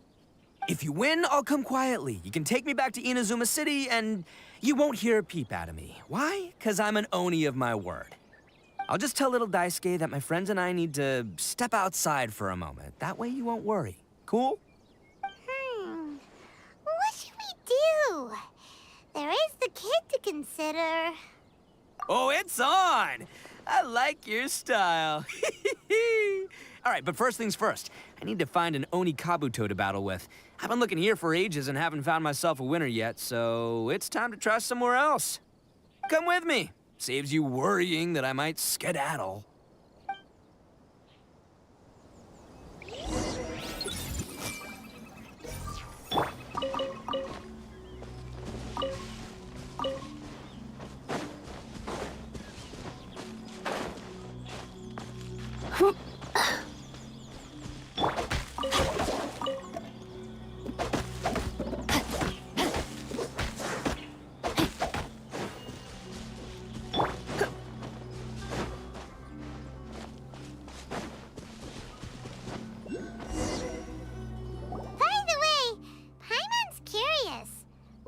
Game is beetle fighting.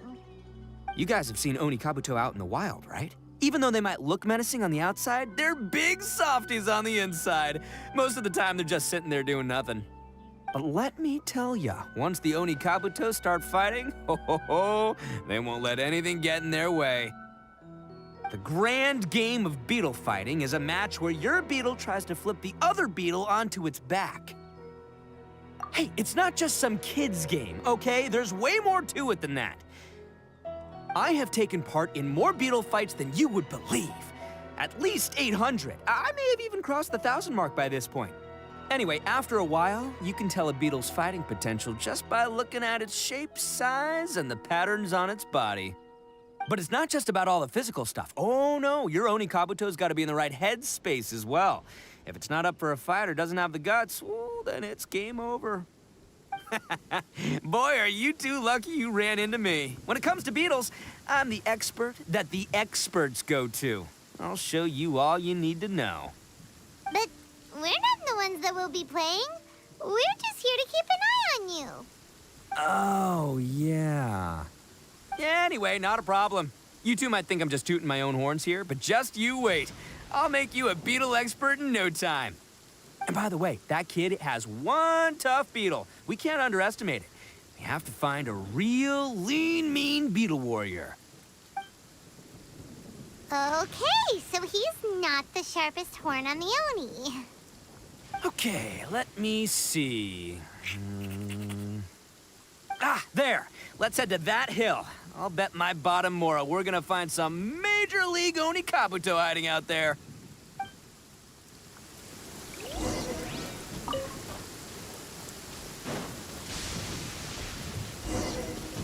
Uh-oh! Lightning storm! Just our luck. Well, hopefully that'll scare all the wimpy beetles away and leave the tough ones for us. Oh, darn it, they're all gone. Let's hop down from here and... Look, you see all those purple things? It's a whole pile of Oni Kabuto. Now that's what I'm talking about.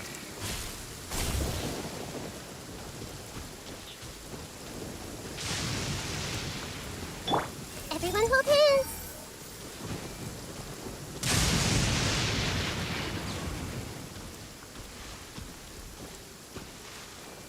Huh? Oh, what the...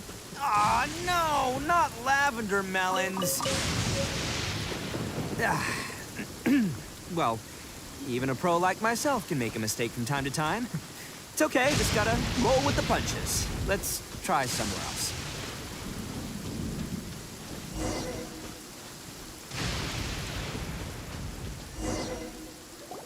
This is the one! This is the one!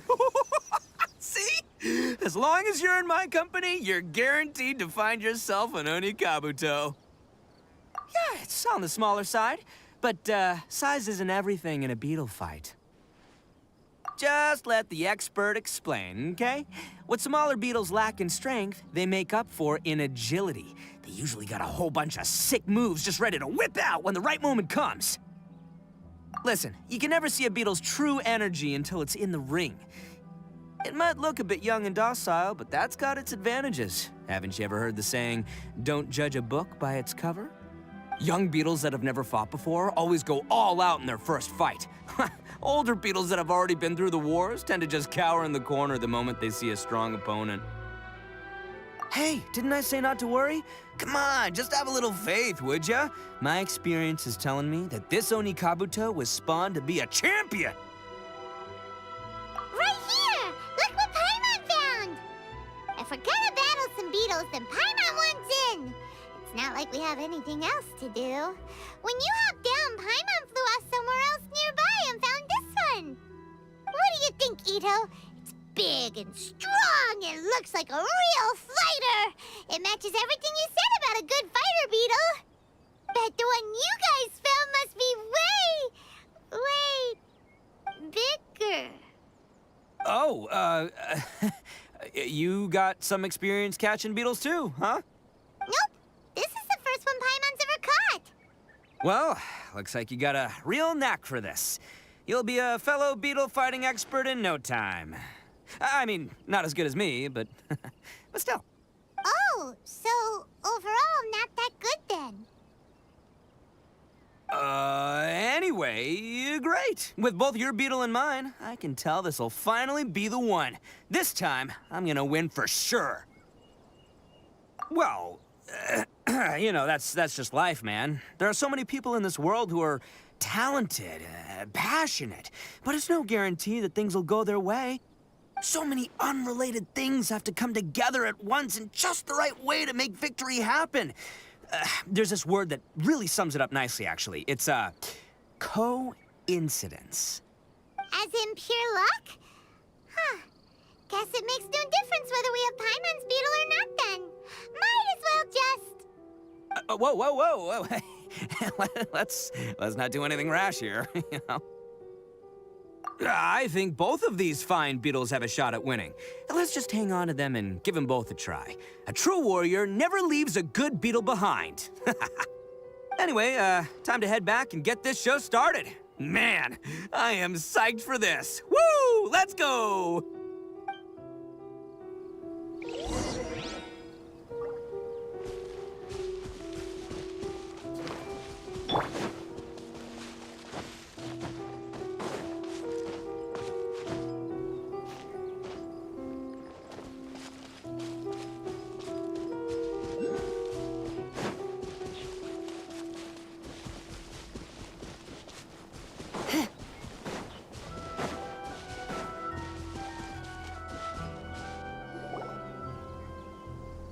Finally, you're back!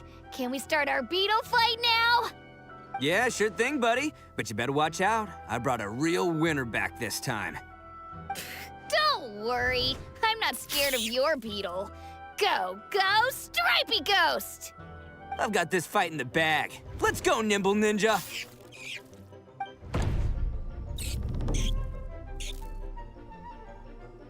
Huh? When did you come up with that name? Come on, you can take him, little guy!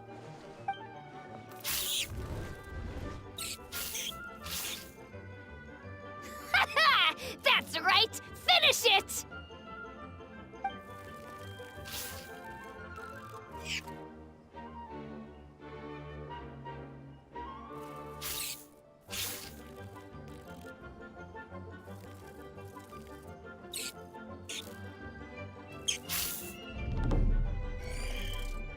Oh, no! My little Nimble Ninja! Ha! Looks like I win again! Dang it! Ugh, it's my 7th loss in a row. Stripey Ghost is invincible! Even Uncle Ito can't beat him. I won't forget this. I'll beat you next time, I swear! All right, Paimon, you're up. Time to give Crimson Cyclone a shot. Maybe it'll end this losing streak of mine. All right, go get him, Crimson Cyclone! Whoa! That one looks ultra strong!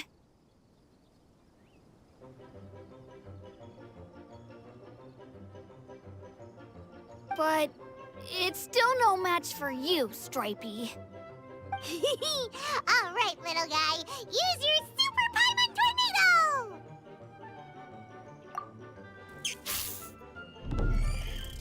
No, I can't believe it. I lost. Yay! We won! Ha! Paimon knew Crimson Cyclone would be the best!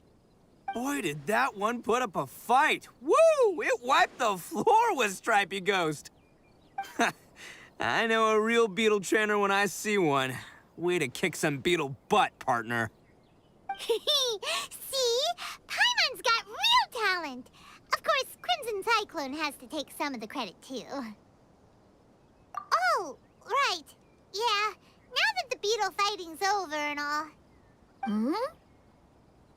This is for you, Daisuke. Huh? For me? You're really giving it to me? Go ahead, take it, Daisuke. When we finally get back to the city, you can show it off to all your friends. But will we ever be able to go back? Of course we will. Trust me. I never go back on my word. Anyway, I got some things I gotta discuss with my friends here. Go play with Granny for a while, would ya? There's a good boy. Good. The kid doesn't suspect a thing. You're from the Tenryou Commission, aren't you?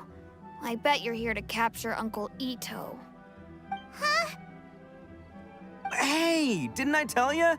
They're my friends. In fact, they're in the gang. We're practically family. That's not true. I already know everyone in your little gang, but I've never seen these two before. Uncle Ito didn't do anything wrong. Don't take him away. And not only did he not do anything wrong, he also saved my life. He's not a bad guy. Hey, some things we don't tell to outsiders, remember? How should I explain? I'm a real lousy liar. Ito, sometimes you need to just say what you have to say. Don't worry about us. I guess. Thanks, Granny. Seems I can't hide it anymore. Come with me. I'll explain everything. I'll be honest with you. This thing the Tenryou Commission is investigating, with someone going around taking people and their possessions, it wasn't me. Any of it.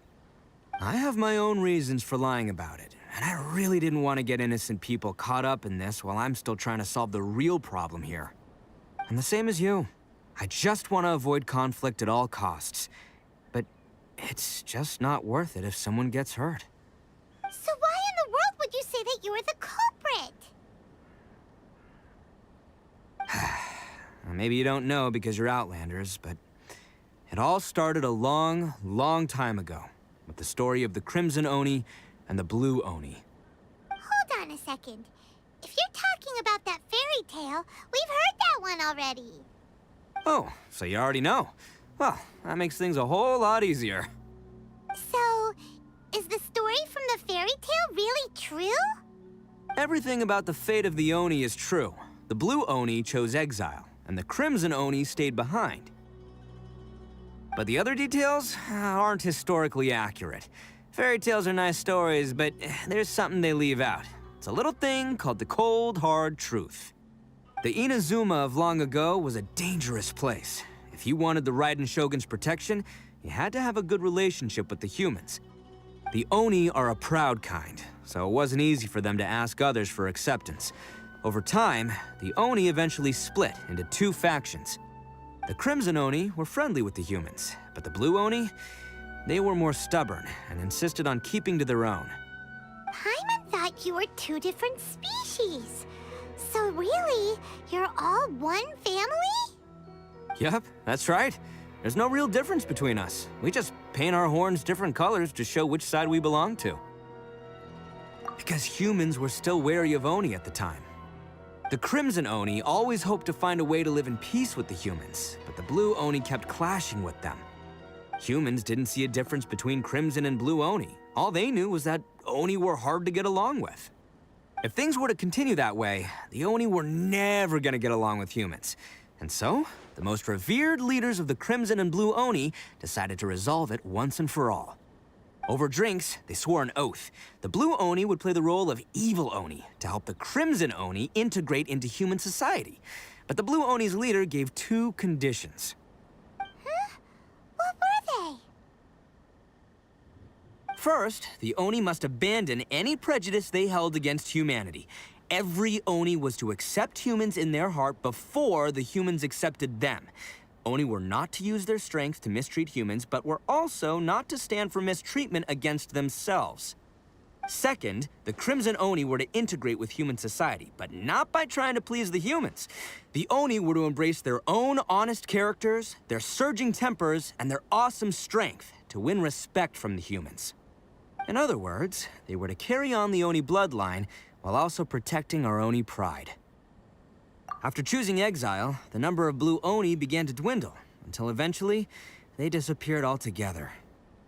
Since I first heard the story of the Blue and Crimson Oni as a kid, I've heard it countless times in my life. Not once did I ever imagine that the Blue Oni clan had actually survived. So you're saying the real culprit was a descendant of the Blue Oni? That's right. Most people don't pay attention to the color of an Oni's horns. They probably don't even know that Blue Oni exist. But nothing gets by the Arataki gang. At the scene of the crime, they saw an Oni with different color horns than mine. Still, it'd be strange if the culprit really was a descendant of the Blue Oni. I can't bring myself to accept it. Exactly. They would give up their life before abandoning their pride. I've always respected the Blue Oni for the sacrifice they made. And I know the aspirations my ancestors had for the future of all Oni. Our pride does not allow for any wrongdoing. You don't steal from other people. You don't harm other people, period. My guess is that the Blue Oni was tricked or forced into it somehow. But I don't have any evidence.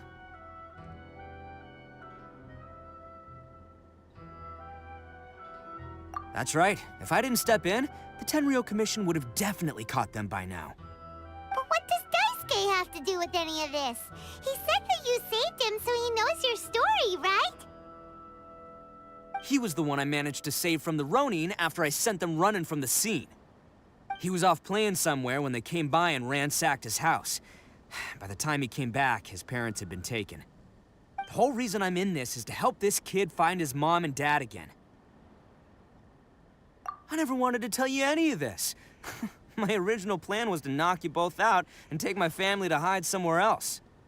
There's more to this than just one Blue Oni. There's a dangerous group behind everything that's been going on. I didn't want to get anyone else caught up in this mess. That's everything. The whole story. If you don't believe me and want to drag me back to Inazuma City, then I'm gonna fight you with all I've got. But if you're willing to believe me, then please, give me a little time. Once I find the Blue Oni, I'll turn the both of us in. Yep, Paimon too. Just treat it like we're here to keep an eye on you. So, you... all right. I knew you'd be reasonable. I knew it. I was thinking right from the start, these two fine folks, they're just out here in the pursuit of truth and justice, man. Yeah, we are gonna get along just great. Well, I should tell you, though, things could get a little dangerous, so, be ready for anything. Don't say that I didn't warn you. Don't worry about us. We're seasoned adventurers. All right, then our first job is to investigate where this Blue Oni is hiding out. There's a victim of his that saw him up close, currently taking refuge at Sangonomiya's camp. I figure we can start by talking to him.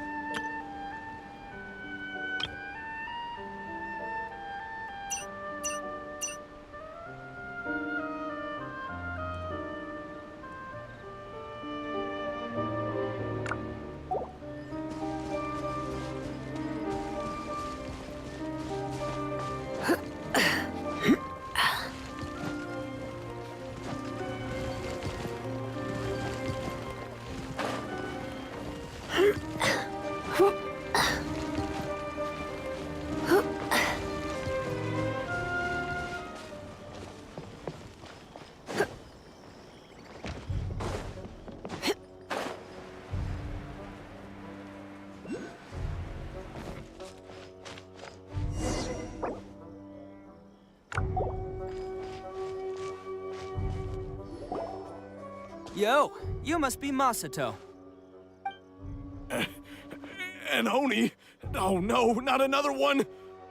Oh, yeah. Not the one that robbed you, though, so, chill. I contacted you before, remember? I need your help. Oh, right. Sorry. I'm still a bit on edge after the incident. So anyway, here's what happened. I was just out transporting some goods when a group of Ronin suddenly attacked me. It's not the first time that's happened to me. Usually you just hand over some Mora and they'll leave you alone. At least you don't lose your goods that way. But this time was different. They weren't willing to talk things over. Instead, they took my things and they started coming for me. Huh? That's totally uncalled for! I got down on my knees and begged. Said I had a family to care for, and that my business is our only livelihood. Then I saw that there was an Oni among the group. I thought he was going to be the one to finish me off. But instead, he stopped the others and told them to let me go. Yeah, that got them all arguing with each other. His cohort said that I was sure to retaliate if they released me. But the young Oni was insistent that they shouldn't lay a finger on me. Things got real heated. I thought they were gonna come to blows. Luckily, they let me escape with my life in the end. And I scrambled to get myself here, where I'd be safe. I never want to set foot outside of here again! So he'll steal, but he won't harm people. Seems he has some sort of standards. Did he say why they were robbing you? Surely it was Mora, right? What else could they have wanted with me? I mean, I can't say for sure. It's not like I asked. But what I did hear them say was, the goods are worth more than the merchant's life. Or something like that. Ugh, that idiot Oni. Do you have any idea where they went after they robbed you? I have no clue. But I think they're pretty active in the Tatarasuna area. You aren't gonna go after them, are you? Seriously, I'd advise against it. There are too many of them and they're all heavily armed. Ah, don't worry. It's just a bunch of no-name scumbags. I got a whole laundry list of scores to settle with them. If these two islands are where they tend to hang around, we're sure to run into them at Nazuchi Beach sooner or later.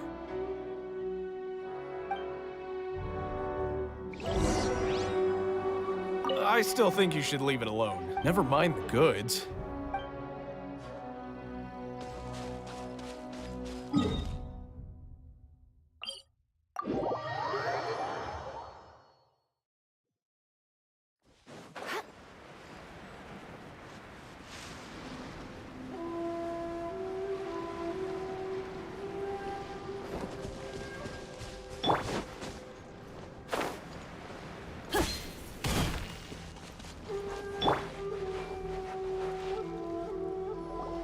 They gotta pass through here sometime. Let's just hang tight for a while. If I'm not mistaken, they'll be showing up any time now. Yeah, things might get a little rough, so we better be prepared.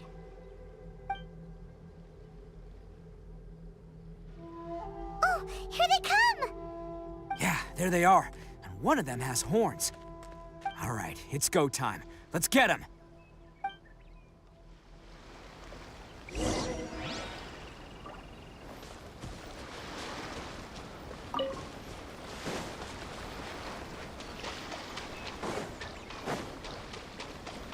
Let's go! Looks like you fellas aren't going down without a fight.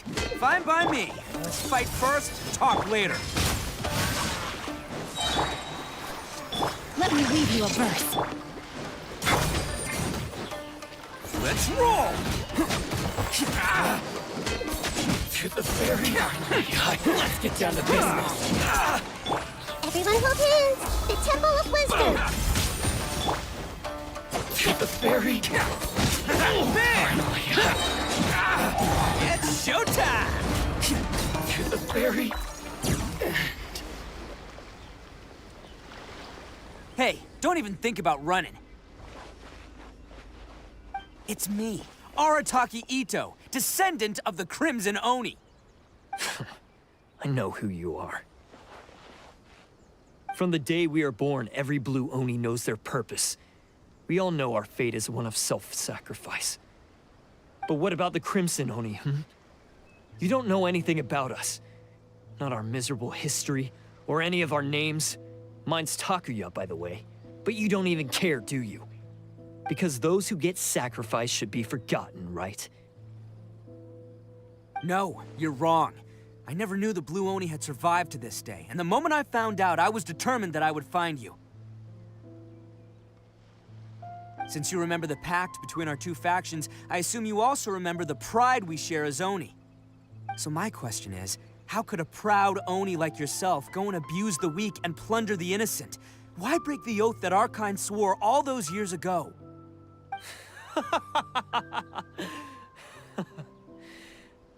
Huh? What's so funny? Who are you to talk about pride and oaths with me? The Blue Oni gave up everything, just so the Crimson Oni could live peacefully in human society. But let me ask you, Arataki Ito, what exactly do you contribute to human society?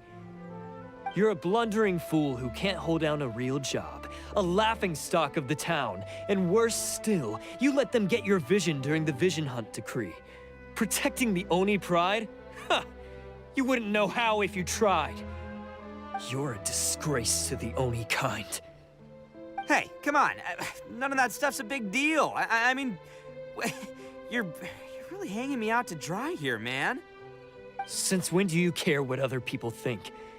You just do whatever you want. It's not like anyone can stop you. But do you have any idea of the kind of life my kin and I have lived while you've been hanging around in human society? We were cut off from the rest of the world. We severed all contact with it. And since then, we've had no place to live, no stable source of food, no clothing, no medicine, nothing. Besides the oath we swore to uphold in our so-called Oni pride, we had nothing. So, that's why you joined a band of thieves? That's right. Why should I accept that life? Is holding fast to a worthless oath supposed to help me provide for my family and friends? I've abandoned our Oni pride. It's meaningless. I want to live. I've given everything that I've stolen from humans to my community. What I've taken will at least keep them from starving and ease their pain. That's what matters most to me. Yeah, and besides, the Blue Oni sacrificed themselves so that Oni could be accepted as part of human society. If people see Oni causing trouble again, then that'll defeat the whole purpose of the sacrifice you made.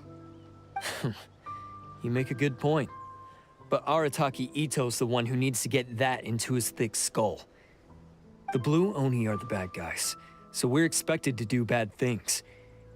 Our actions won't tarnish the reputation of the Crimson Oni.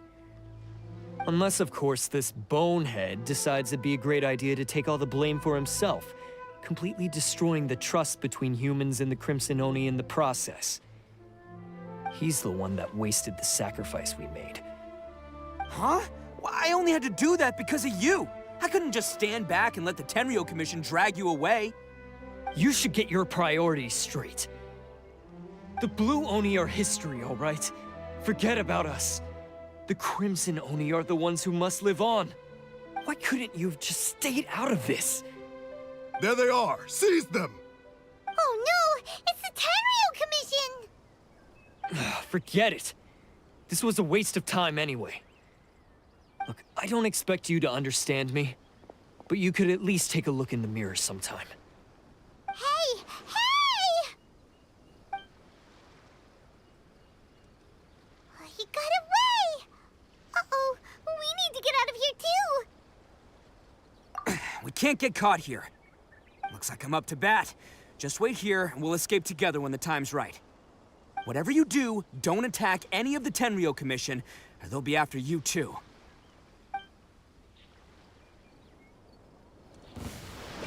Who goes there? Soldiers, quick!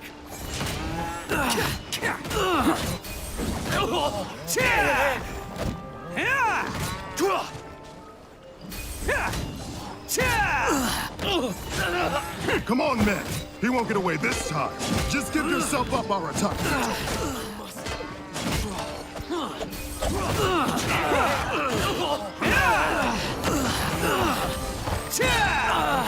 Who wants some of this?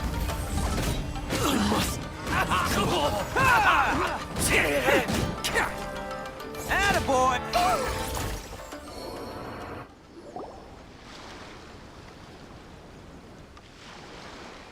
Man, they really came out in force today. I'm kind of flattered the Tenryo Commission sent so many. But I still haven't completely recovered from the bean attack earlier. I'm starting to lose my edge here. No way. All that would do is send them after our blue Oni friend instead. But I have to settle things with him first, man to man. Then what should we do? The Tenryu Commission's about to arrest you! No choice but to keep kicking some Tenryu butt! Hey, boss. Thought you'd have all the fun without us? Granny Oni sent us. We're here to lend a hand. Maybe we can't take him, but we can sure slow him down. Now's your chance. Go! Hey, I told you to stay out of this one. Well, we're in it now. Come on, there's no time. Go, do what you gotta do, boss. All right, then. Watch yourselves. Soon as I'm done, I'm coming back for you. Come on, you two. Time to roll! Don't let them get away. After them. Hey, you guys want some of this? There's plenty to go around. Run for it, boss!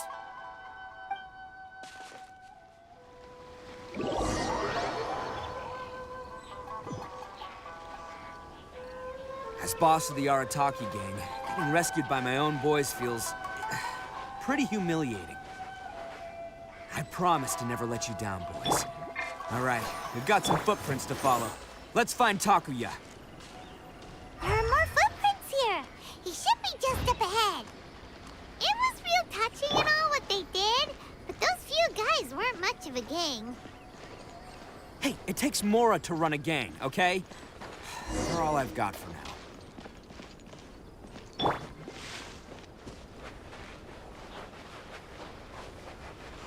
I'll protect us. Huh. Is it just me, or are there more and more footprints here? At least we know we're headed the right way. Let's see what else we can find ahead.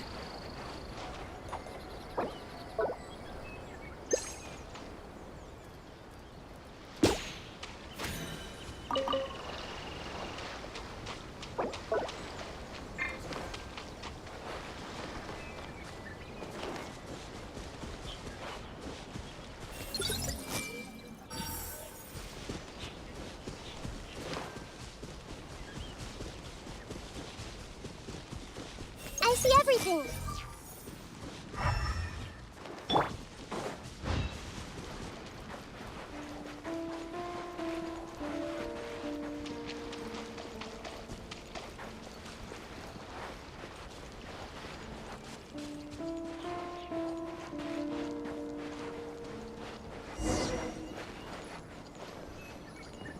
A wrecked cart and some goods. Look alive, we've got company. Let the show be... No, my sword! Rain outlines your... Seems they definitely don't want us going any further. Let's see what's waiting for us up ahead. Huh. Besides the footprints, there are other signs of life here too. Must be plenty going on around here. Let's investigate. Hidden entrance. Yes! All right. I think we just found their hideout. This is gonna be where they keep all the people they took. Paimon thinks Takuya's probably in there as well. Huh? Fire away?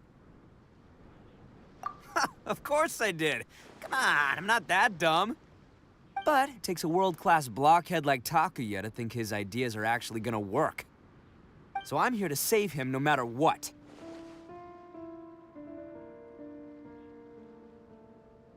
Huh? What were you two talking about? Are you keeping Paimon in the dark again? Let's go.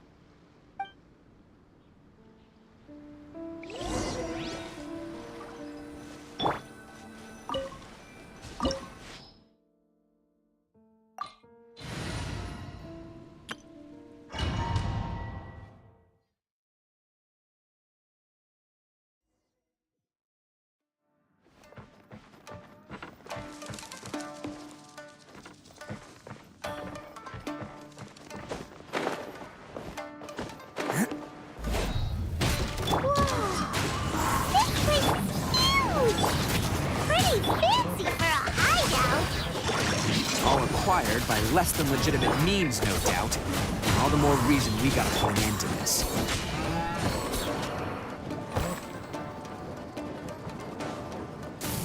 Finally, No. Race you!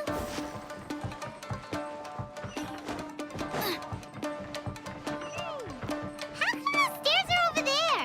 We can't go up if we can't reach them. No problemo. That'll be with this mechanism's. Oh, it's moving! See? What did I tell you? Just trust my instincts.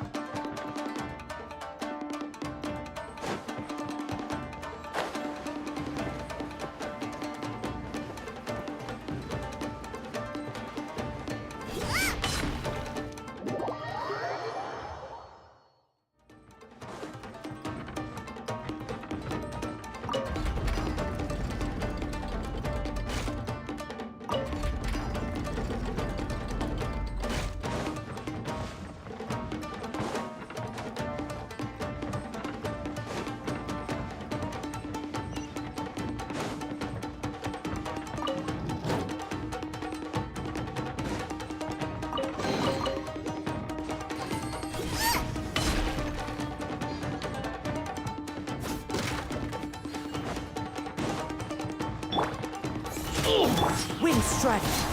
Nice and spicy. Rain outlines your fate. How's this?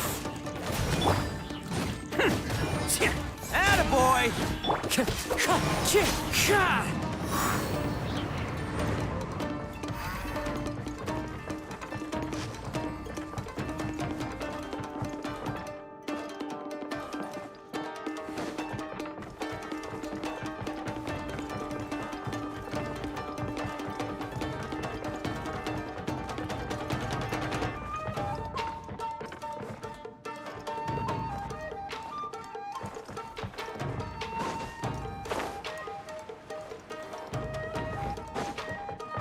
Let's get down to business. Frying pan. Boom! The wind knows me. Bam! Let me read you a verse. Huh? Into the wind. Soba, get them! Let's roll!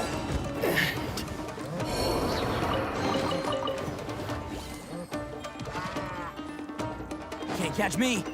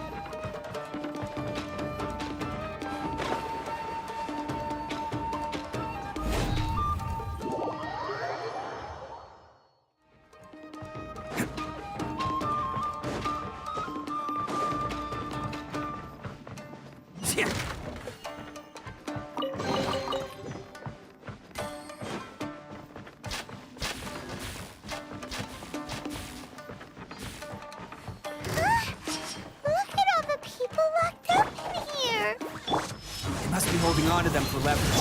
All right, let's get them out of here. Outlines your fate. Witness it. Into the wind. Let's go! Very high.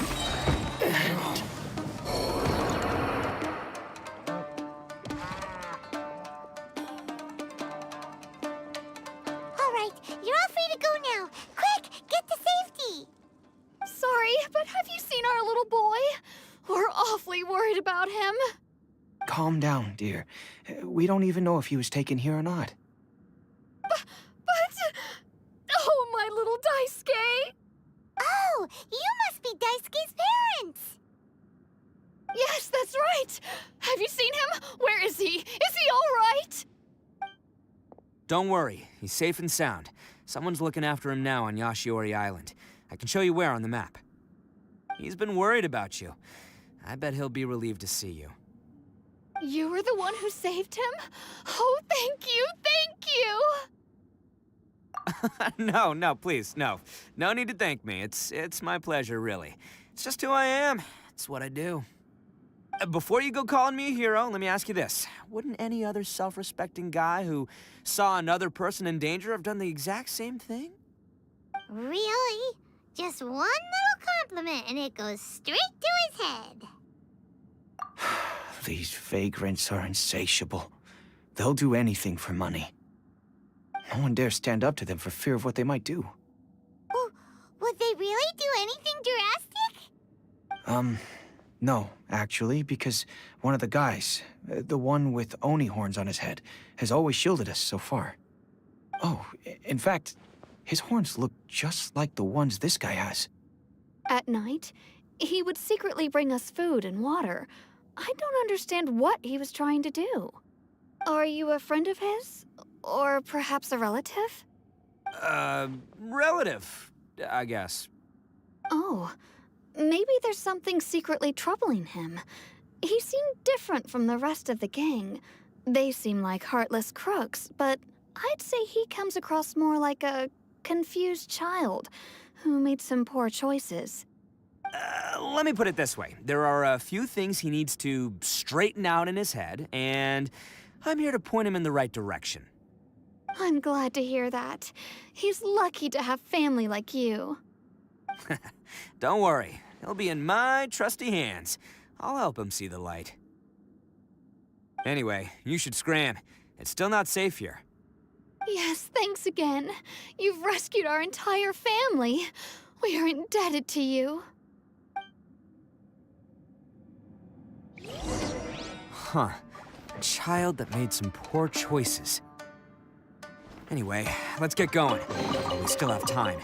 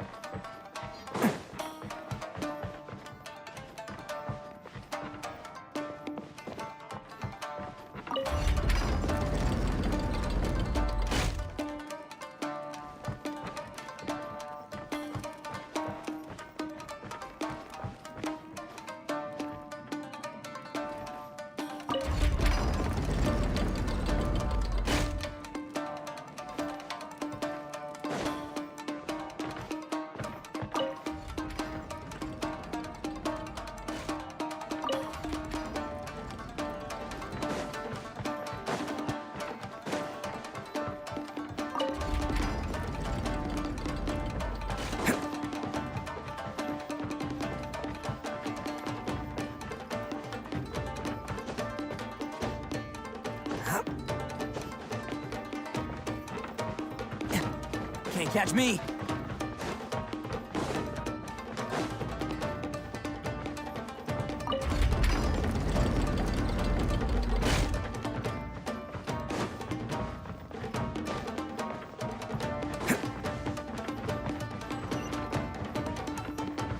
This is the place. The jig's up. Surrender while you can.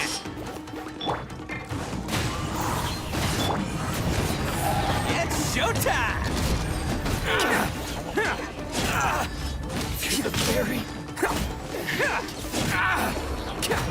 Attaboy! You're The fairy. into the wind. Fairy. Ring cutter. As one with wind and... Bet you think you've won, don't ya? So naive. This is my home turf. I'll let you in on a little secret. A long time ago, I picked up this rare paper charm. It's very precious to me. What makes it so special is that if you tear one piece, the other piece starts tearing too.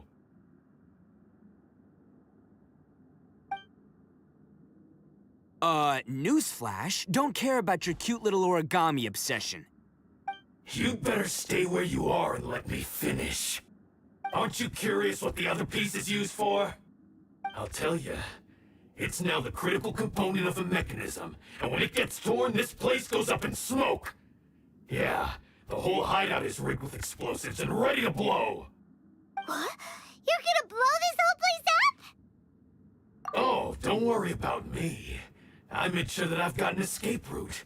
The rest of you, though, you're gonna be buried deep among the rubble. You've had your fun. Now it's goodbye. My paper charm! Where's my paper charm? Oh, I'm sorry. Are you looking for this? Yes, that's it.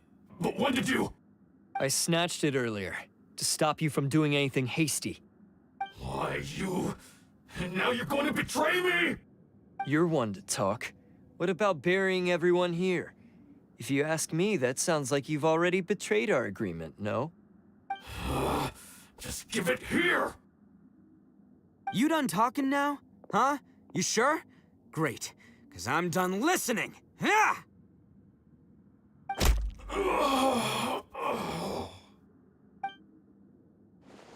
Great work, Takuya. You arrived in the nick of time.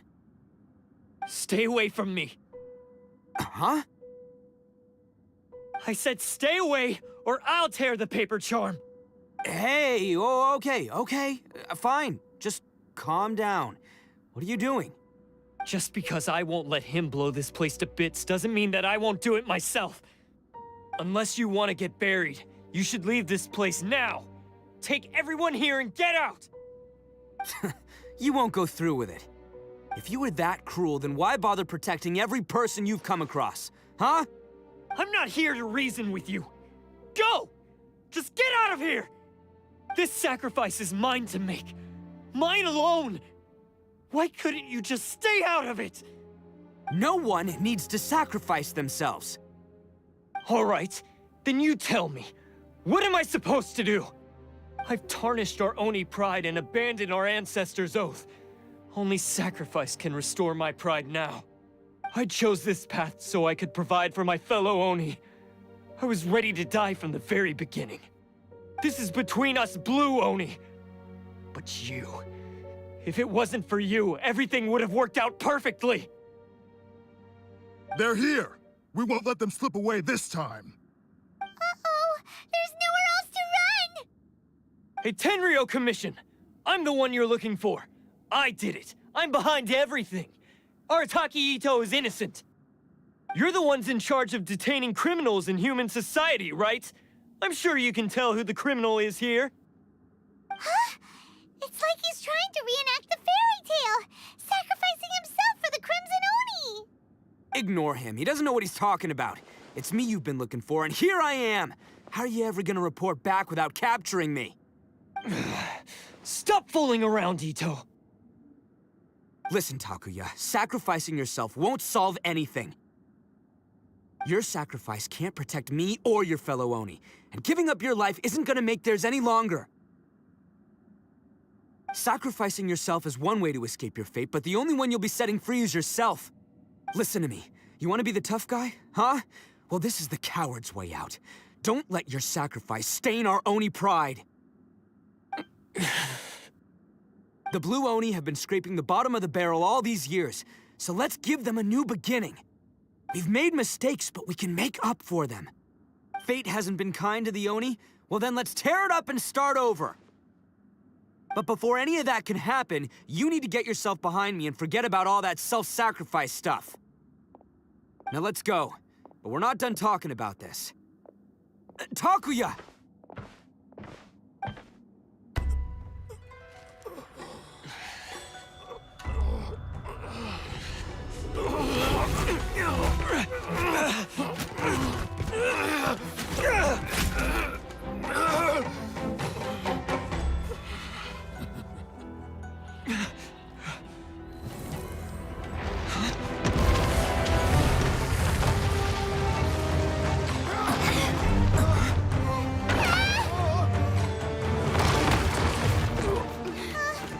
I'll take care of this. There are still people in danger. Go, help them. What? Hey, I got this. Come on!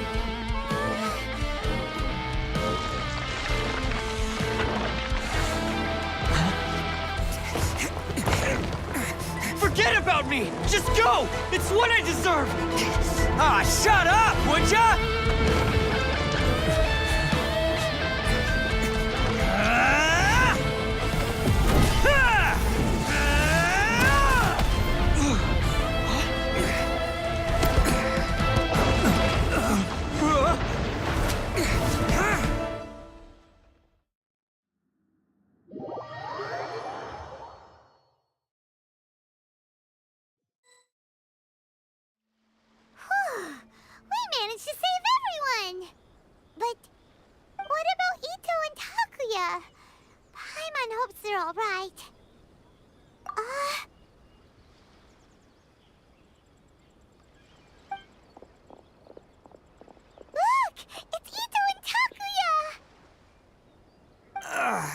That's gonna hurt tomorrow. Ugh.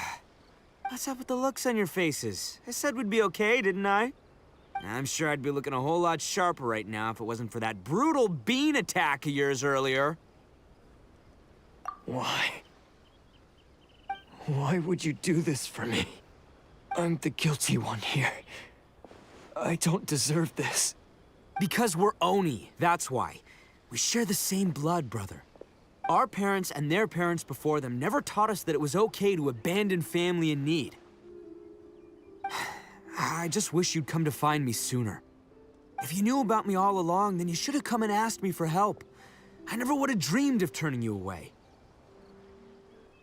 The Blue Oni disappeared so that they wouldn't bring trouble to the Crimson Oni. If I came to you for help, wouldn't that just undo everything the Blue Oni have done? Not to me. I've always respected the Blue Oni for their sacrifice. Nothing they did was in vain. It's only because of them that we have survived to see today, and built a world where Oni and humans can live side by side. Honestly, everything that I have now, I owe to the Blue Oni.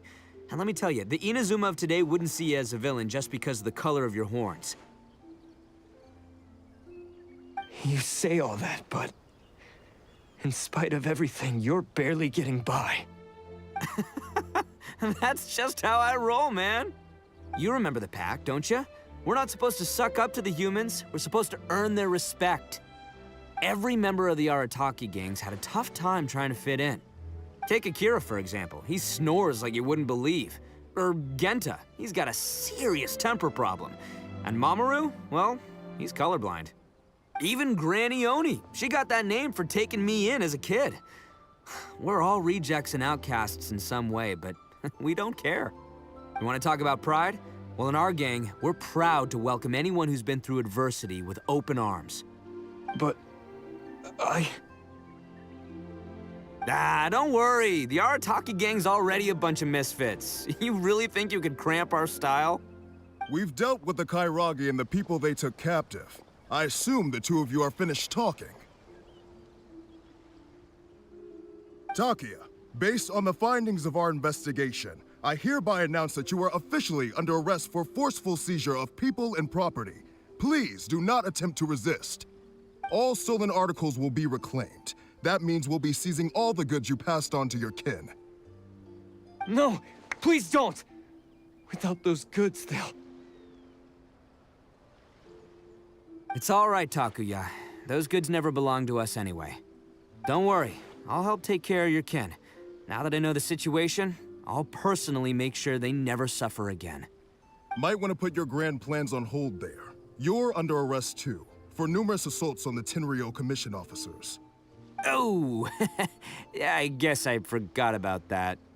But no worries, I'll put my gang on the case. My boys will take good care of the Blue Oni. Yeah, we've already arrested them too. Oh, right, yeah, That's what they get for resisting the Tenryo Commission. Yeah, I guess it's up to you then, Traveler. Could you be a pal and tell Granny Oni about the Blue Oni situation? Thanks. And thanks for sticking with me to the end. Once I'm out of the slammer, I'll find a way to make it all up to ya. As for you two, lending them your aid when you knew full well they were in the wrong means that the culpability extends to you too. But, given your unique circumstances, and in light of the complexity of this case, we won't press charges this time. Sorry for the trouble. Hey, wait! Are unique circumstances? Are these guys like a big deal or something? Oh, yeah, okay. Cool. Because I was gonna say, you know, like, I'm kind of a big deal myself, you know? Yeah, all right, see you next time. Whenever that'll be.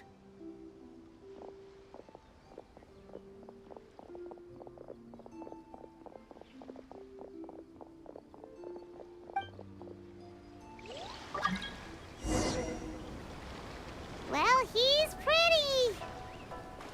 Weird. But at least he's not a bad guy.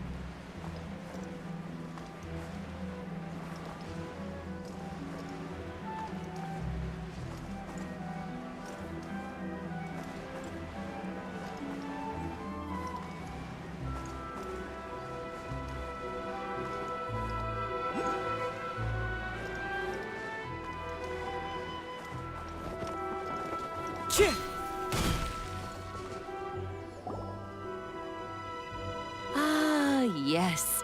That does sound like my Ito. So, did they take Uncle Ito away? Yes, they did. But don't be too upset, Daisuke. We will have the chance to see him again. He and his gang may have acted recklessly, but the fact remains that he still helped us. Yeah, I knew it! Uncle Ito helped us, and he's awesome! Now, don't get any ideas, Daisuke. Ito is a far cry from awesome. He still caused a lot of trouble for a lot of people. If you ask me, I'd say he's like one of those little Oni Kabuto you kids are playing with all the time. Though he looks fierce on the outside, he has a kind heart. He's not a delinquent, but he'll never back down from a fight. I don't really get it, but it sounds like a compliment.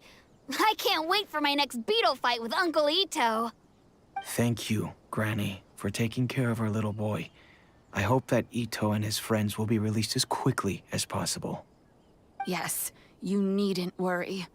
The officials in the Tenryo Commission will certainly exercise sound judgment. It's time we started heading back. We'll be sure to visit again soon. Ah, I'm glad that everything was resolved in the end. Things were looking quite dire, but now the future looks bright. Wonderful, wonderful.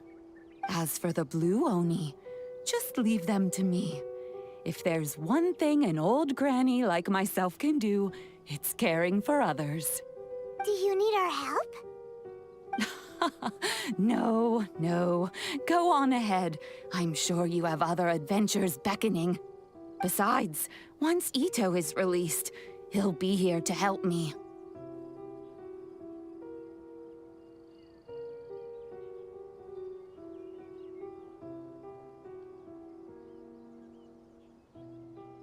Oh, yes. And you know what? I think that's what makes him adorable. Wouldn't you agree? He does whatever he puts his mind to. He's sincere, brave, and determined. Back when I took him in, everyone thought I was most unusual indeed. They started calling me Granny Oni. But I've never been ashamed of this name. On the contrary, I'm quite proud of it. Because Ito is my pride and joy. A long, long time ago, in a village lost to time, there lived a Crimson Oni and a Blue Oni. They were the best of friends.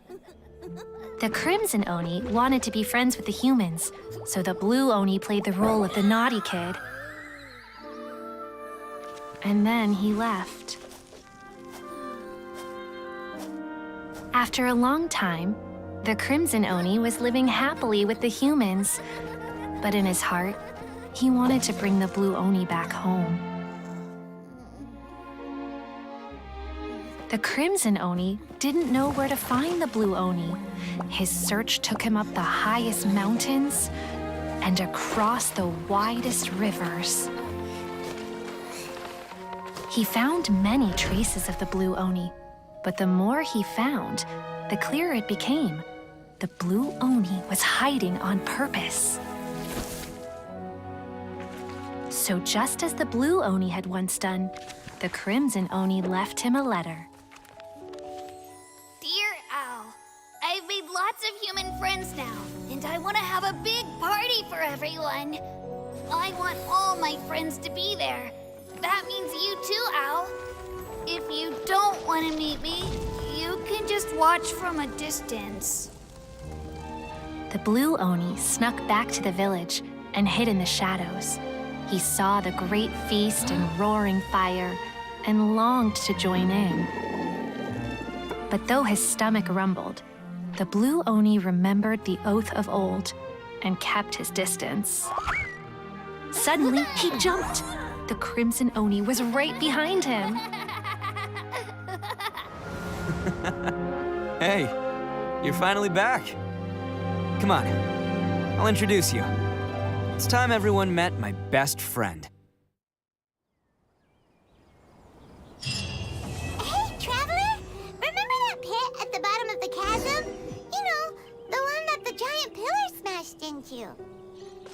Paimon took a quick peek before we left last time.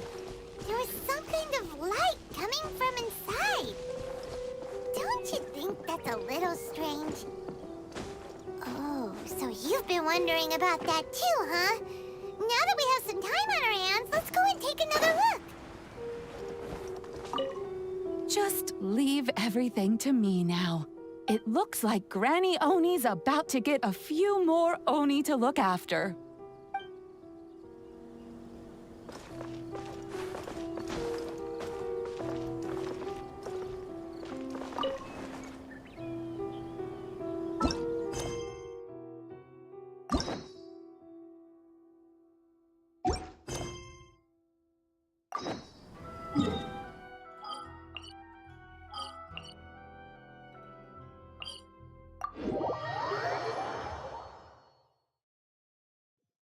Whoa.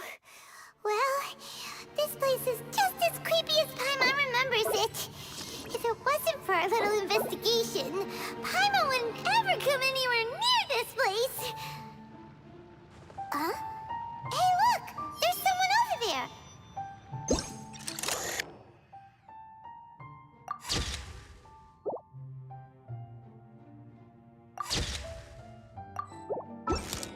Time to go.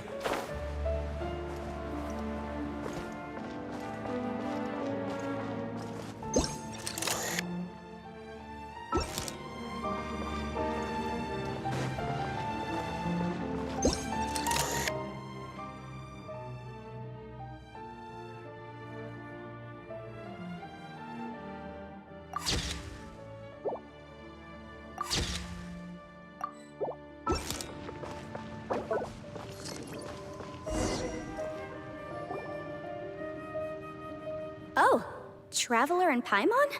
I didn't expect to see you two here. Yampe? Shouldn't you be at work in Liyue Harbor? What are you doing out in the middle of nowhere? Well, to be perfectly honest, this case is a little out of the ordinary. In fact, this is the first time I've ever witnessed the bottom of the chasm. Oh, but before I forget, could you do me a favor, please? If anyone happens to ask about me or my present whereabouts, just tell them you haven't seen me. Huh? What are you talking about? No, it's not like that. Look, it's quite a long story. So if you could, please just cover for me. I'll see you later.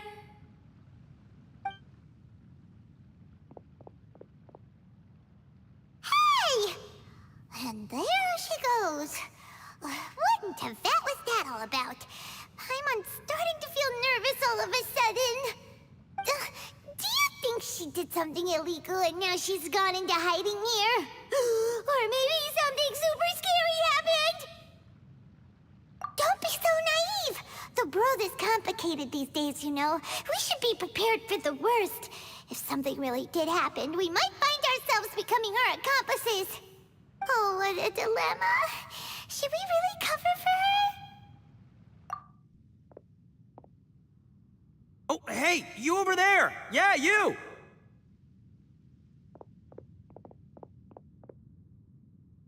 Someone's coming! But that voice sounds pretty familiar.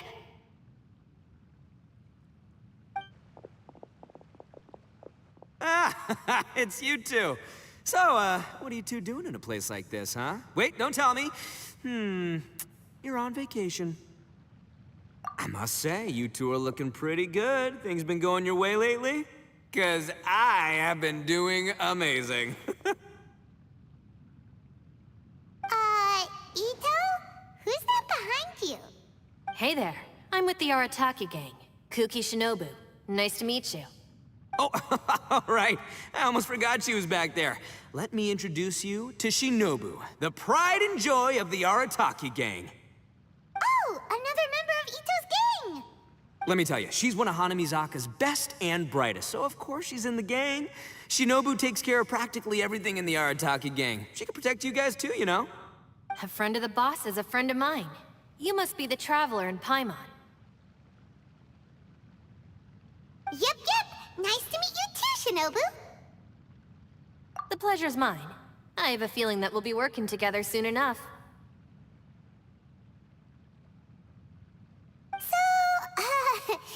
Well, if she's the one that takes care of everything in the gang, then doesn't that kind of make her the gang's real boss? Are you kidding? Of course I'm the boss. To the four corners of Teyvat, there is only one boss of Hana Mizaka's legendary Arataki gang, me. Okay. Paimon gets the dynamic now. A useless boss with an ultra-capable subordinate. Hey, you know what? Forget it. The average person couldn't possibly understand the dynamics of the Arataki gang. As the leader, I can't let myself stoop down to your level. Anyway, have you seen a pink-haired legal, mage lady? Wears a goofy hat, knows everything, kinda short. Uh-oh. Her name's Yanfei. She's a legal advisor from Liyue. I thought perhaps you two would know her. Oh, no. We haven't seen her. We don't know this person at all. Aha! So you have seen her! No, what gave you that idea? Paimon didn't say anything! Aw, look at you getting all antsy. Seems I was able to get to the truth after all. When someone is lying, their eyes often start wandering subconsciously. Anyway, don't worry. I assure you we don't have any ill intentions. So, you guys know Yanfei? Well, she, kinda saved my life, so... yeah, you could say we've met. She saved your life? Wait, hold on. What are you two doing in the chasm anyway?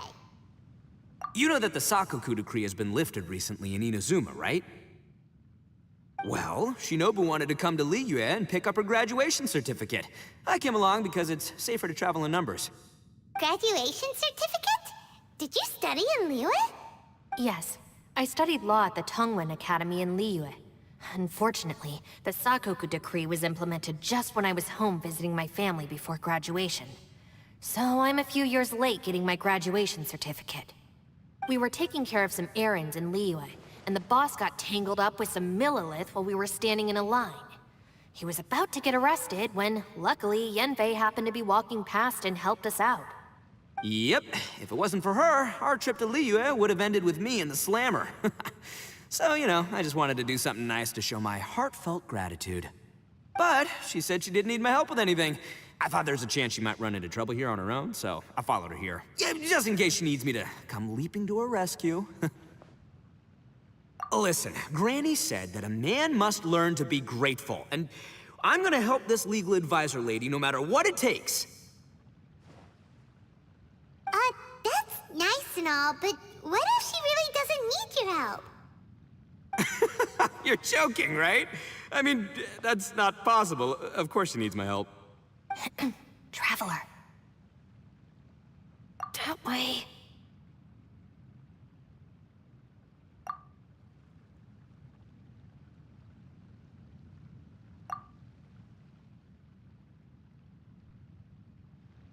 Ah, great, thanks. I'll go after her. Shinobu, time to roll. Fear not, my savior. Ito's coming to your rescue! Appreciate the help. Until next time. Traveler, did you just send Ito the wrong way on purpose? Huh. Shinobu seemed pretty sharp. Paimon doesn't think you can pull one on her like that. Or maybe she knows that Ito can be a big nuisance, so she's trying to stop him from bothering Yanfei. Oh, if that's the case, then wow, she really knows how to call the shots. Well, at least this way nobody will be bothering Yanfei. If we run into her again later, we should let her know that we helped her out. All right, now let's go take a look at the crash site from last time.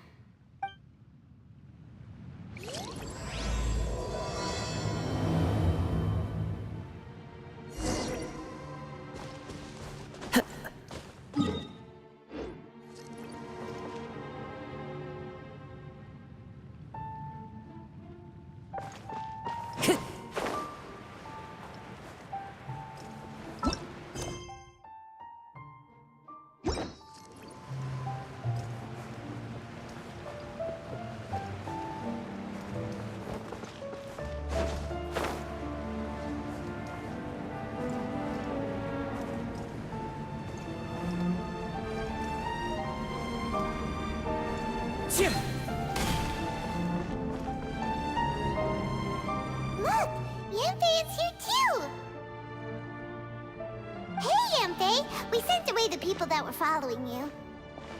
Oh, good. Thanks a lot. The guy with the weird outfit seemed super outgoing.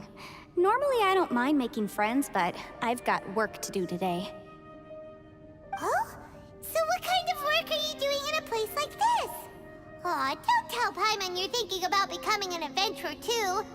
Well, as a legal advisor, sometimes I also have to travel in person. I came to the chasm to deal with a will. A will?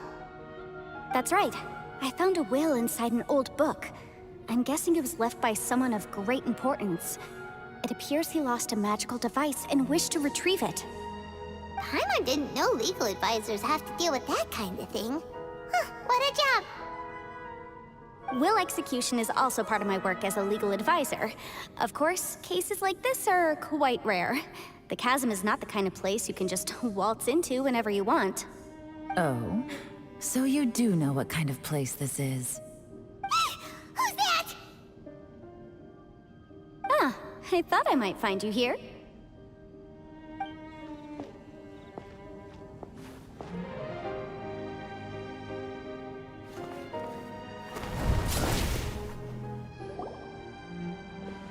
Whatever case you're working on in the chasm, I'm sure Liyue's top legal consultant can handle it without my input. Huh, that's funny. I thought we'd established that my legal opinion doesn't count for anything when Yelan's around. Who is she? This is Yelan. Liyue's, well, let's just say she works in the Ministry of Civil Affairs. I can at least say that much, right? Anyway, she's a friend of mine. Sure. Coincidentally, I have something to do here as well. Seems chance has brought us all together. You may not know me, Traveler in Paimon, but I've certainly heard about you. You're all here on business, and it's my job to monitor the chasm. According to regulations, I should accompany you. But, as it turns out, I have other things that require my attention. I'm afraid I can't join you this time. You may go about your business. Just try not to make a ruckus. Oh, that's most unfortunate. I was about to ask for your assistance. Could you spare a little time to help me take care of this will? For old time's sake? I don't know. Depends what's in it for me. Fair enough. I suppose even a guide needs to get paid. It just so happens that Madame Ping gave me some nice tea. I'll treat you to a cup if you agree. Why don't you tell me a little more about how you got here first? Then I'll... Hey, you! Ito? What is he doing back here? I know what you two did. You really tried to throw me off, didn't you? Well, and I thought we were buds. That's close enough. Huh? Who are you? Sorry, this area is part of the chasm. It's closed to the general public. Are you kidding me? I don't see any warning signs or fences. What gives you the right to keep me out? Kid, where there's real danger, you'll never see a warning sign.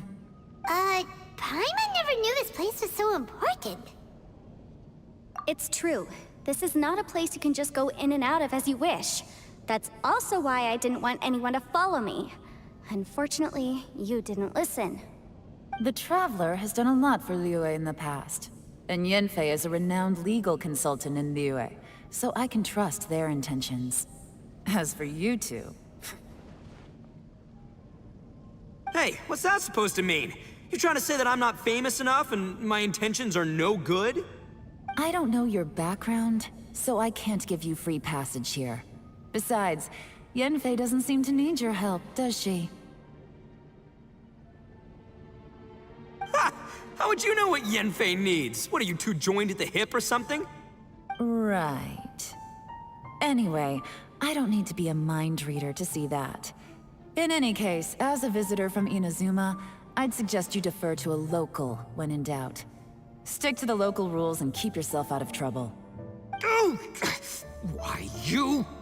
Please, try not to be so impulsive. She is right, you know. Uh-oh. Things are starting to get a little heated here.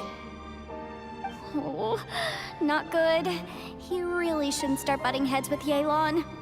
It's true that we don't know anything about the unique conditions of this place, so we'll heed your advice and leave immediately. But if this really is a dangerous area, seriously, you should put up a sign. Thanks for the suggestion. I'll consider it. Oh yeah? And what if we don't leave, Boss! Then, I'm afraid things might get unpleasant. Is that so? You really think you can take the two of us? Wow.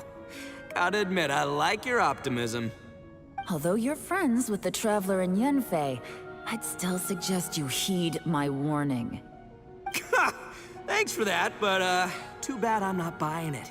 If you're so strong, then why don't you show me what you got? Hold on, boss. There's no need to start a fight here. Oh no, I'm going in whether she likes it or not!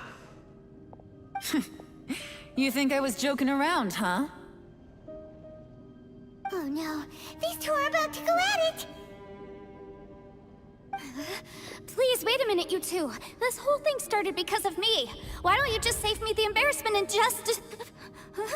Huh? Oh, it's a... Ah! Hey, stop trying to change the subject. I'm gonna, huh? Huh? Ah!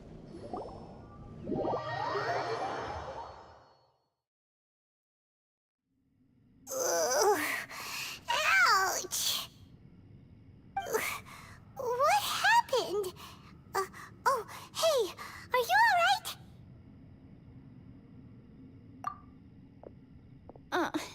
Ow. Putting my books under me to break the fall didn't help at all. This place. Where are we?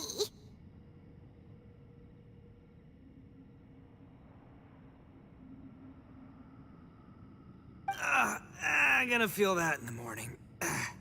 Hey, Shinobu, Traveler, and my savior. Is everyone okay? Well, this is an unfortunate turn of events. Hey, so, how far down did we fall? It seems the ground collapsed during our little confrontation up there. Perhaps because we triggered the elemental forces. Well, don't look at me. If you weren't so rude, maybe I wouldn't have gotten mad. Who can put up with that kind of dude? It's my duty to stop intruders from breaking into important places. If telling the truth sounds rude, then I'm afraid you're just a little too fragile. Hey, life's too short to give in all the time. Boss, I'm afraid you're not going to win this argument.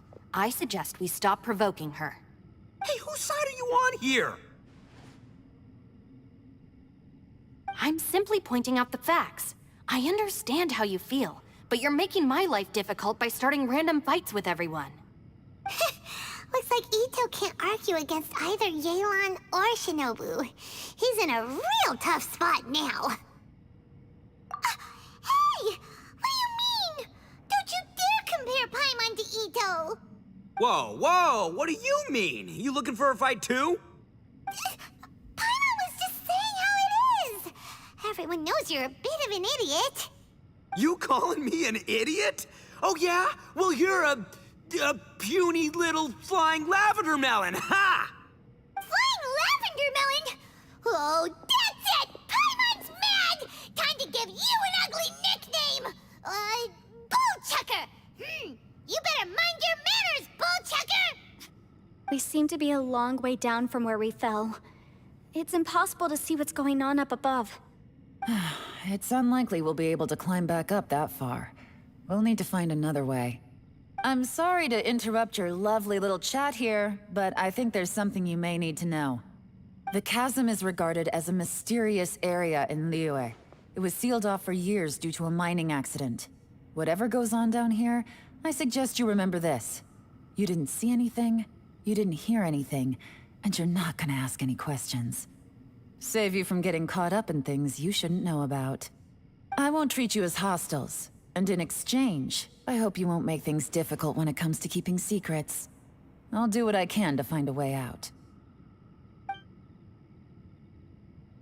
Huh? Well, where does she think she's going? Like she said, to search for an exit. Chances are that Yelan is the best among us at survival and handling emergencies. We should just let her go. I'm afraid I must apologize. I don't typically disclose details of a client's will to third parties, which is why I couldn't tell you the truth. I'm sorry. I came to the chasm in search of the Fantastic Compass, which is mentioned in the will. Many years ago, my client gave this magical device to someone ambitious, hoping that it'd be handy in times of need. According to an eyewitness account, the person who received the device took it into the chasm and has been missing ever since. Throughout history, many wars have been fought in the vicinity of the chasm. Even if that person died in one of the wars, I still wish to do my utmost and find the device and fulfill the client's wish.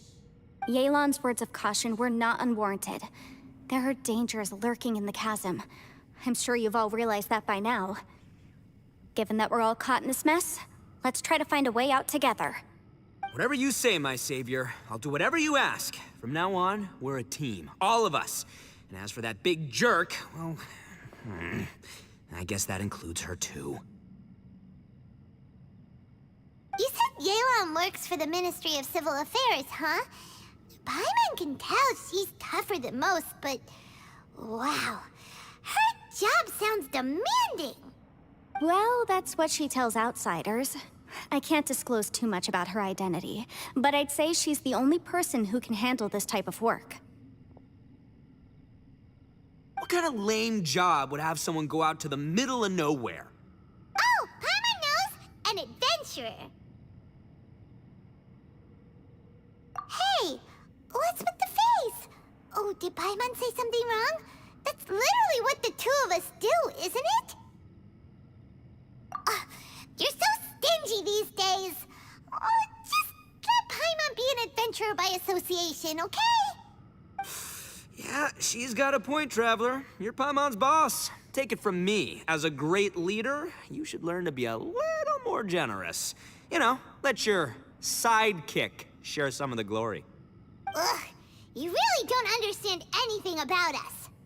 Paimon, don't take him too seriously. He's just joking. For the sake of Shinobu, fine. I'm the boss, so I'll let it slide. Perhaps this was another sealed location, but an undocumented one. What could be in here? I've got some food and water on me. If anyone needs some, just let me know. Great! You know, Bullchecker, you may not be the sharpest tool in the shed, but your subordinate here seems super capable and reliable.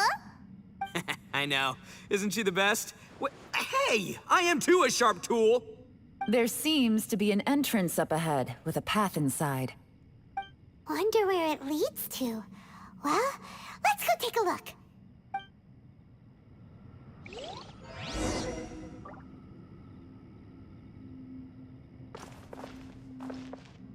Nice and spicy.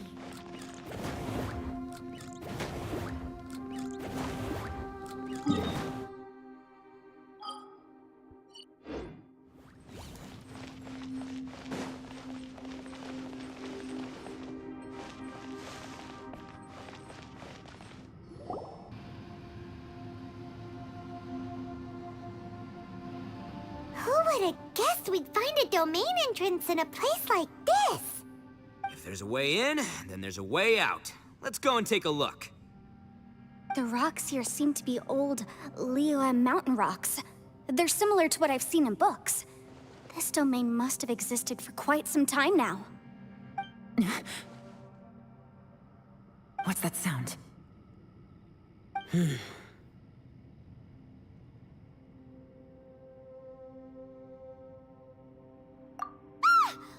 Oh, it's Xiao. Conqueror of Demons? What are you doing here? Oh, I came down from above. I heard a noise, so I followed it here. So you're not here by accident. Wanna team up? No, I have something else to do. I'm looking for someone. You shouldn't be here. I would urge you to go back as soon as possible. Well, that's Shell for ya. Shows up without a warning and disappears without a trace. Huh. That guy looked pretty tough. Maybe almost as tough as me. Seems like a solid dude. Seriously, Bullchucker? Where do you get your confidence from? Should we really be letting him go off on his own? Oh, he wouldn't listen no matter how much you tried to talk him out of it. He is super tough though, so don't worry about him. Everyone, keep your eyes and ears peeled from here on out. We don't know what lies ahead, so we have to be ready for anything. Oh, look, I'm happy to say we're all on the same team and everything, but could you cut the little speeches and the whole follow the leader act? I, for one, think I should be able to look after myself. Boss! Okay. Besides, Yelan is just looking out for everyone. You know, Bullchucker, you're a guest here, so maybe try to get along with everyone. Ha! Please, you're not a local either, flying lavender melon. So stop trying to sound like one.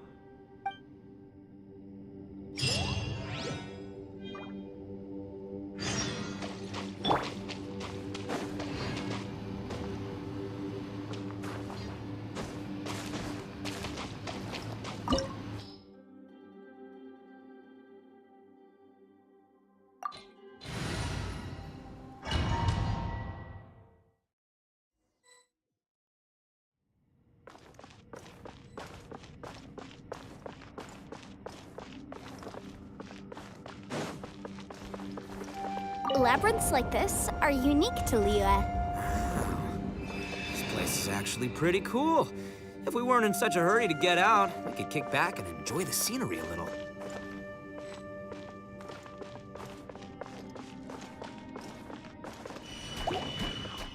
No, my sword!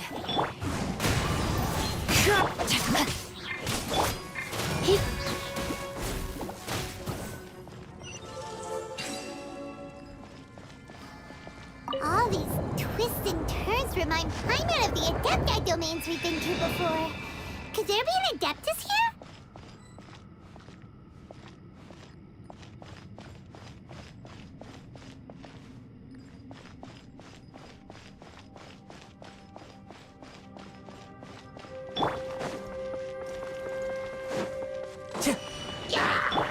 Surrendering. One with nature. Rain outlines your fate.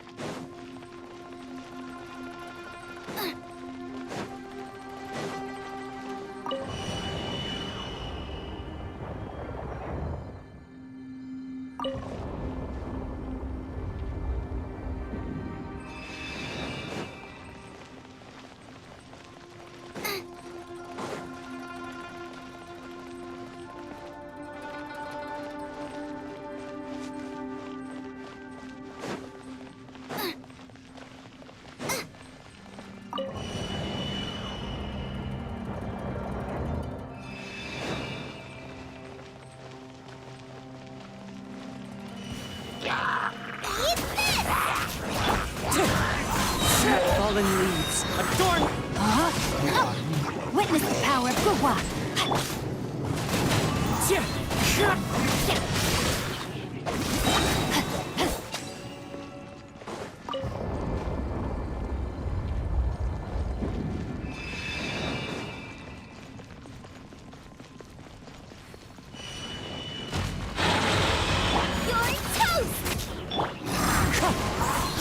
Let me weave you a verse.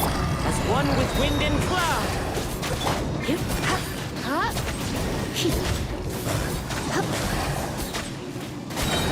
Let's spark things up. Rain outlines your...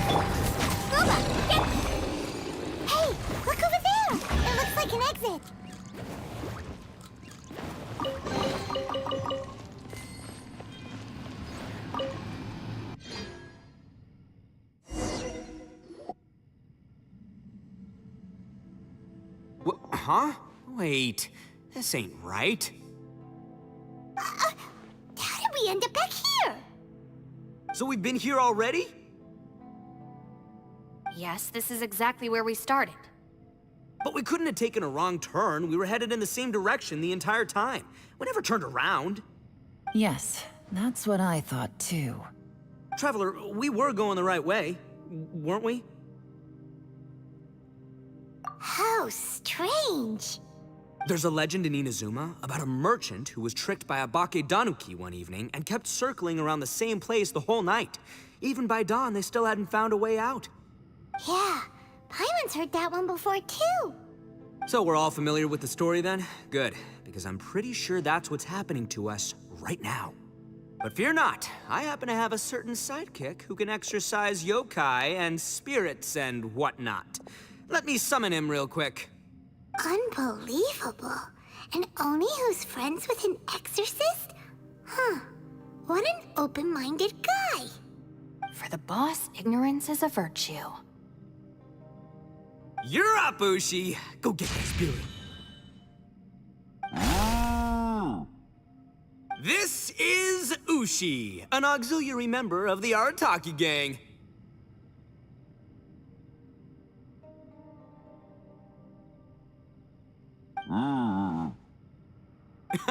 Oh, Ushi says hello, everyone. You can just call him Ushi or Beefcake. Yeah, he's got a keen sense of direction, so I'll let him lead the way. I didn't know gangs could have auxiliary members. This does not have the trappings of something that's gonna work. You're telling me. All right, go, Ushi. Go find us a way out of here.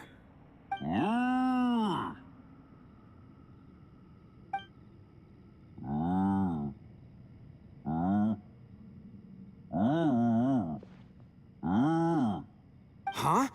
What's that? Oh, really? Oh, no way. What's wrong? Ushi says he searched everywhere, but there's no exit. That doesn't add up. If we were able to come in, then there must be a way to get out. Here, let me take another look. Has anyone else noticed this? We initially thought we fell here from above. At that time, there was a way out high overhead. But now, it seems even that exit has disappeared. Inexplicable, if you ask me. It seems there's more than meets the eye with these underground structures. I'm gonna take another look around. Everywhere we look, there are just more and more rocks. Maybe we've just misremembered. Maybe this isn't the place we started from. What? You scared now? No, Paimon's super brave. Oh, yeah? Well, Ushi also thinks you're scared. It's okay. Don't be scared to admit you're, scared. You've got us here to protect you. We can't just sit here twiddling our thumbs. Let's keep looking for a way out. Shinobu, you stay here with my precious savior. I'll take the Traveler and Paimon with me. Got it. Be careful, everyone. Please, there's no need to keep calling me savior, just Yanfei is fine. Mr. Arataki, it seems that as the head of the Arataki gang, you possess a strong sense of leadership. Ah, too kind, too kind. And just call me Ito. Since we're a team now, we should have each other's backs.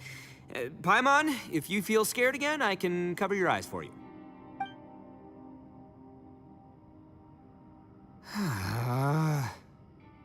Seems there's really no way out. I can't shake the feeling that there's something off about this place. Boss, did you guys find anything over there? Not only that, I could have sworn I saw some shadows moving a second ago. This place better not be haunted. Probably not the right time to ask this, but Paimon just can't help it. Ito, you're an Oni. Doesn't that kind of mean everywhere you go is haunted? No, ignore the red horns, okay? I'm talking about spooky, floaty ghosts. Now you see them, now you don't kind of haunted. Ito, are you afraid of ghosts? Oh no, boss. You've been found out. What? Me? No way! What, are you kidding? Stop joking around. Seriously, though. Looking at you, Paimon suddenly doesn't feel scared anymore. Hey, Bullchucker, if you're scared, Paimon can cover your eyes for you. Maybe I should make better use of my time.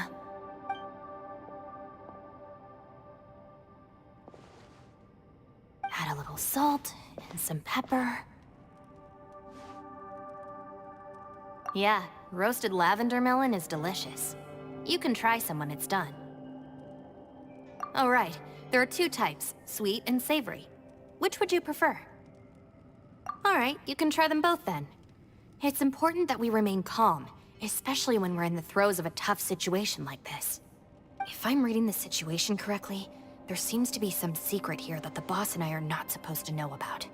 But don't worry, I'll distract the boss while you discuss things with the others. Oh, I thought I smelled something cooking. Would you like some, Yunfei? Thank you, but I'm not hungry. You guys go ahead. Oh, and by the way, I haven't seen you in a while, Shinobu. Yeah, it has been a while, hasn't it? The last time I saw you was when you taught one of my classes as a substitute while I was studying in Liyue. Substitute teacher? Ah, yes, now I remember. It was during winter, wasn't it? Yes, I remember everyone said your lecture was very interesting. Now that I think about it, I should call you Senpai. Ooh, I like the sound of that.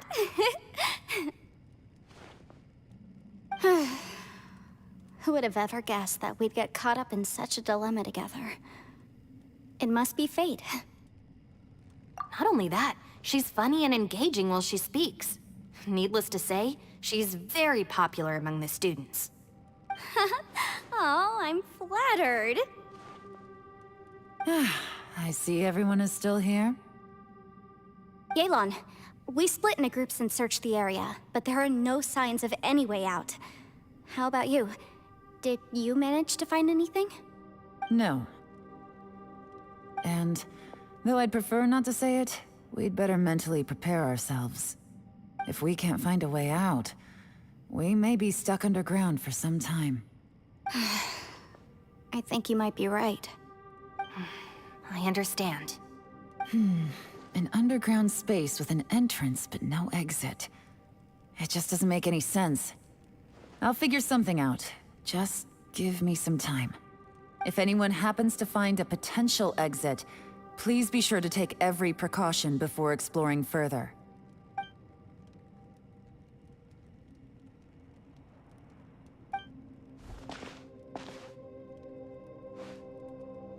Hey, Traveler, what's with the serious face? Do you have a plan? Xiao! Oh, right! Do you want to get in to help us? Sure! Let's give it a shot!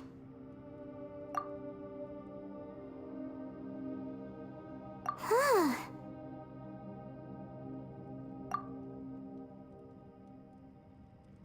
Huh. No response. Paimon thought Xiao would come no matter where we are. Oh no, does that mean even Xiao can't sense our presence here?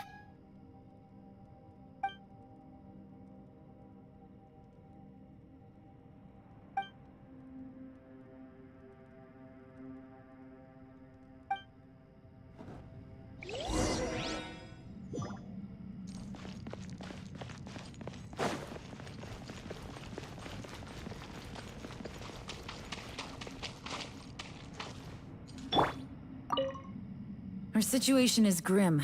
There doesn't appear to be a way out for now. We should be prepared to stay for a while. Fortunately, we don't seem to lack supplies, and even our motley crew has people who can keep their cool when the stakes are high. Just focus on taking care of yourselves. I'll figure out the rest.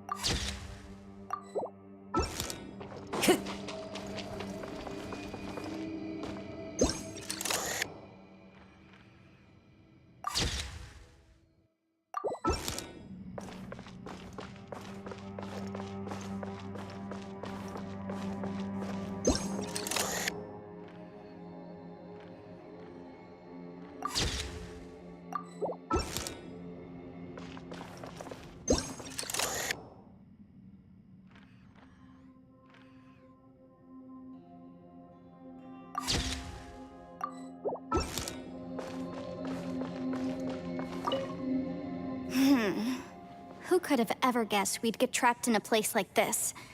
It's quite the predicament. For all the studying I've done in my life, all I know is how to land people in prison. I don't know the first thing about breaking out of one. I've even made a contract with my father to live a happy life.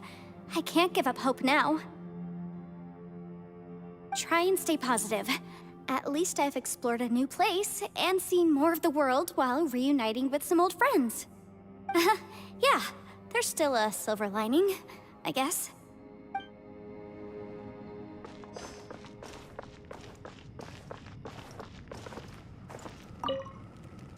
That's it. I want to take another look. And this time, I, Arataki, the one and only, will... Boss! Whoa, whoa. What's up, Sourpuss? Time for some roasted lavender melon. Huh? We're trapped in a life and death situation underground, and you're telling me it's time for roasted lavender melon? Interesting. You hear that? Ushi says you're completely right. Wait, hold on. Whose side are you on, Beefcake? It's important to stay replenished. We must keep our energy and morale up in preparation for facing the unknown. Even Ushi knows that. Fine, you two... hey, are you already eating? Well, hold on. Is it still warm? Oh, that does smell good. Fine, yeah, we'll have a quick snack, and then we'll keep looking for a way out. Hey, don't eat them all! Leave a couple for me!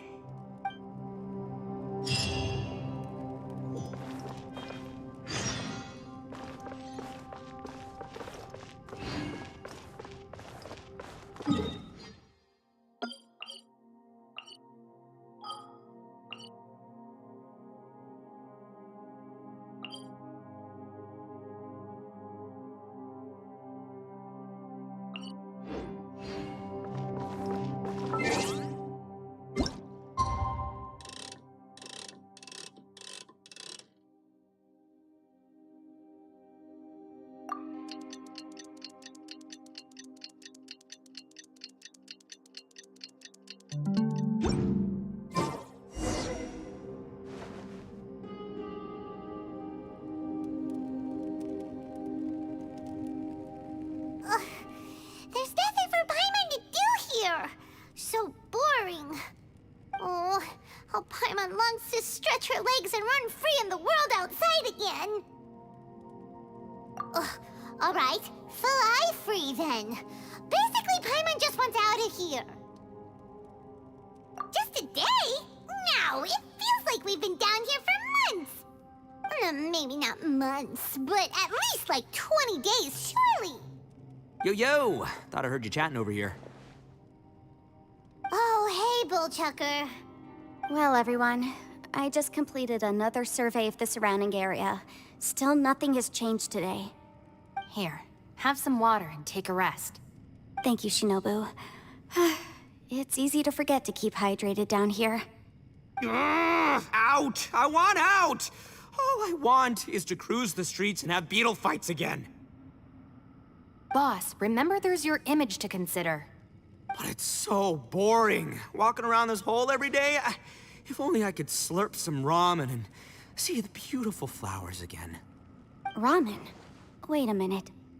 Speaking of ramen, Traveler, are you hungry? I'm not hungry either. But let me pose the question this way. Who is the biggest eater among us? It's definitely not me.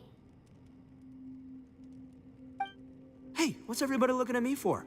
Well, it's definitely not me. If anyone, it's this one right here. Huh? What are you looking at Paimon for? Paimon, are you hungry? No. Paimon's not hungry. Why do you ask? If that's the case... Huh? What am I missing here?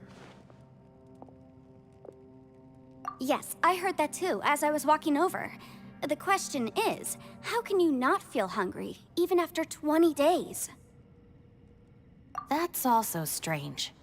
Of course, everyone has different perceptions of the passage of time, but how could one person feel like it's only been 1 day and someone else 20 days?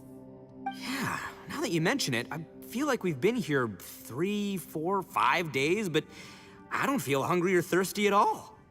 Although I cooked some food, it wasn't because I was hungry. I just wanted to keep our spirits up. I was planning on saving our rations so we could survive a few more days, but I haven't really felt hungry since. Now that I think about it, not only am I not hungry, but I don't feel any real signs of fatigue either. Whether I sleep or not doesn't seem to have any effect on how I feel. Yes, I concur. Resting doesn't make me feel more refreshed, and staying awake doesn't make me any more tired. Very peculiar. It's almost as if our physical state has been suspended. The more you say, the scarier it sounds. Paimon doesn't even want to think about it.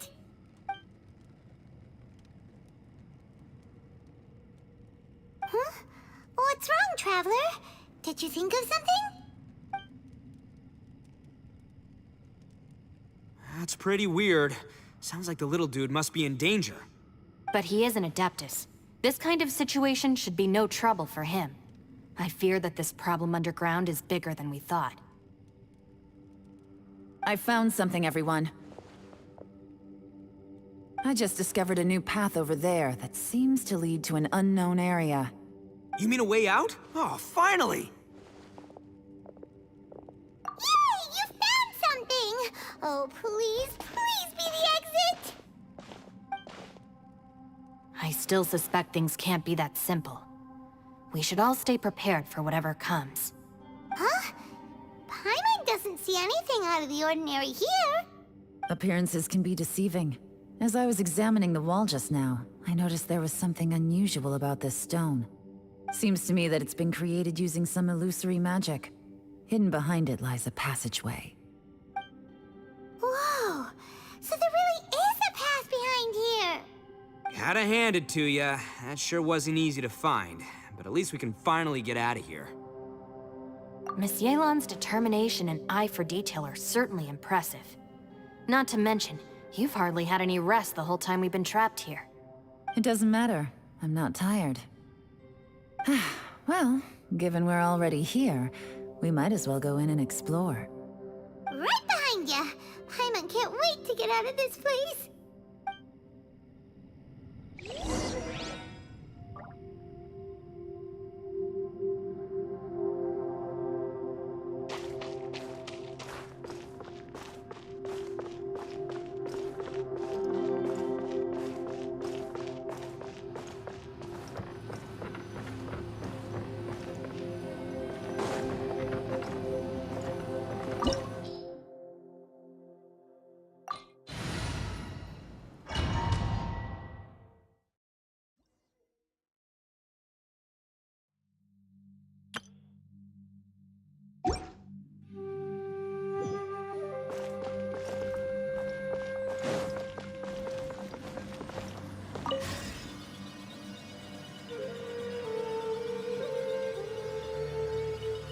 Lucy, is that you?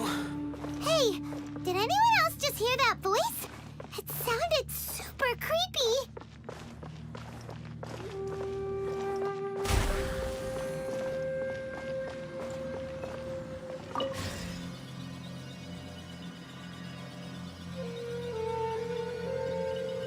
No. Yes. What? Get me. Top fight. Is some sort of battle taking place here? I wonder who could be involved. No, my sword!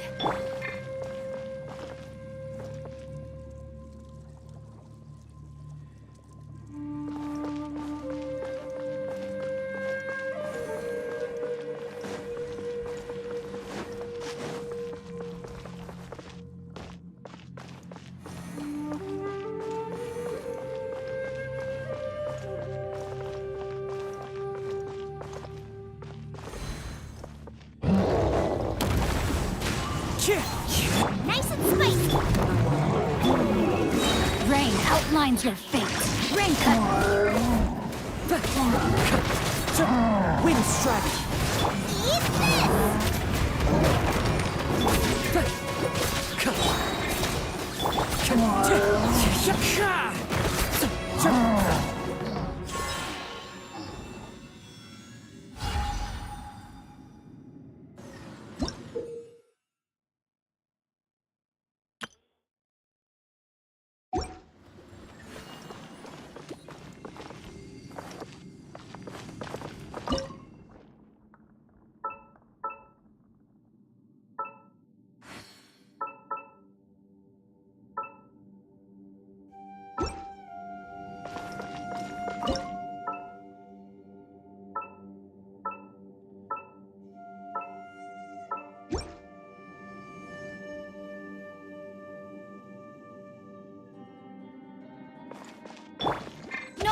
sword!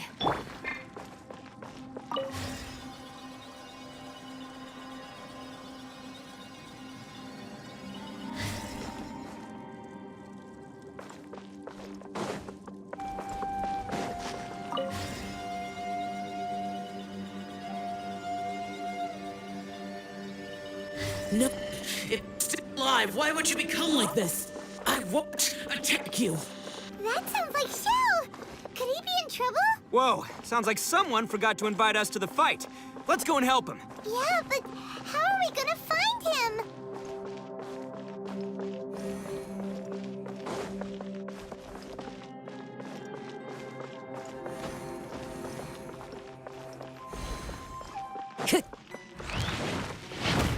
Into the wind. Fallen leaves. Thorn my... Let me weave you. No, my sword! Surrender in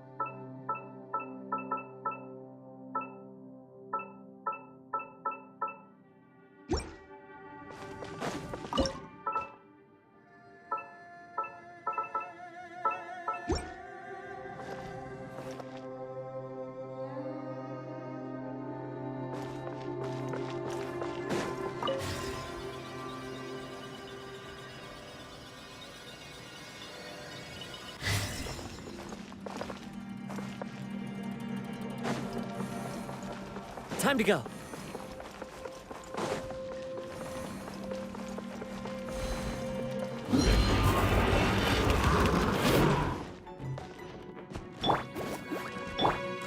The wind knows me. Ring cutter! As one with wind and cloud. Into the wind. Right, Pam, into the fire! I let my guard down.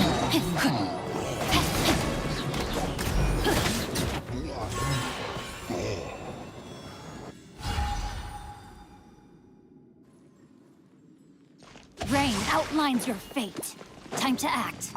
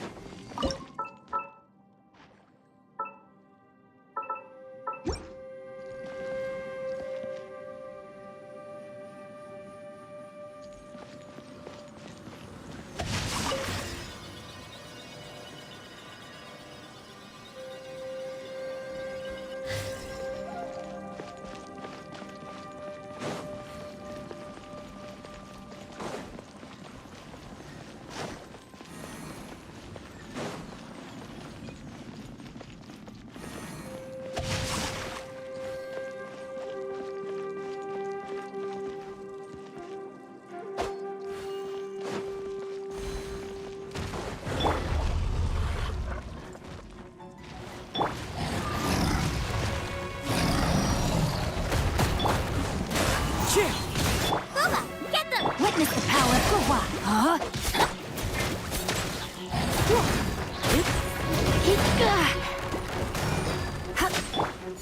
toast!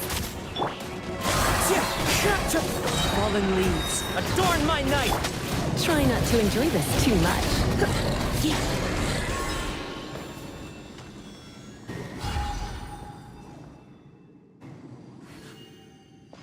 Rain outlines your...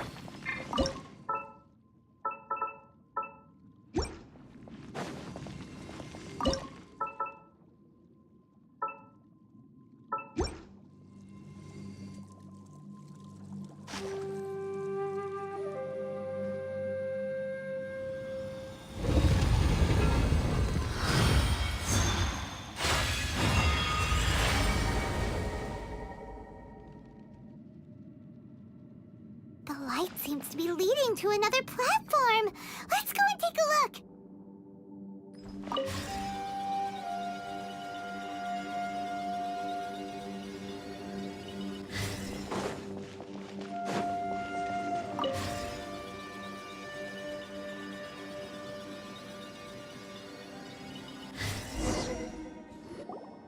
The ground has dissolved? What's down there? Is that little dude called Xiao down there? We gotta help him. Hold on. Something's not right here. What's this? It appears to be a small fissure. What can you possibly find inside? It can't be a living person, can it? Conqueror of demons? Xiao, is that you? Quit trying to scare us, okay? Huh? Wait, is this some kind of illusion? Paimon can't touch him! Conqueror of demons, can you hear us? Hello? Little dude! Anyone home? He isn't responding. What's going on here? You. Oh, he finally said something! Oh! We followed your voice and found you here, but it's kinda strange. We can't touch you. How did you become an illusion?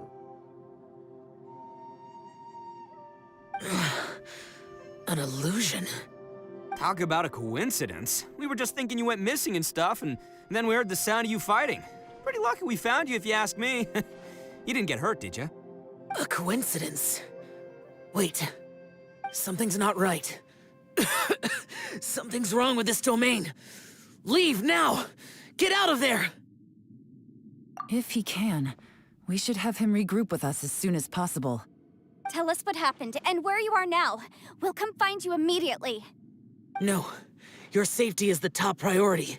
It seems this space can... Huh? He disappeared. Where'd he go? It sounded like he might be injured. We need to go help him. It seems the only option we have to explore any further is through that entrance over there. Huh. He's injured and telling us to be careful? It's not like we're in any danger here. Anyway, the secret behind whatever's going on should be in this cave, right? Don't worry, little dude. Ito's on the way! Boss, please don't go charging ahead. You're an Oni, not some hunting dog. Don't worry, I'm invincible! Oh, my butt! Looks pretty deep. Be careful, everyone.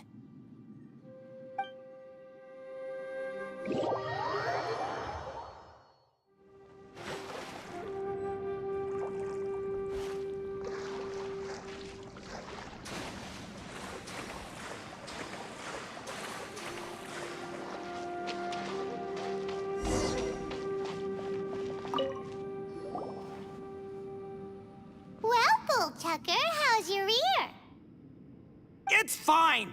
Ugh. My butt is tough! Go ahead, you can cry if it hurts. I promise I'll try not to laugh. What do you mean, try not to laugh? You should be feeling some serious sympathy for me right now. But wouldn't feeling sorry for you be a violation of your dignity? Besides, it's harder not to laugh when I'm not the one in pain.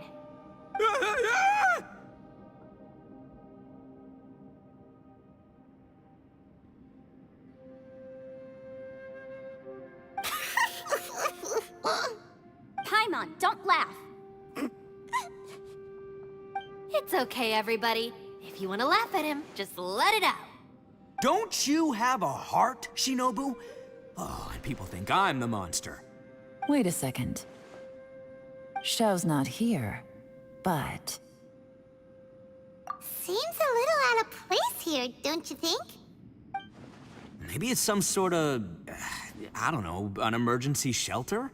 There was a picture book I read once that said nice people sometimes build cabins in dangerous places so that anyone in trouble can take shelter inside.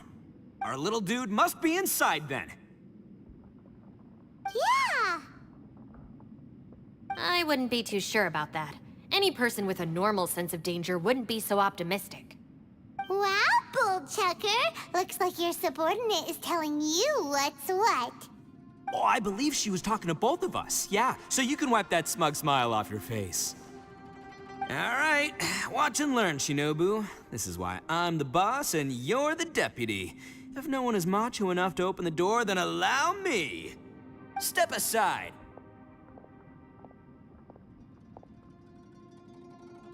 Once this door's open, we are out of here.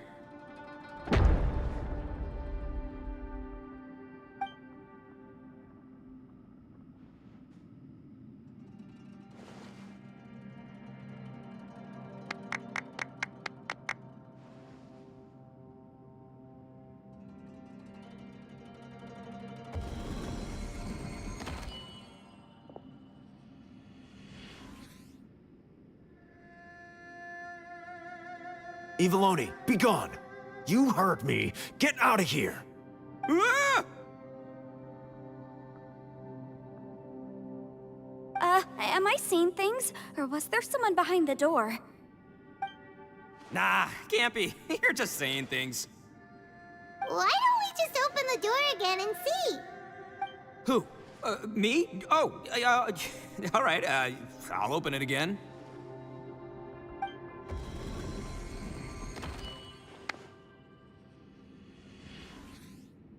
All you do is goof around all day. You're a bad influence to our child. Be gone! Those people are carrying bowls. Bowls full of beans. What's that all about? People throw beans to drive out Oni. Boss is an Oni, so they throw beans at him to get rid of him. Gave me the fright of my life. What are people from Inazuma doing in a place like this anyway? Calm down now. You're a person from Inazuma too, you know. Hey, let's get one thing straight, all right? I'm not a person, I'm an Oni! Right, but that's not the point. The question is, does this door lead to Inazuma? Huh? How could that be possible? Ugh, this place is so weird. Paimon's starting to think it really is haunted. You guys go right ahead. I'm not opening it again. So, who's up? Oh, how about Paimon? Why don't you open it? No way! Somebody else do it. Paimon's scared. All right, I'll try. That's our Shinobu. Now, don't let whoever's behind that door push you around, okay? All right, let's see what's behind the door this time.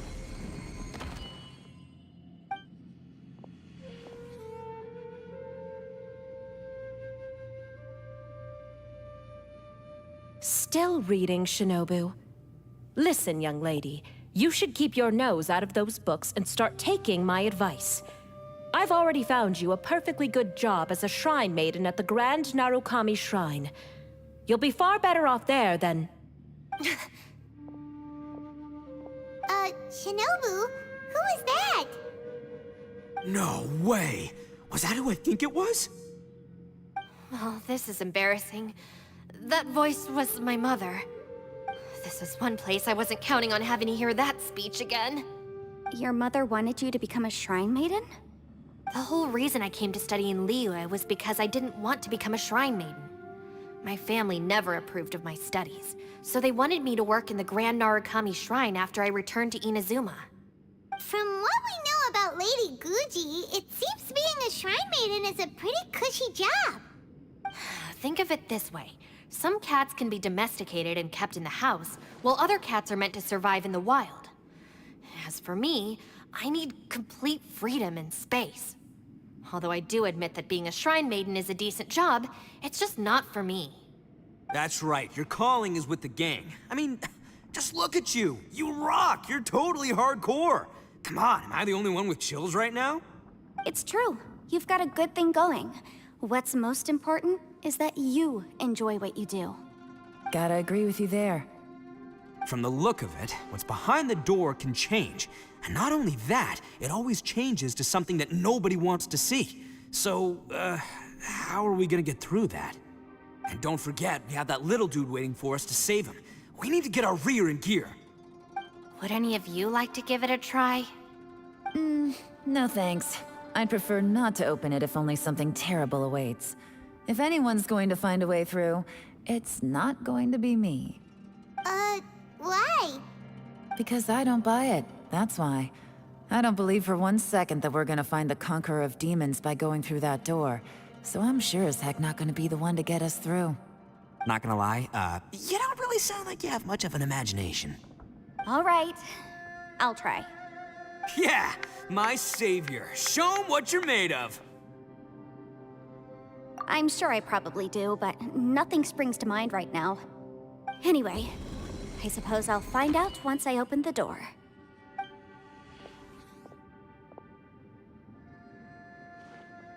You old geezer. Out of 8 pounds of salt, today you gave away 3 for free, sold 2, and exchanged 3 for booze. How much money did you actually make in the end? Huh? But didn't you tell me to sell things as I pleased?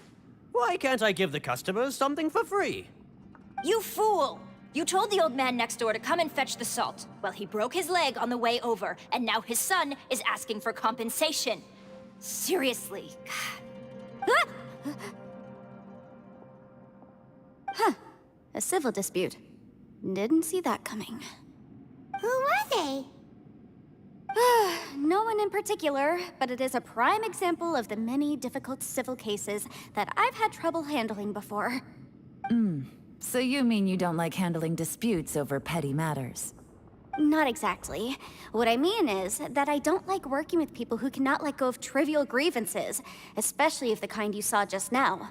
They start with good intentions, but end up making a big fuss. It's not long before those good intentions plunge into injury and accidents. It's always a shame. It's my desire to solve problems for people. That's why I became a legal advisor. It just seems that I still can't fully comprehend the complicated minds of some people. I understand what you mean. The human mind is probably both the most complicated and tragic of things. I suppose there's no need to discuss this any further. Does anyone else want to try the door? Don't look at me. I told you, I'm not taking a chance with that thing. Come on, Yelan, we're a team here. If you're not gonna try, then at least give us a convincing reason why. In that case, let me be perfectly clear. I serve Ningguang, the Tianxuan of the Qixing. The scope of my work includes some of Liyue's biggest secrets.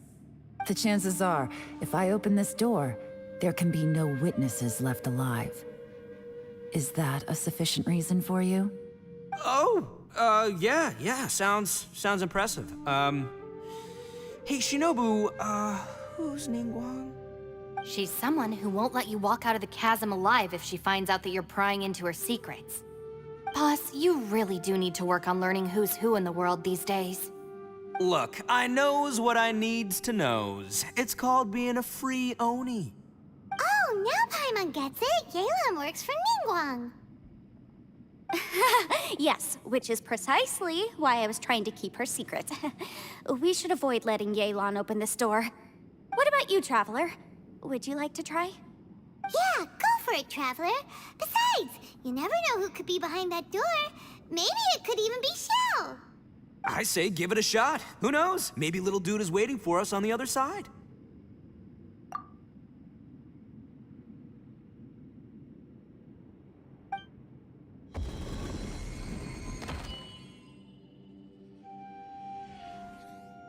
So, wait. What's Paimon looking at?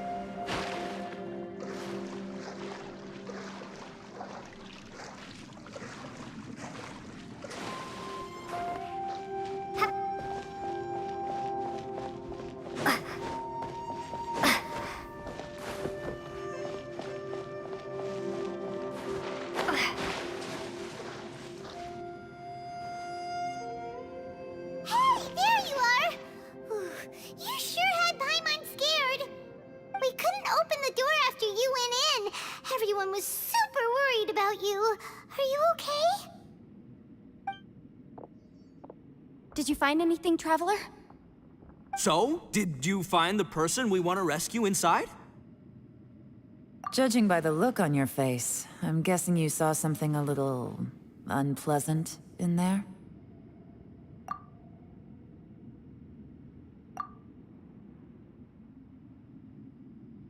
Huh? How could that be? Don't worry. Paimon will keep searching for him with you. Cheer up! Stupid door! I'll smash you to pieces!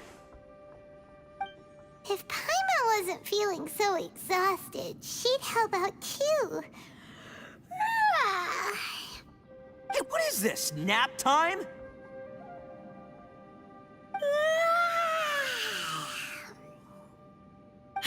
So let me get this straight. Not only did we not find Xiao through that door, we saw all the things that we wish to avoid. I'm starting to have a very ominous feeling about this domain. It's constantly changing, and its changes seem to be targeted at us. Huh? What do you mean? I feel the same way. We need to watch our every step. There is definitely more to this place than meets the eye. I concur. We came here following the Conqueror of Demons, but we ended up only finding a strange door. The things we've encountered on the other side of that door are equally strange. It shows us whatever we fear the most. We're in a space that defies common logic. On top of that, I'm starting to feel tired after that experience. But I thought we'd established that getting tired doesn't happen down here. The phenomenon hasn't reached a lethal stage just yet. Otherwise, we would have starved to death without eating for so long. I'm starting to worry that we're being affected by the changes in this space. In order to avoid the sudden accumulation of hunger and fatigue, we should eat and rest regularly from now on. Paimon suddenly feels exhausted. It's really tiring going through all this. Now that you mention it, I'm starting to feel tired too. No, it's all just an illusion! I will not let my mind play tricks on me. Paimon's whole body just feels so heavy now. According to the current evidence, it seems our physical condition was suspended in this space before, which granted us immunity to the effects of fatigue and hunger. But now it seems that mental fatigue is unavoidable. Though we have yet to locate the Conqueror of Demons, I suggest we go back and get some rest. It'll be difficult to rescue anyone if we're on the verge of collapse ourselves. She's right. Hey, Lavender Melon, you okay? Want me to carry you?